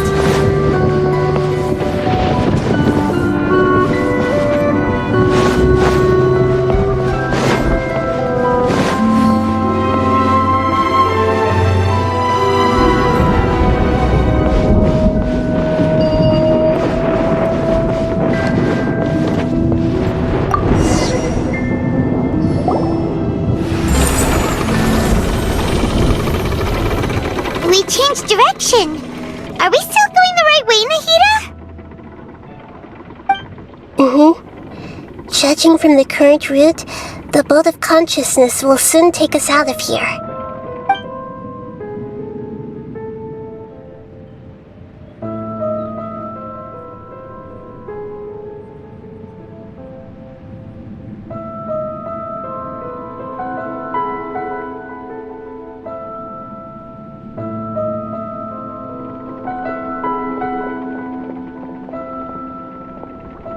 be arriving at our destination soon.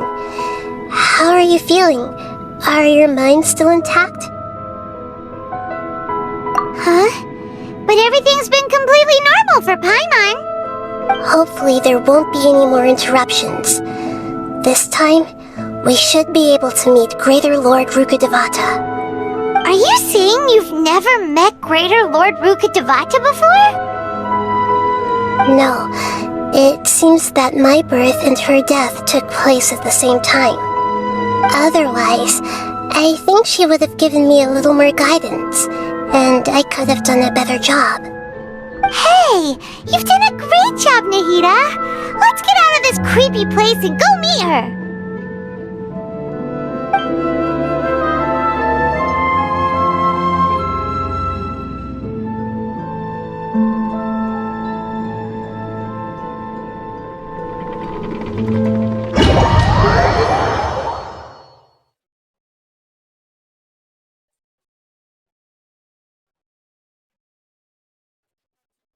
So, is this the place you were talking about?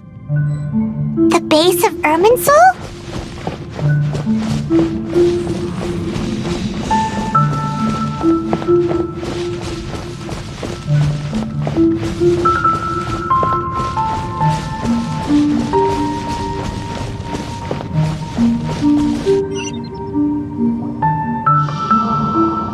Well, this is the place.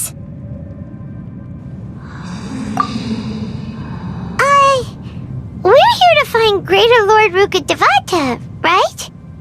But the one standing over there is... Is that... me? She looks exactly like me. Are you Greater Lord Rukkhadevata? Yes, that's me. Are you surprised by my appearance? Irminsul and the surrounding lands have been reproduced here as they were years ago. But this is just a realm of consciousness. We are manifestations of the same nature. Hence why we would appear exactly the same. We're of the same nature? Why? Because you are me, and I am you. You are me in the new samsara. The new samsara? As Greater Lord Rukkhadevata, I'm the avatar of Irminsul, and you are the purest branch snapped from Irminsul. Imagine it this way. Even if a tree dies, its branches will eventually take root and grow, continuing the tree's life in another form. I'm merely the remaining consciousness of Greater Lord Rukkhadevata. The real me has presumably died a long time ago.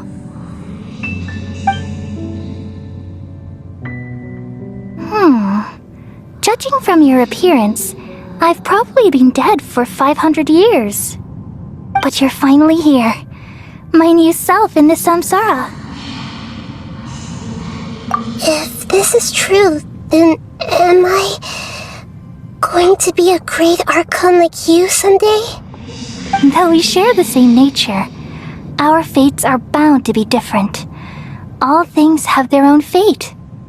When a branch grows into a mature tree, it won't be the same as the original tree. That's why fate is the ultimate knowledge, isn't it? That's a great insight. Yes, very good. It's also precisely why you won't become like me. Really?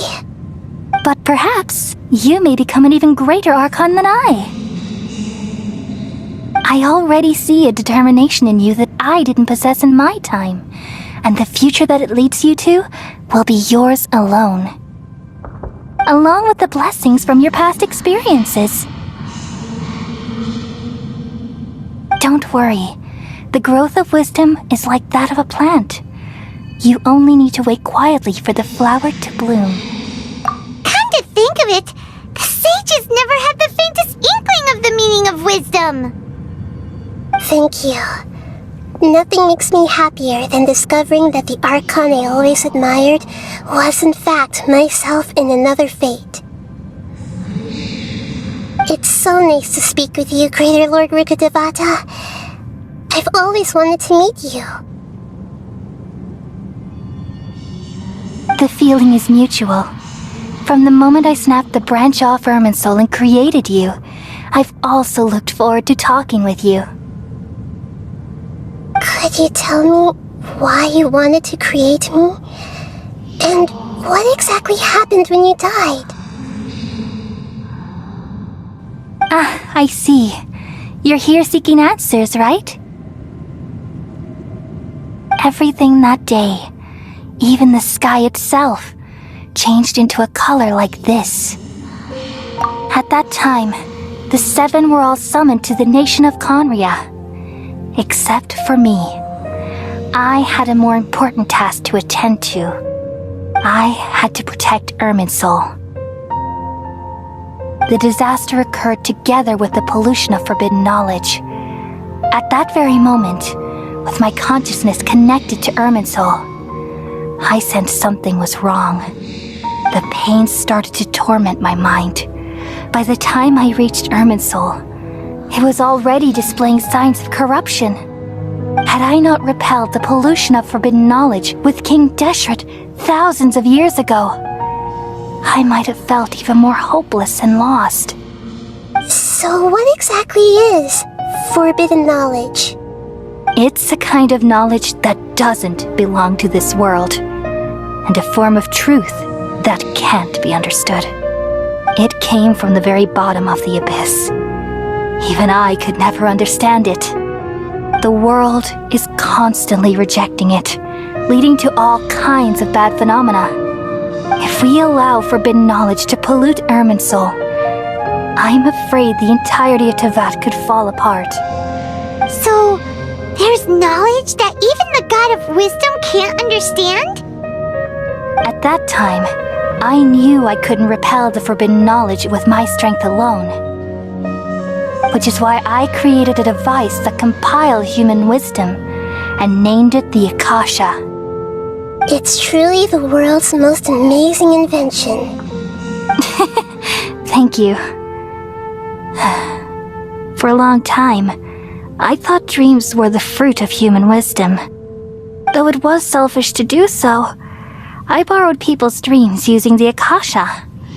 Then I compiled their wisdom and all of my own power. Well, did it work? Thanks to the wisdom of the people of Sumeru, almost all the forbidden knowledge was cleared from Irminsul. But things didn't go as smoothly as I thought.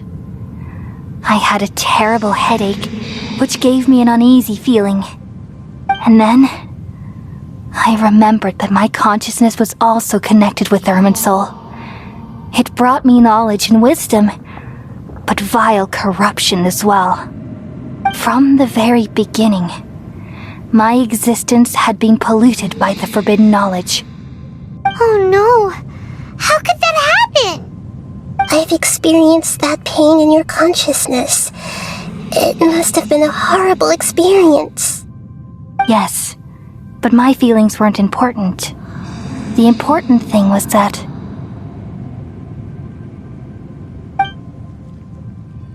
even if I died, my existence and everything related to me would continue to exist in Irminsul as memories and knowledge, meaning that the forbidden knowledge couldn't ever be permanently eradicated. And there's no way for me to eliminate myself. It would be a sort of paradox. So, I took the purest branch of Irminsul as my incarnation in the next samsara, and left a trail of clues, all in hopes that you would come here and remove me and my pollution from Irminsul forever. Wait, no, I can't. So you realize what that implies. You are very smart indeed. Irminsul has all the knowledge and memories of this world. And as you've realized just now, removing me from Irminsul means I essentially will never have existed in this world. But This is the only way to save Irminsul. People love you so much, and they've missed you so much over the past 500 years. I am exactly the same. So how can we just forget you like this? Is there really no other way? There must be something else I can do. You're the god of wisdom, Booer. You should know that there is no other way. But this is so cruel. I don't want to forget you. No need to feel so sad, Booer. As someone who delights in wisdom, you should feel joy at finally finding the answer. These are the words in their entirety. The answer you've been seeking all along. Let the world completely forget me.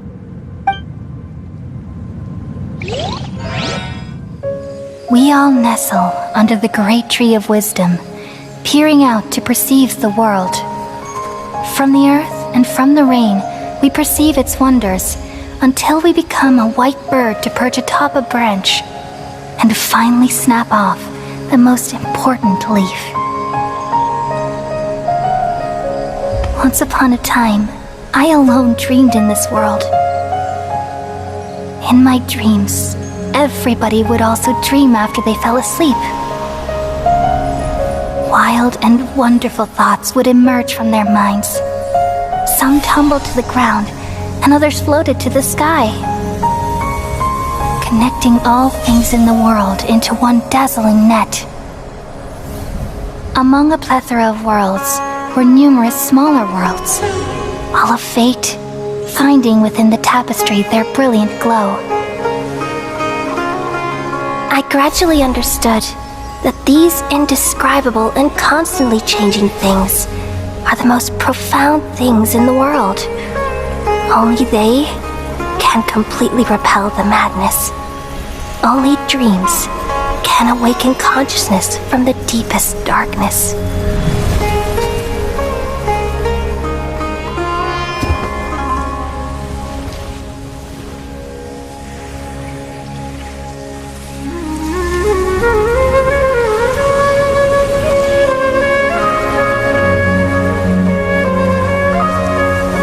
I'm the one who posed this question, yet also the one who sought a solution.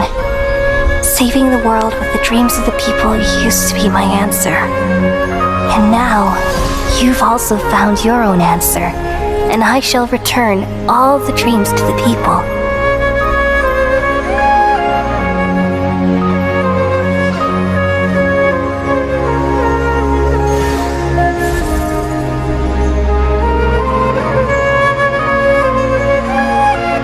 Goodbye, people of Sumeru.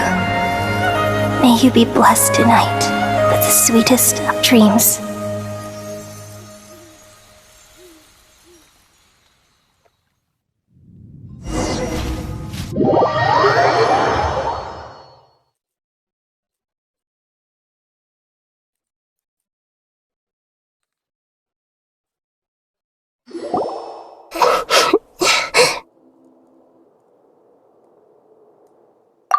I'm alright.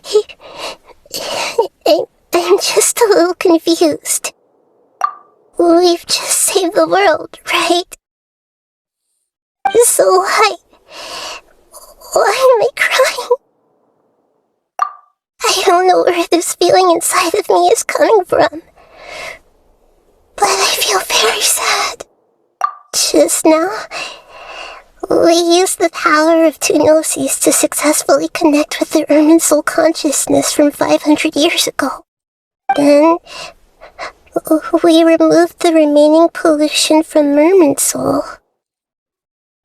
Yeah, what's wrong? Weren't you there just now?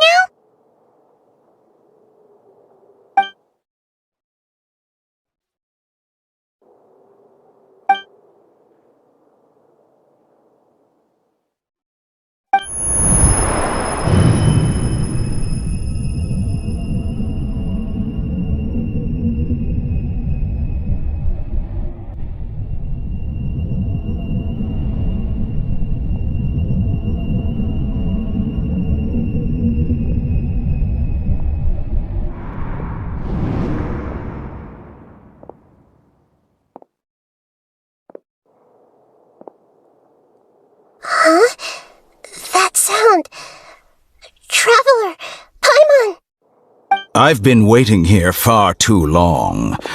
But finally I have the chance to be alone with you. All the precious time I wasted has finally paid off. The doctor! What have you done? Just a type of sound wave that can quickly put defenseless people into a dream. As I expected, it doesn't have any effect on gods. This is the only thing of interest I found among the sage's research. I thought I'd take it for a little spin. Don't worry. I know you would never forgive me if I actually killed them. I'm here to negotiate with you. Naturally, I won't do anything dangerous that could potentially damage our relationship. Negotiate with me? I heard you had already left Sumeru. Why are you here again now? I left Sumeru, but I also stayed in Sumeru. Even the God of Wisdom is restricted by the habits of cognition. How disappointing. You mean there are many different versions of you in this world? An astute guess. Even the same individual will have different cognitions at different ages. A long time ago, I made a major decision in hopes of preserving all my perspectives of how I observe the world. Observation is the first step of any experiment, but observing the current world doesn't satisfy me. It lacks an important dimension, that of time. So I saved segments of all my ages and made them into independent individuals. That's all there is to it. Indulge me. How does the God of Wisdom find my method of seeking knowledge? It's an insult to the very concept of life. Life inherently has many rules and restrictions, each with its own significance and reason to exist. They can't be broken on a whim. Good. Amazing, even. Indeed, it's difficult for humans to make peace with themselves, not to mention oneself from a different period. Since you were in the academia, why wait until now to show up? You could very well have stopped us and helped that fake god. Simple. Let me ask you this. Would any staff member ever help the subject in the middle of an experiment? It was my experiment. So why should I interfere with the results? The academia saw the plan to create a god as their ultimate goal, yet you only saw it as an ordinary experiment. You really are crazy. If the experiment succeeded, would you still take the same stance?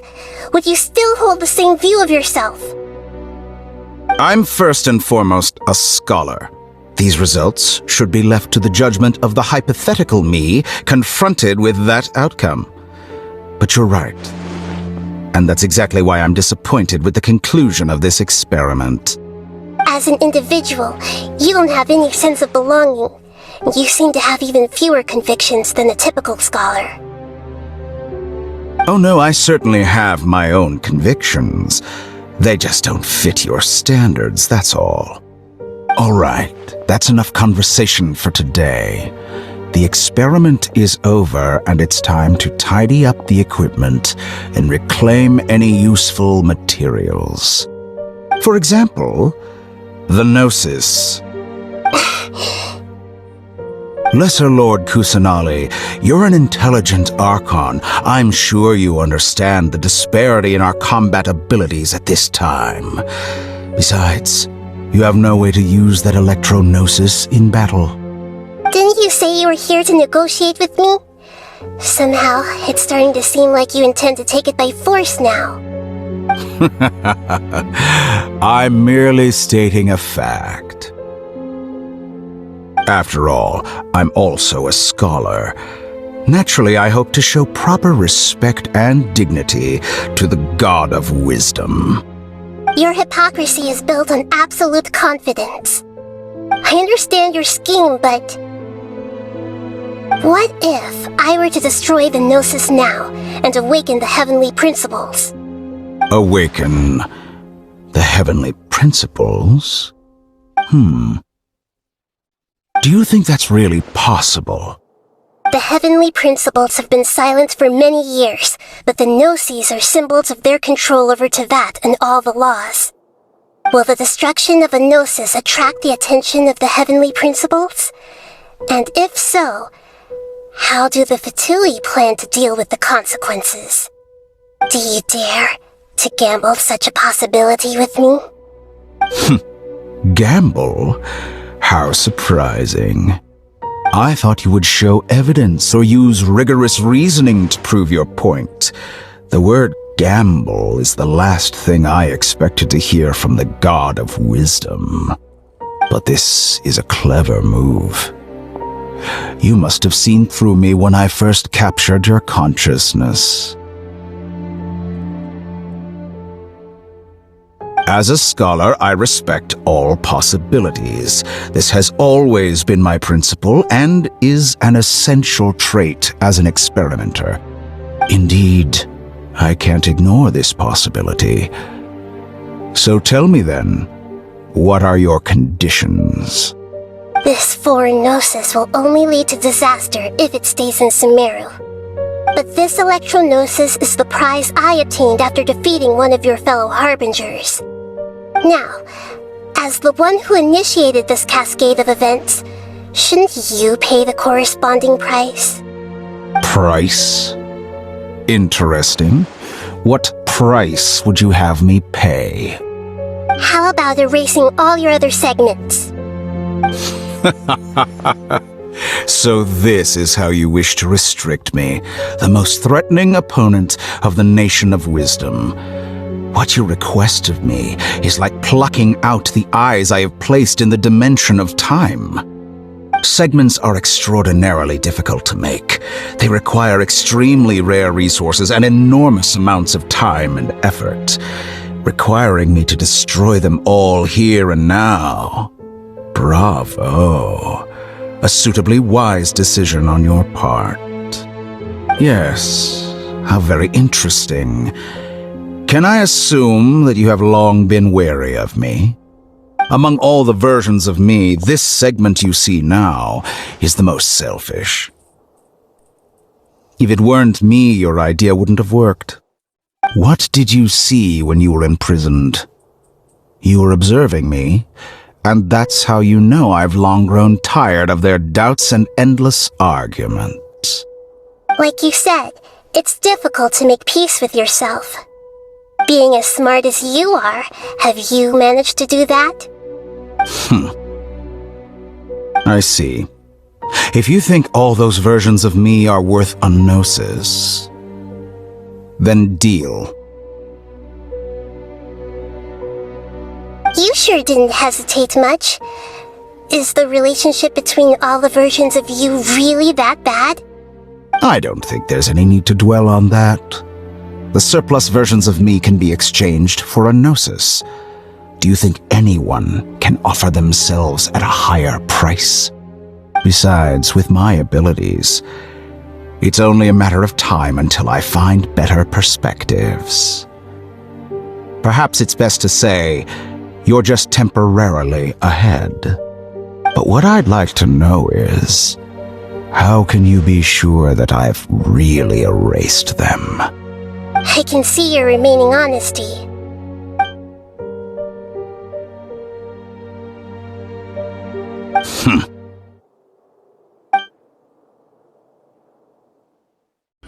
What a ridiculous decision! You can't be serious! How could I have been so short-sighted? You think that this is the end? Wait, I'll have my revenge! You'll make this moment riddance. count. You will regret this! Well, have you confirmed that it's complete? Here, take it. The future of Sumeru City will be in my hands alone. I will shut down the Akasha and let curiosity and the thirst for knowledge drive the realm of academics once again. There won't be any further gaps for you to exploit. It truly pains me that my academic achievements have never been appreciated in my homeland. Of course, I have no interest in being rejected by this city for a third time. Another chess piece. And where is your dendronosis? Don't be greedy, Harbinger of Snezhnaya. No, this is a different transaction. If you intend to turn off the Akasha anyway, then there's no further use for the Gnosis of Sumeru, is there? Besides, isn't it the Archon's duty to deliver what's desired of the Seeker? Oh, judging from your expression, you don't seem to find the idea very agreeable. Then let's think of it this way. Since you're the god of wisdom, how about I exchange some knowledge with you? People exchanging knowledge with the god of wisdom is the stuff of legends. Yet here you wish to exchange knowledge for the god of wisdom's property. Arrogant as that is, it has piqued my interest. Let me ask you, have you in all your mighty knowledge ever heard the rumor that the skies of Tevat are fake? Huh? That's the secret hidden by Ermin's soul concerning the truth of this world.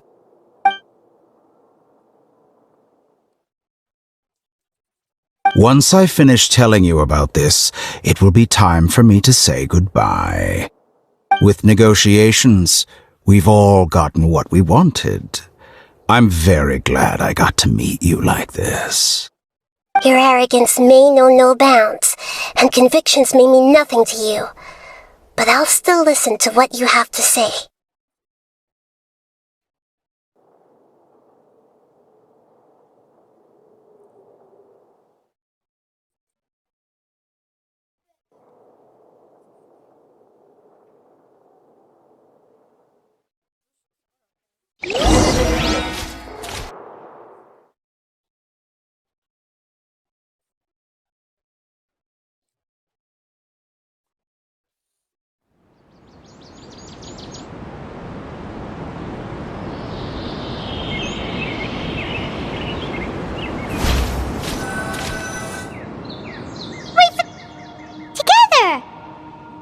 Okay, wake her up.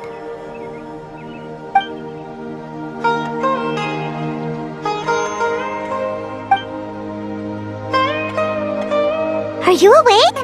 Kali says it's time for breakfast. Come on, get up! Good morning! How are you feeling today? Good to hear. It looks like we've recovered pretty well. Not even Tainari could stop us from going out now, right?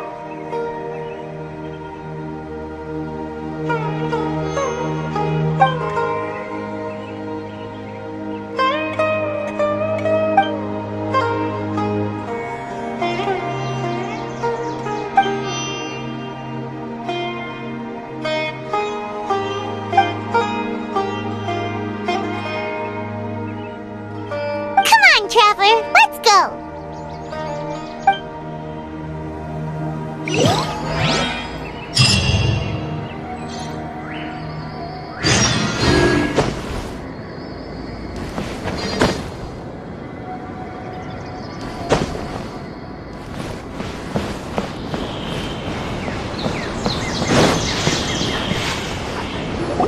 Good morning! Looks like you're awake. Yep, yep! I prepared some breakfast today. Please have a taste. I hope you'll like it. It's nice to have you here so we can eat something yummy. Well, now that I've recovered from Alizar, I'm feeling better than ever. I can even prepare 4 or 5 meals a day now. And Paimon bets they're all delicious.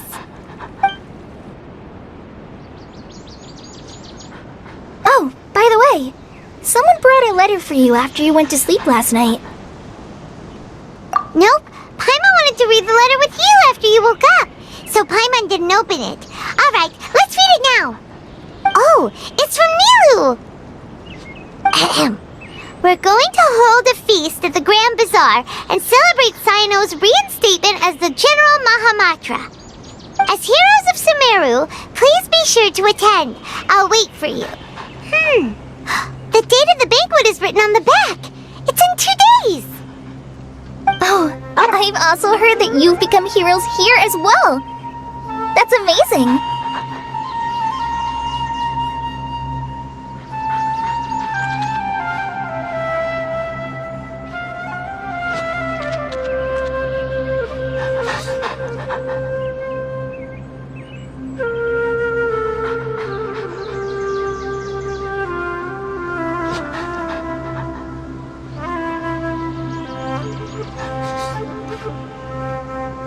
Sometimes I'm really envious of strong and confident people like you. Oh, you're embarrassing me. Anyway, let's go to the Grand Bazaar to have a look. Oh, before you leave, be sure to inform Master Tainari.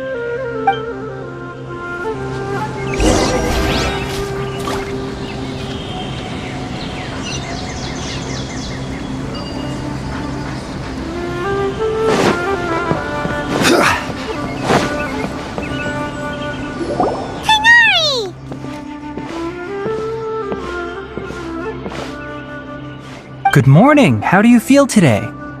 We feel much better. How about you? I'm recovering well. Thanks for asking. But from the looks of it, you seem to be already busy with work again. It's fine. I'm not that busy, really. The Elazar patients have recovered, as well as Hypatia. For now, I only need to tend to my Forest Watcher duties. It seems once Irminsul started getting better, everything else started to recover too. Yes, but there are still some residual effects. The withering is one example. Though it won't spread anymore, the existing zones won't just disappear. We forest rangers will still need to do the work.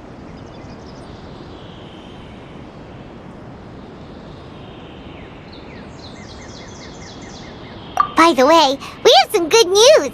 Sino got his position back. This news is hardly new. He had already mentioned it to me before. Huh? You mean he was already here?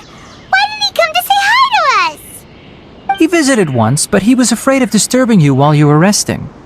He just asked me a few questions and left. Then you probably already know all about the celebration feast.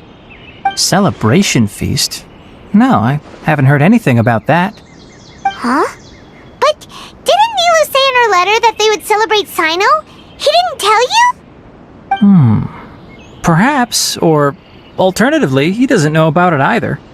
Come to think of it, Sino doesn't seem like the type who'd enjoy a celebration feast. You and Kale are both Sino's close friends. Why don't you come to the feast with us?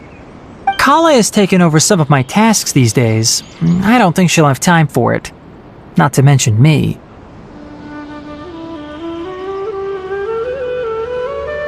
You see, some VIPs have come to the forest recently. Huh? VIPs? Very important Paimons? Well, technically speaking, they are former VIPs. The sages involved in recent incidents have begun their training in the Avidya forest, and the people they had previously imprisoned have all been released. Huh? Yes, he's a little weak, but he isn't injured and his condition is stable.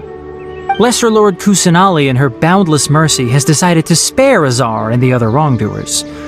Supposedly they were ashamed of their shallow ideologies and have decided to dedicate the rest of their lives to cultivating wisdom in the Avidya forest. When they learned that Lesser Lord Kusanali had defeated the Balladeer and saved Irminsul, they were shocked at first, but also became happy, feeling that the sacred light guiding them on the path of discovering wisdom had begun to shine once again. As a result, work has increased for the forest rangers. That sounds really exhausting. There's nothing we can do, really. But that's another topic. Back to the matter at hand. Are you two planning to head out? Ah, right! We're here to request permission to head out. Would that be okay? You've recovered well. You may go, but be careful. Yay! Will do!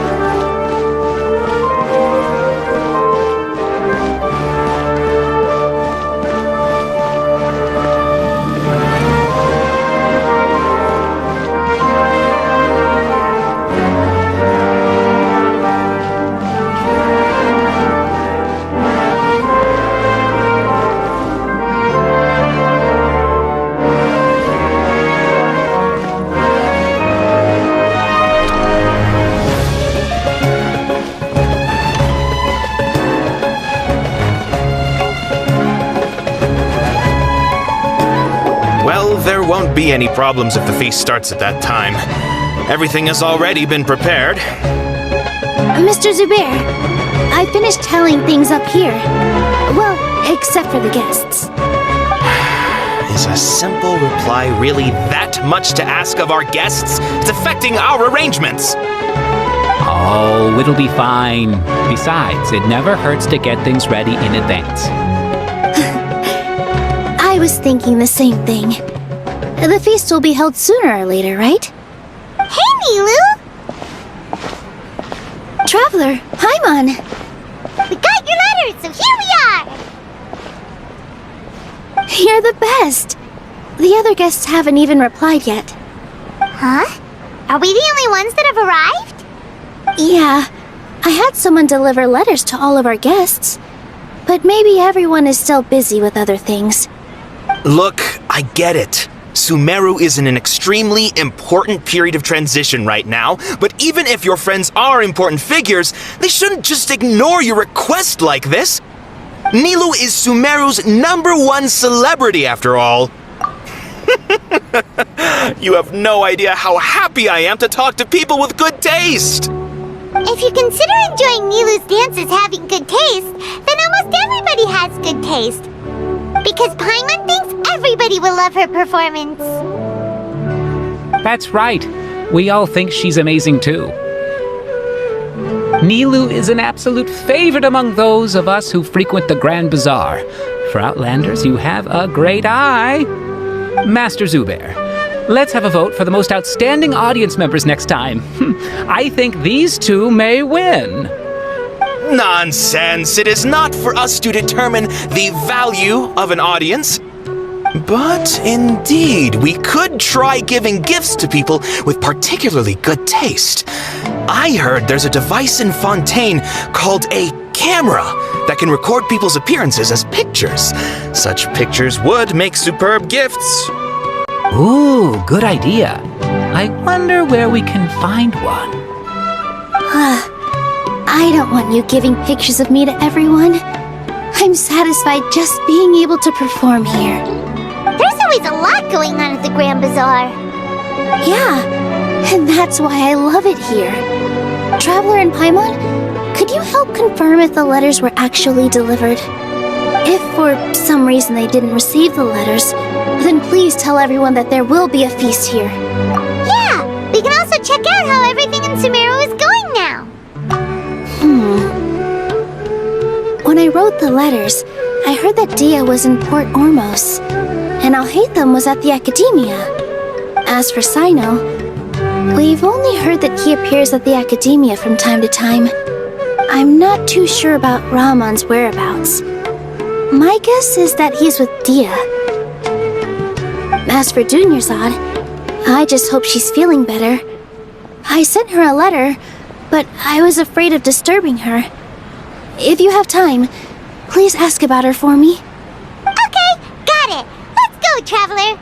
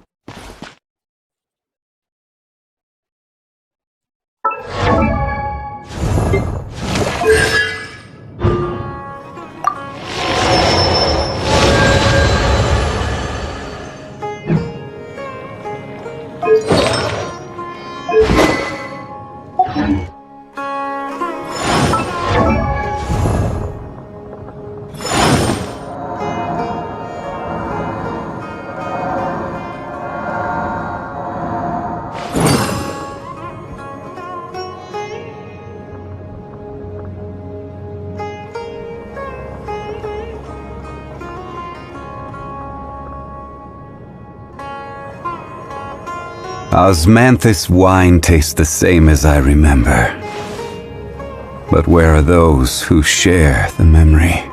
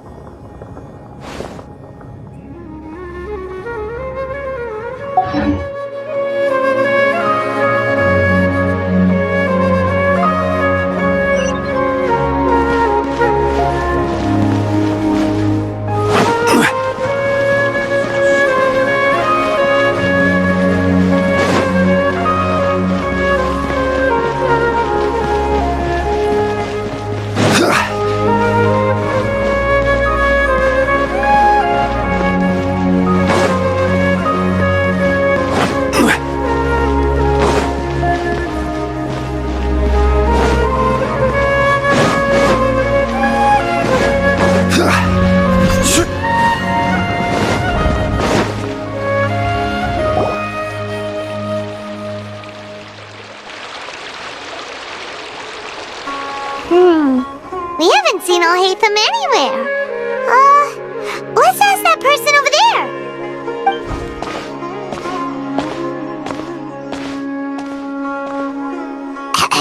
Hey there, have you seen Alhaitham around? Yes, it seems Scribe Alhaitham has gone to the House of Dana. You should be able to find him there. But you're already the second group of people I've seen looking for him today. He must be quite the busy man. Oh? Who else was looking for him?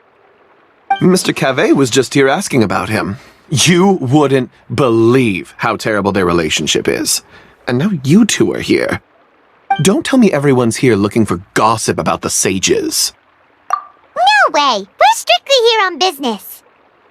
Ah, I see. Sorry, I thought maybe everyone's as interested in rumors about the sages as I am.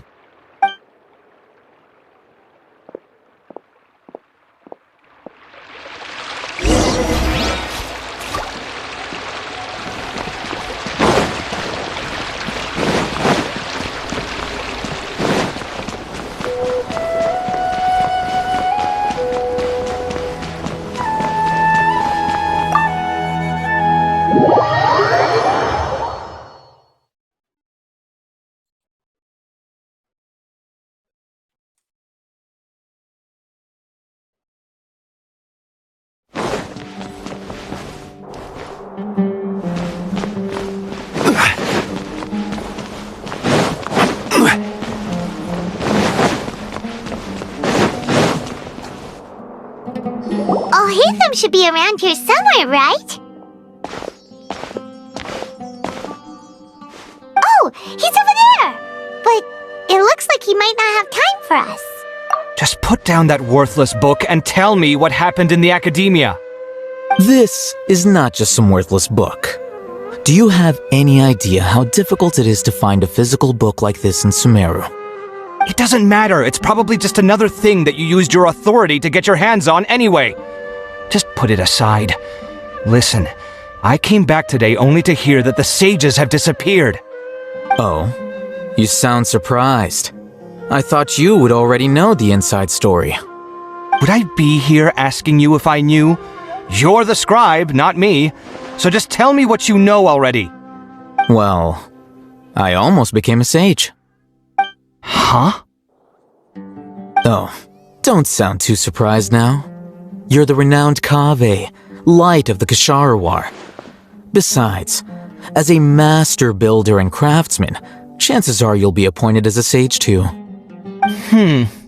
Why do I feel like you don't really mean it?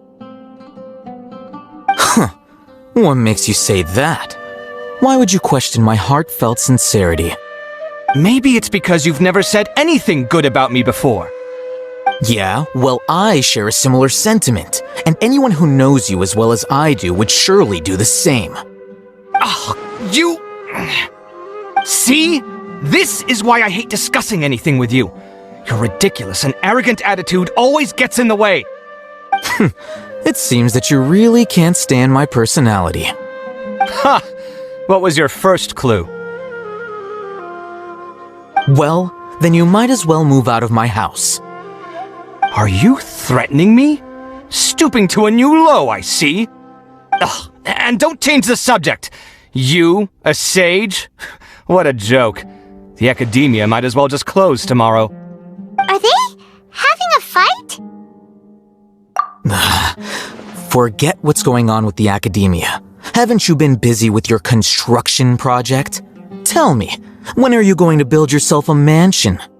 Don't get me started. I get angry just thinking about it. So, what great building did our master architect work on this time? Like I need to tell you. Keep your nose out of my business. No, I think we deserve to know. Where were you when Sumeru needed you most? I was in the desert for a large project, but considering Haravatat's utter ignorance of architectural and aesthetic matters, you probably wouldn't understand. Oh, which is truly unfortunate. I can only pity the man who doesn't understand the first thing about beauty and romance. Unlike a true... Hold on, wait a second. What do you mean by when Sumeru needed me most? Well, While you were out fiddling around in the desert, many people came together to save Sumeru from a crisis. Ha! And you think I'd believe that? Look, all you really need to know is that Azar and all his accomplices have all been overthrown. Huh? What nonsense are you talking about? It's no skin off my nose if you don't believe me. It's not like my Darshan was the one trying to apply for funding from the Grand Sage. Yours, though, on the other hand... You know what? I'll ask around. I'm sure someone knows what's going on here. You're dead if I find out you're lying to me.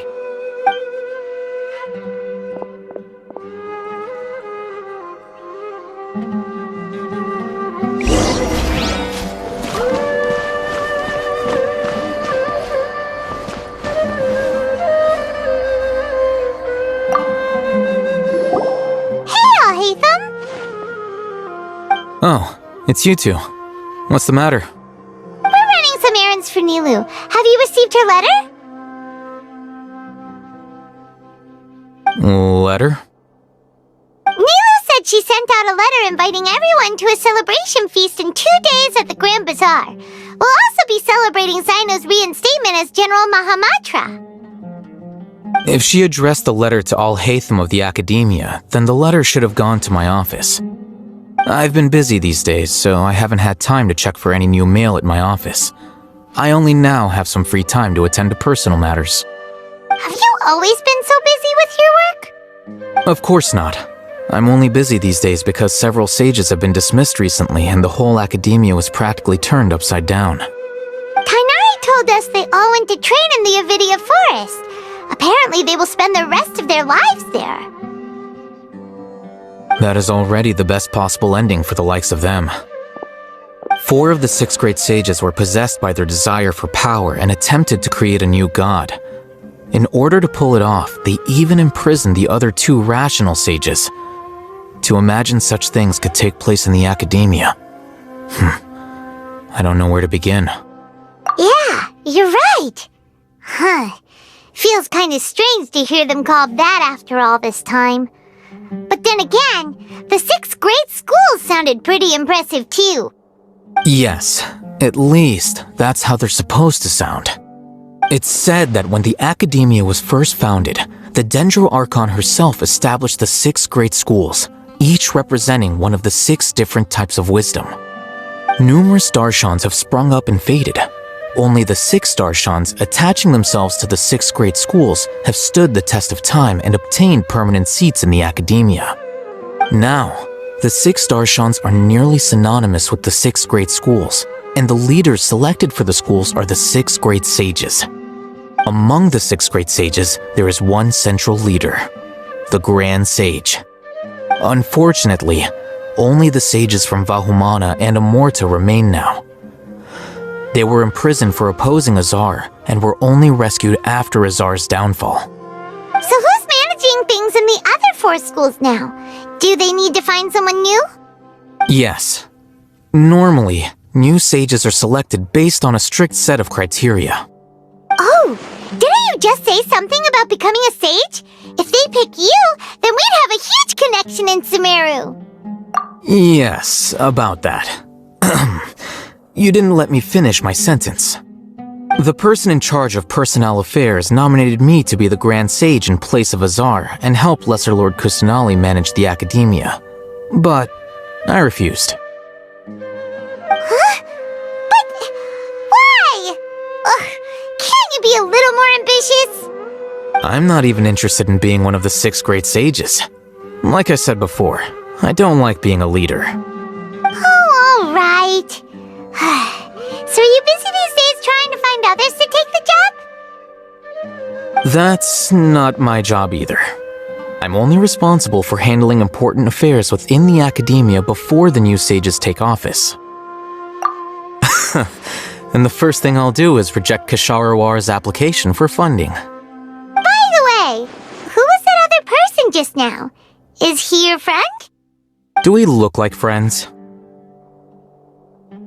Paimon doesn't know. That's why Paimon's asking. His name is Kaveh, my roommate. You could say he's the representative for Ksharawar scholars. Which is exactly why he always has so many problems. So everything that's happened recently must be a huge change for the people of Sumeru.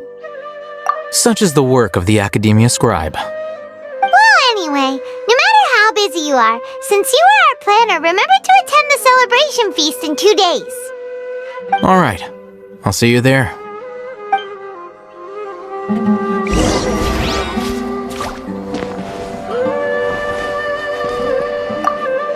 The House of Dana is the last quiet place in the whole Academia now. I was originally planning to stay here a little longer, but there's a chance that Kaveh might show up again. Tuh, what a nuisance. I'd better go somewhere else.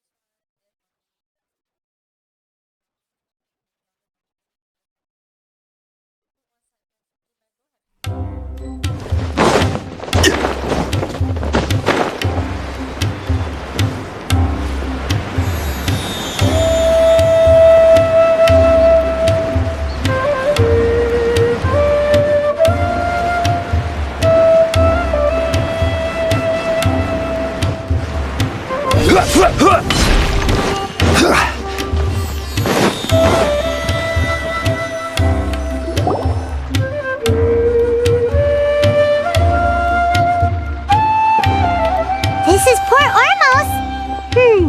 Now where could Is that Paimon I hear? Huh? Oh, it's been a while. How are you doing? Dinnerzad! It's been so long since we've seen you! I'm doing well. I can go as far as saying I have never been happier in my entire life. I don't know if you've heard, but Elazar has completely disappeared, and all the patients have recovered. You kidding? Knowing them and the connections they've got, I'm sure they've heard about it. Yeah! That's right. My lady is feeling better now, so I'm accompanying her for a walk. Why do you still call me that, Dia? You've already informed my father of your resignation. I guess I'm just used to calling you my lady. Old habits die hard. Resignation? You mean you're quitting? Yeah, I might start losing my edge if I keep being a bodyguard for the Homayanis. You know that my parents and I are fond of you, and that we appreciate you very much. It wouldn't be a problem if you wish to continue to be our bodyguard. I'm not a woman that's easily persuaded. You should know that by now, my lady. When I took this job, I had already decided that I'd quit as soon as you'd recovered. It's time for me to get back out there and chase that horizon. So what are you gonna do now if you're not gonna be a bodyguard anymore? I want to take a risky job and put my body to the test again. Huh? But we literally just finished one of the most dangerous jobs ever! Are you getting bored already? I know. If I hadn't joined in that plan with you, I wouldn't have come up with this idea. I guess I still get fired up by that feeling of going all out in a fight. It made me realize that I'm still a mercenary through and through. Life is short, and I'm happy that I got to be a part of that operation. But the whole thing also made me realize that there are still many problems in Sumeru, and as a desert dweller, I'm still not completely ready to settle down on this side of the wall. Well, I remember a friend had someone bring you a message. You mean I'll hate them? I didn't expect him to still remember that. I thought he was joking. We just came from talking with Al-Haytham at the Academia. Did he tell you that he suggested that I come work at the Academia? What? I heard that Azar and his cronies fell from power, and Al-Haytham told me that now was a good time to find a job in the Academia, but only if I wanted to. Whoa. Paimon can't see you being anything other than a mercenary. Me neither. But I think Dia would look great dressed up as a scholar. Forget about it. I wouldn't last 10 seconds in there. I'll hate them probably just like the way I worked and knew I'm good in a fight. So he suggested I find some work in the academia. But you know, if you take him up on the offer, Sino might actually agree and let you become a mantra. Because you're super amazing! The Matra have all the talent they need as long as they have Sino. I prefer to be free to live however I choose. In fact, I chose this job from the very start because I knew it'd be right up my alley. Even if being a mercenary means facing all kinds of danger. A lion has to return to the wild sooner or later. If anything, being your bodyguard has been unfamiliar territory for me. I don't want to see you go, but I'll respect your decision. I'm glad to hear you say that. Come on, no need for the sad face. It's not like we'll never meet again.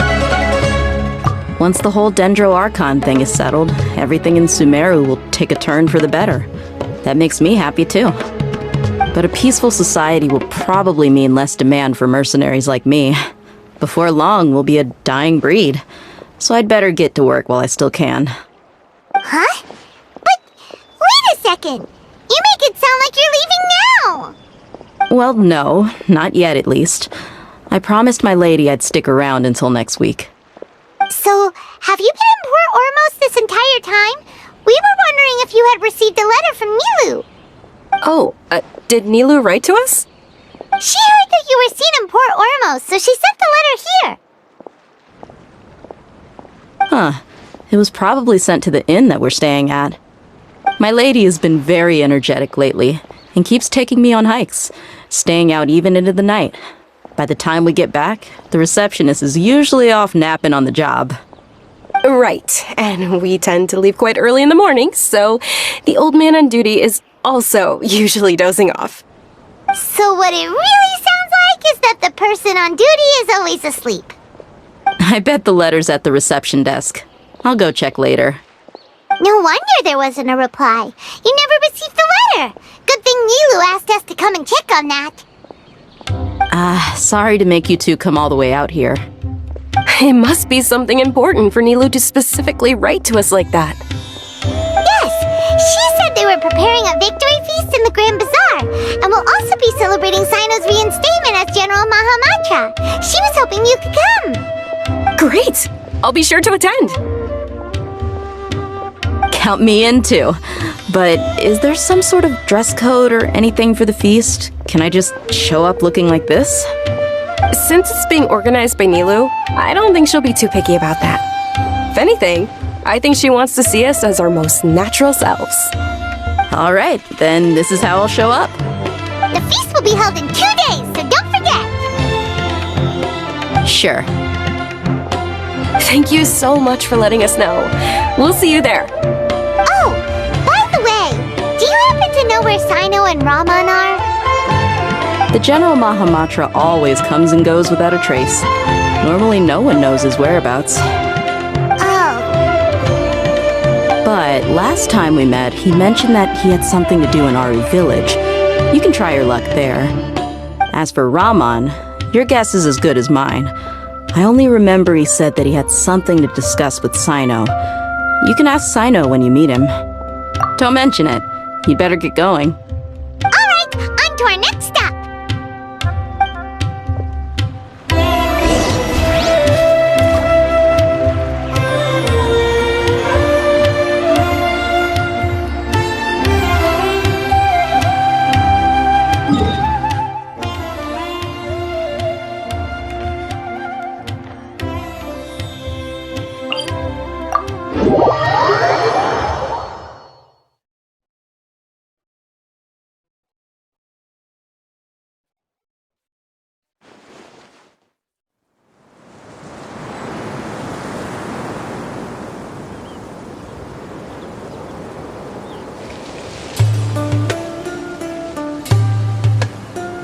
Every journey has its final day. Don't rush. I'm not going back there at my age. I'm so glad Grandpa's okay.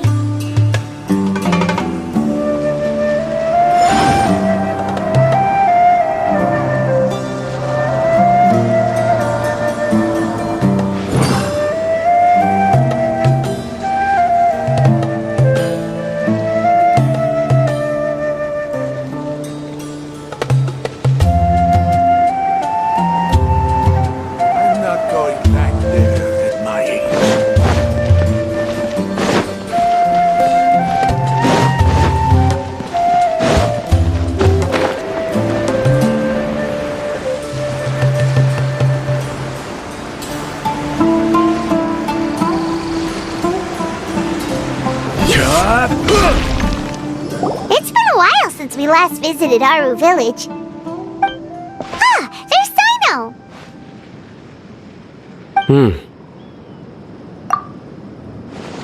What brings you here? We recovered well, and Tanari agreed to let us leave, so now we're out and about again. It seems Gandharvaville's medical treatment is still as good as ever. And Tanari is recovering well, too. That's good to hear. Yeah, you're the one who brought us to him when we lost consciousness, right? Thanks for that. You're welcome.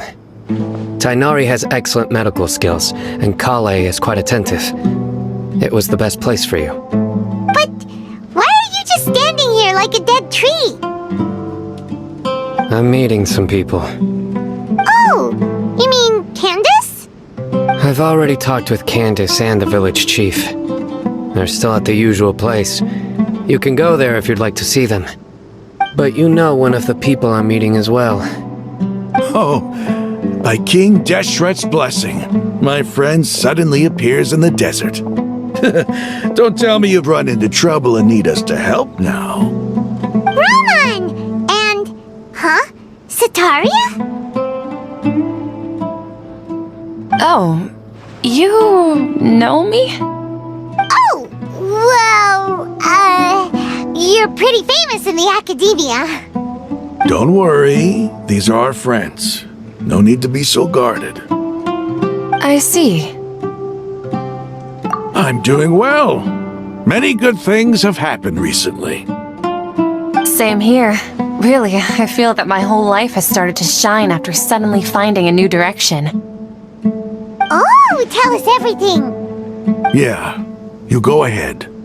Alright, well, I suppose I should start by saying I've decided to leave the academia. What? It's not that I've given up on being a scholar. Instead, you could say I've found a new identity. I will no longer pursue research like a typical scholar, but I have not completely given up on my relationship to knowledge either. I can see what you're saying now. What do you mean? I plan to leave the academia and return to teach here in the desert. Wow, so you want to become a teacher? Sataria will return to support education here and teach people from the desert. She can't teach everyone on her own, but there are many of us Eremites all over Sumeru. She came to discuss a collaboration with me and hoped that I could bring her ideas to the Eremites. Yes, it's my hope that the Eremites can help me select a group of smart people with the best aptitude for teaching. I'll teach them, and after they've finished learning from me, they can go educate more people. That is the true meaning of education and the spreading of knowledge. The people of King Deshret suffer from sandstorms, exile, and ignorance. Miss Ataria is more than welcome to come teach here. Her arrival is like a star shining in the desert night. The stars have always guided caravans, thieves, soldiers, and travelers who get lost in the night. They lead those in the dark out of trouble and back to safety. Oh, please, where's all of this coming from? I'm starting to feel a little embarrassed.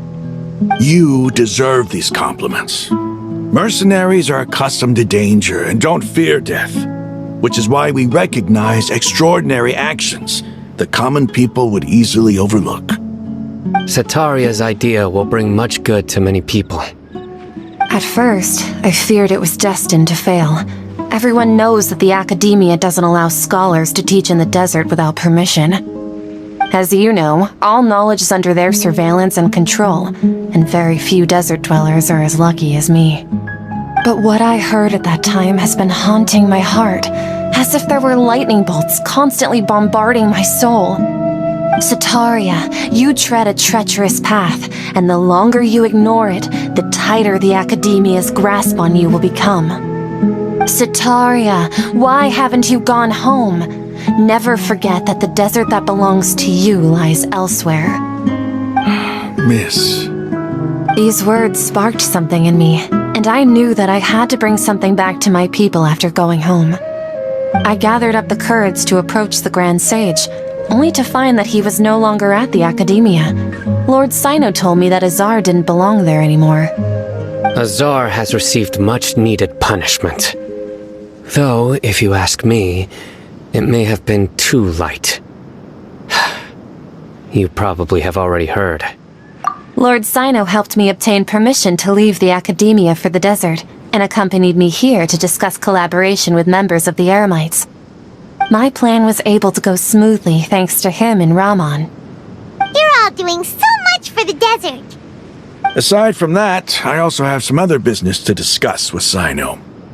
Lesser Lord Kusanali has allocated many resources to support and develop the desert. I've done some business for her, and part of it required the assistance of the Eremites. I applied for a few batches of educational materials from the Academia, and sent them to several groups in the desert, as instructed by Lesser Lord Kusanali. I believe the people will make good use of them. That's exactly what the people here need. Physical books and other related items. If it weren't for Sino and Lesser Lord Kusanali, I'm afraid we'd never be able to get our hands on them. Apart from this, the Academia is also recruiting scholars that are willing to teach in the desert. I'll let you and Satarian know as soon as I have any more news. We must be persistent about this, and maintain these resources to ensure long-term effectiveness. This is the first time in hundreds of years we've had a glimmer of hope. I think this may be the turning point for the desert. Remember these words. Here lies our faithful priest, Kasala. His wisdom is a miracle among the people, deserving of high praise and admiration. I hope people with wisdom like that priest will rise again among the desert dwellers. Then we'll once again see the wisdom and glory that once shook the world. Enough about us. Are you here to discuss some business too? No, not at all. We're actually here on behalf of Nilu. Nilu wanted to write to everyone, but she wasn't sure where the letters should be sent, so she asked us to come find everyone personally. A celebration feast will be held in 2 days at the Grand Bazaar. She hopes that all of you will be able to attend. At the feast, we'll also be celebrating Sino's reinstatement as General Mahamatra. Although, judging from your appearance, it seems you've already been reinstated. Paimon thought you would only start working for the Academia after the feast. Celebration? Feast? It's the first I've heard of it. Tainari was right. He really didn't know. This feast is for you, Sino. Sounds to me like you'll have to be there. It's rare to see that kind of expression from Lord Sino. You must not like feasts very much. No, not really. But I'll go. Well, I still have a lot to handle here. Besides, I need to look after Miss Sataria in the desert, so I'll have to pass. I'm afraid I won't be able to join you. Although, if you'd be so kind, please give a message to Miss Nilu for me. The message is, I'm sorry for how I treated you before, but now I understand the beauty of your dance. It's like a light shining in the sky. You and the art you symbolize are not only beautiful, but also lively and powerful, so much so that it was prohibited. Please keep dancing, and someday I'll be able to appreciate your art in person. Okay, we've got all that down. Our job here is complete as well. Oh, Sino, remember, party's in 2 days. Make sure you're there. Got it.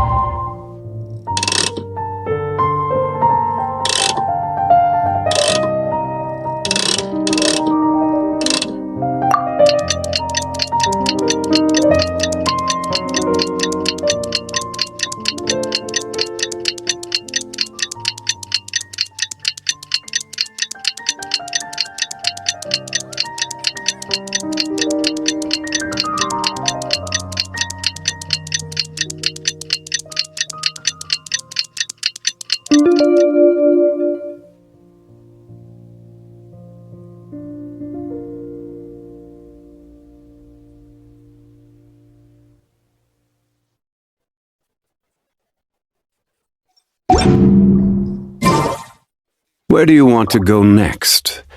If you'd like to see Liu.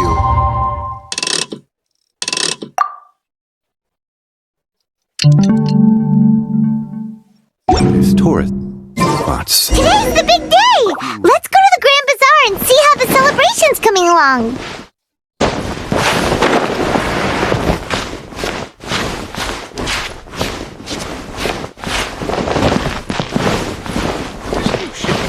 Why isn't it working? Get it.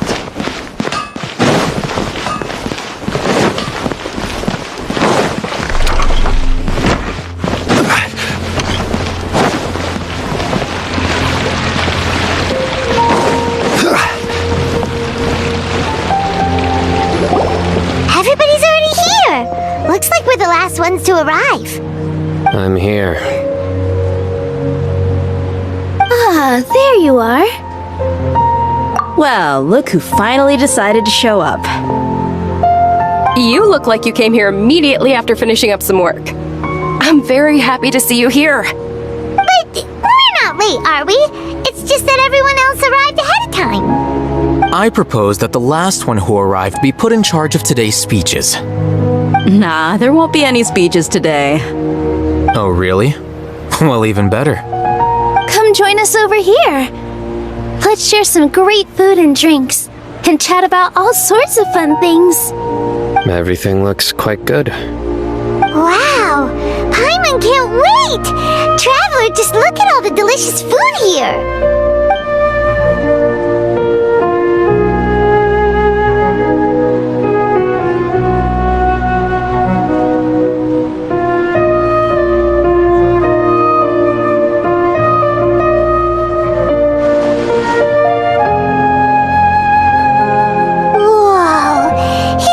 Delicious! Oh, this grilled meat tastes amazing! The food was specially prepared for you by everyone in the Grand Bazaar. And we have gifts that were sent by the residents of Sumeru City when they heard we were holding a feast. Everyone that came said that you saved Sumeru and wanted me to thank you all on their behalf. Ah, feels kinda nice to be seen as a hero. I could get used to this. Being a bodyguard is also a hero's job. You've always been amazing, Dia. My lady sure has a way with words. Thanks. I'm glad to hear it. And I'm happy to meet everyone that participated in the great plan. Don't mention it. Come to think of it, we've really done something impressive together. It's unbelievable. We owe it to our abilities. And luck. Really? Why do I remember everybody thinking that luck was against us and feeling like we hardly had a chance of succeeding? That's how I remember it too. It's luck that brought us together, and it was luck that let us form a team. Then, it took even more luck for us to formulate a plan and implement it successfully. Moreover, judging from the results, everything worked out well. Yeah, everyone gave it their all when it mattered most. It was almost like a performance. We took the stage and put on our best show. Everyone played their part, and thanks to everyone's efforts, the performance was a great success. So, would you say we're good actors too? It's such a blessing that Lesser Lord Kusanali was able to return to power at the Academia. Yes! Even after being abandoned and neglected so many times, she's finally returned. Lesser Lord Kusanali once used all her power in a great disaster, which resulted in her losing all her wisdom and memories of the past. The Academia basically abandoned her because of it. This should be something everybody should remember. You look surprised. I didn't say anything wrong, did I? No, everything you said is correct. That's good. Something wrong? Yeah, what's with that face? You knew all of this already. Even if those two giants of the academia are here, I still have to say it. Those sages really have some nerve. 500 years ago, Lesser Lord Kusanali used all her power for the people of Sumeru. And what did they do in return?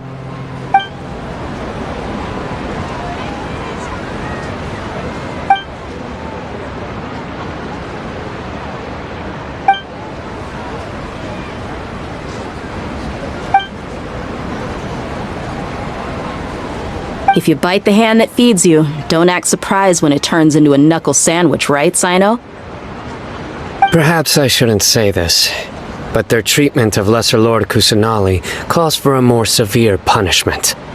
You could simply tell Lesser Lord Kusanali that you wish to have Azar and his accomplices severely punished. I respect our deity's decision, and won't interfere in any way.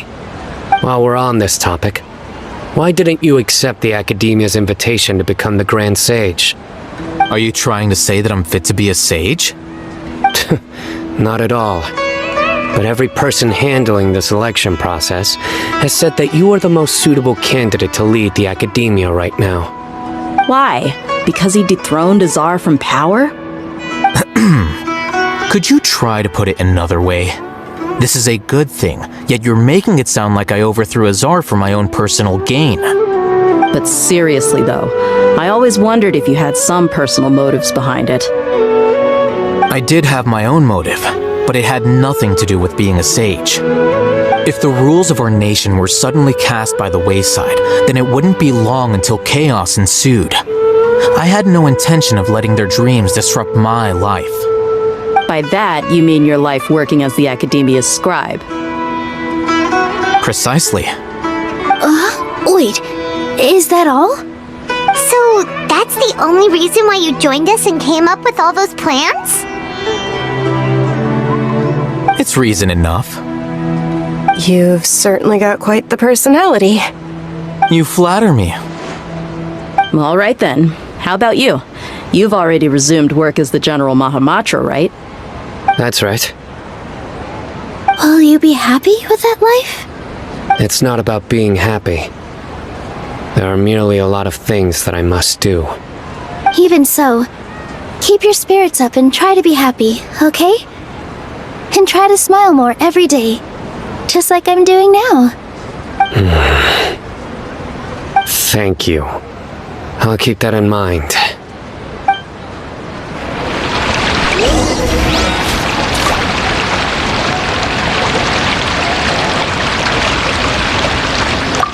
I seldom participate in such lively gatherings, but the atmosphere here is quite good. No, this gathering today has a unique meaning. The Grand Bazaar is lively because the people here feel happiness from the bottom of their hearts, unlike the farces at the Academia. That happiness is an emotion that'll be forever alien to those bookworms who have driven themselves insane by studying. I seem to have taken both keys when I left the house. Oh well.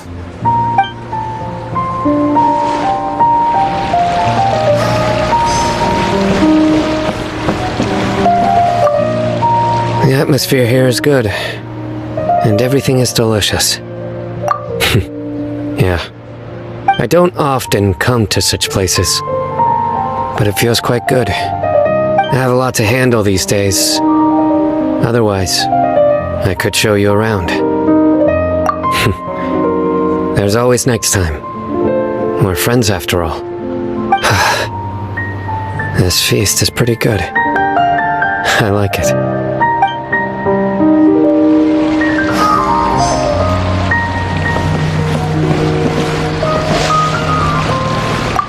There you are, traveler. Well, how is it? Are you enjoying the feast today? If there's anything you're unhappy with, just let me know. I'll be sure to take note of it. That's good. It's the first time I've ever invited so many exceptional people to one place. I was a little nervous myself. You see, every guest here is quite extraordinary. It's unbelievable that we've got everyone together here. Almost like a fairy tale. Make sure you live it up tonight. I'll be happy as long as you're enjoying yourselves. I'm honored to have her think of me this way. If I have a chance in the future, I would really like to invite her to one of my performances. I can't explain why, but I just feel elated right now. Thank you.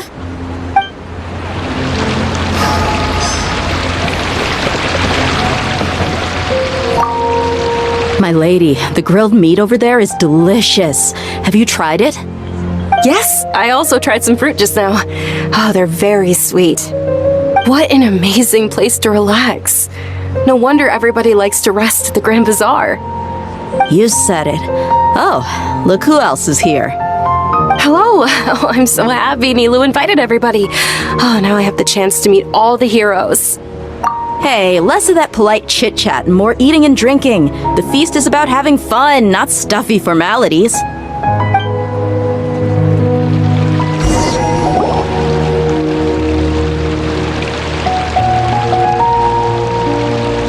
Hey, what's wrong? Your head is starting to droop.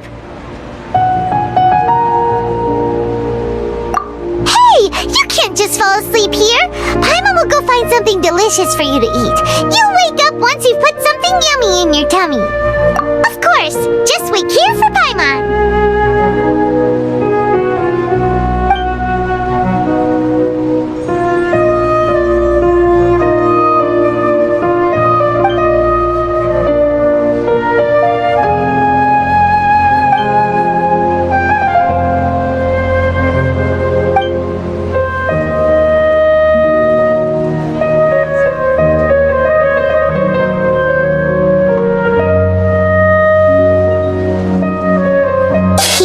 It's me.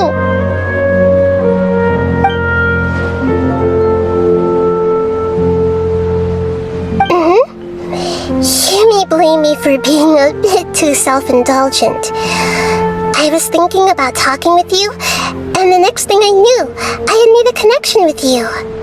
The connection between us is amazing. It's like flora and the fence it grows upon.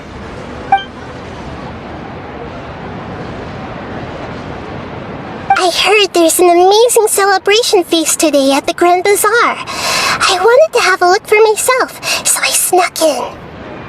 Lately, I've been so busy dealing with all the fallout from recent events, so I really haven't had any free time. Although you've already helped me with a lot, there's still one more thing I hope you can help me with.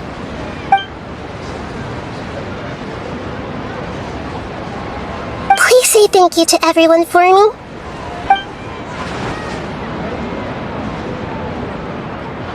Oh, is it not convenient for you to do that for me?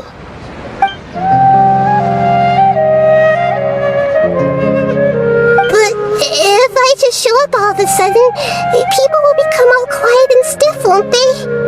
What if I end up scaring them and ruining this wonderful feast? That'd be the last thing I want.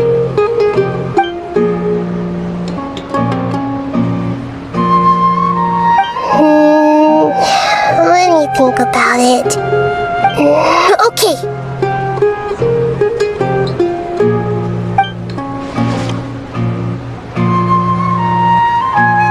Yes, I have.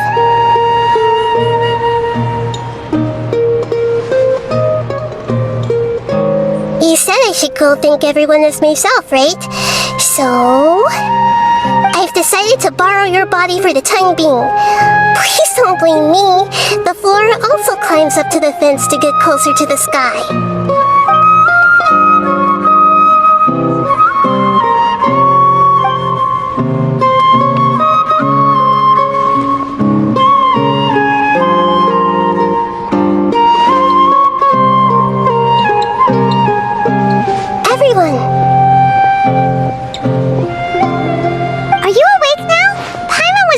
To bring you the food.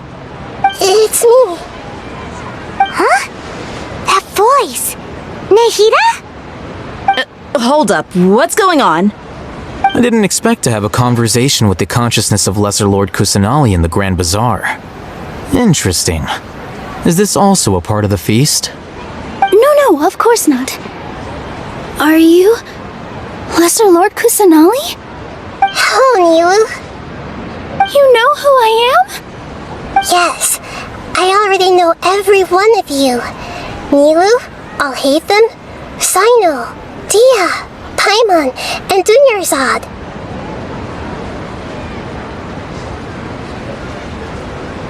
Lesser Lord Kusanali? I took the liberty of occupying the traveler's body so that I could thank all of you in person. Thank you so much for rescuing me, even if that meant placing your own safety in peril and taking the risk of becoming enemies with the Academia, the sages, the doctor, the balladeer, and even the entirety of Sumeru.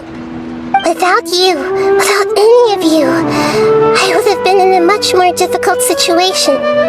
Had you not helped me to resolve the crisis, not only I, but Sumeru and even the entirety of Tevat would have suffered great misfortune. People refer to you as the heroes who managed to rescue a god. I'm quite fond of this name. It not only explains your identities, but also bears witness to your relationship with me. Please, allow me to present to you my most sincere gratitude. Lesser Lord Kusanali, you have done so much for Sumeru, and I didn't even have a chance to do anything for you. You don't have to do this. Dunyarzad, the suffering you endured during your illness is also proof of you being with me and praying for me. Thank you. You don't need to be so ceremonious. It's always been my duty to protect you. This is how the relationship between the Academia and Dendro Archon should be. We just did what was necessary and set things back on the right path. You're an Archon, but you act so humble. You really don't need to be so polite with us. I'm honored to have been able to take part in this plan. I hoped you liked the dance I dedicated to you. Thank you, all of you. Thank you so much.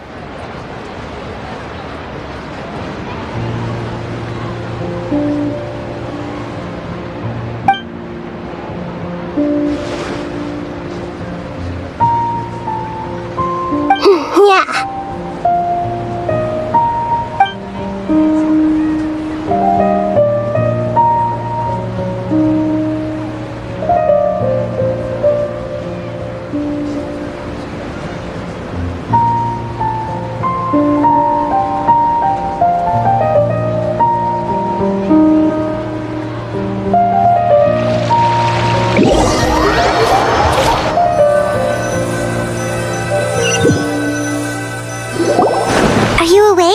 Did you rest well? After Nahida left, you ate a lot of food. You've become a glutton. That just means you still have a lot to learn from Master Paimon, the Sage of Gluttony. Alright, since you're awake now, should we go and have a chat with Nahida? She should be in the Academia right about now. If you have any questions, now's your chance to ask.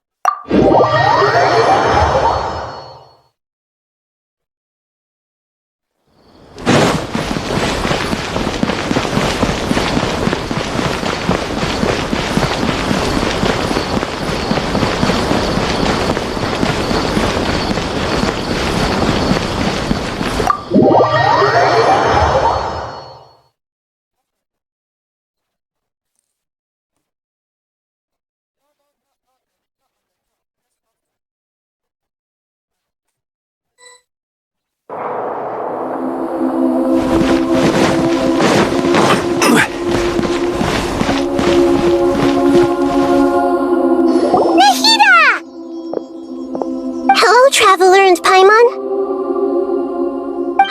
What a fantastic night! I'm still immersed in all the happiness and joy, like a candle floating on water. So are we, and that's why we're here to talk with you. Is there anything you want to know? After recent events, the Akasha can no longer function as it used to. I've given it some thought, and have decided to shut it down permanently. But this is definitely not a bad thing. Even from the beginning, I've been planning to shut it down. The Akasha's centralized administration of knowledge has always restrained people's curiosity and curtailed the number of paths available to them. I don't think this is good for Sumeru. Although people may initially feel a little uncomfortable with the loss of the Akasha, they will soon understand that this life is more suitable for them. And as for the future of Sumeru, I'm preparing to regain control of the academia. The former sages have received their punishment, but the new sages have yet to be selected. I will oversee the process personally. I hope that the new 6 great sages will be more focused on academics. Sumeru needs such leaders more than ever. The other big issue is the people of King Deshret. All the residents of the desert, in fact. They have been mistreated for far too long. I've already taken some measures to address this. It will take some time to rebuild everything, but no matter if it's culture, friendship, or trust, we will rebuild it. You mean, what happened after the doctor put you to sleep? Not exactly. The top-ranked Fatui Harbingers, up to number 3, possess power comparable to that of gods. I was no match for him in that kind of situation. However, in spite of the bad situation, I still managed to make a fair deal with the doctor. I'm sure you remember the entity that changed your fate, the Heavenly Principles. In fact, the Heavenly Principles has been quiet since the Conria disaster 500 years ago. I used this point as leverage against the doctor. I told him that the Heavenly Principles may be awakened if I destroy the Gnosis. Although it's just a bluff, he still fell for it. I assumed that the Heavenly Principles wouldn't just stand by and let such extensive damage to its laws take place. And as for what I exchanged for the Gnosis, the exchange served as both punishment for the doctor as well as a boon of new knowledge that I couldn't refuse as the God of Wisdom. He's still in a coma. I've hidden him like how one would hide a feather. I know you have many misgivings about him, but as someone who had become a god, he has retained a number of very useful features. Don't worry, I'll keep an eye on him and make sure he doesn't do any evil. In addition, there are still some mysteries left in him. Some things may be very clear from my perspective, but he is still yet to understand them himself. His future will be determined by fate. Is that where you're headed next? Fontaine, the Nation of Justice? As far as I know, that nation operates in the judicial system. Does their Archon personally judge people? No, there's a Chief Justice in Fontaine. Generally speaking, the Hydra Archon, Focalor, won't preside over individual trials. However, even then, Focalor will still make herself present at just about every trial. It seems that she just likes to immerse herself in that sort of atmosphere. As Archon, she still reserves the right to influence the final verdict. Anyway, let's just say she's got, a very unique personality.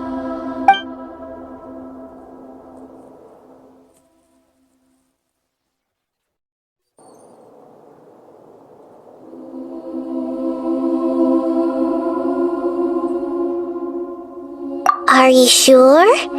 Isn't there something else you haven't asked about yet? Huh? You mean...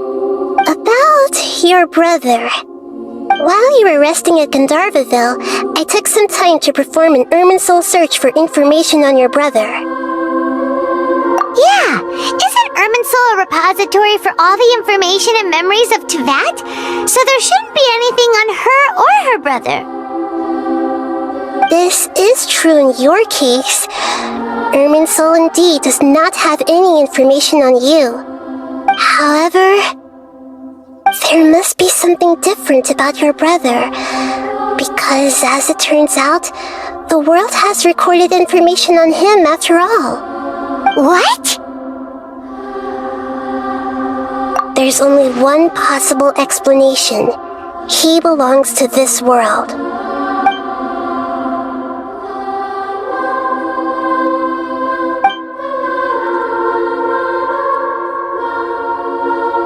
But nothing about this makes any sense! Wasn't this your first trip to Teyvat?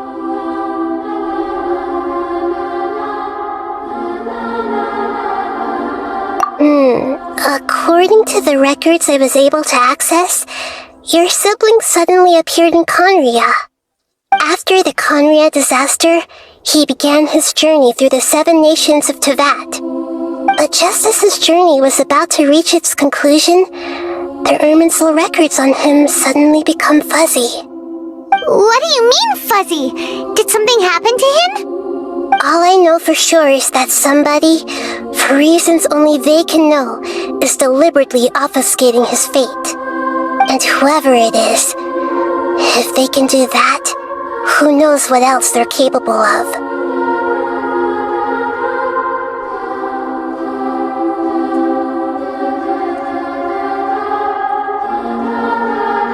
But even that wouldn't explain how he somehow comes from this world. Something else I noticed was that according to these records, the Fatui have not classified your sibling as one of the Descenders. What's a Descender? Paimon's never heard of it. Look, I'm sure you must be curious about the information I received from the Fatui in return for my gnosis, right? A very important part of the intel was about this world's Descenders. External beings, ones that don't belong to this world. Traveler, you are Teyvat's 4th Descender. Huh? So the Fatui count 3 other Descenders before the Traveler, and her brother isn't even one of them? That's right. My current hypothesis is that the first Descender was likely what we now call the Heavenly Principles. As for the other Descenders, I still need to verify their existence. It could take me some time. Paimon's head's about to burst from all this crazy new information. And yet, even knowing all this, I'm sure you must still have a lot of unanswered questions. I must say, I truly regret that I can't help you more as the God of Wisdom. There are many questions in my heart as well. I will need some time to go through each one of them. And soon, you'll also begin your journey anew and depart from Sumeru. I'm very interested in your future. It's a journey that can't be observed or recorded by this world. If fate is the ultimate knowledge, then your future will be the ultimate fate. Paimon's sure glad we got to meet you, Nahida. The pleasure is all mine. I can't thank you enough. Alright, that's enough talk for today. If you ever miss me, just close your eyes, and maybe I'll appear in your dreams.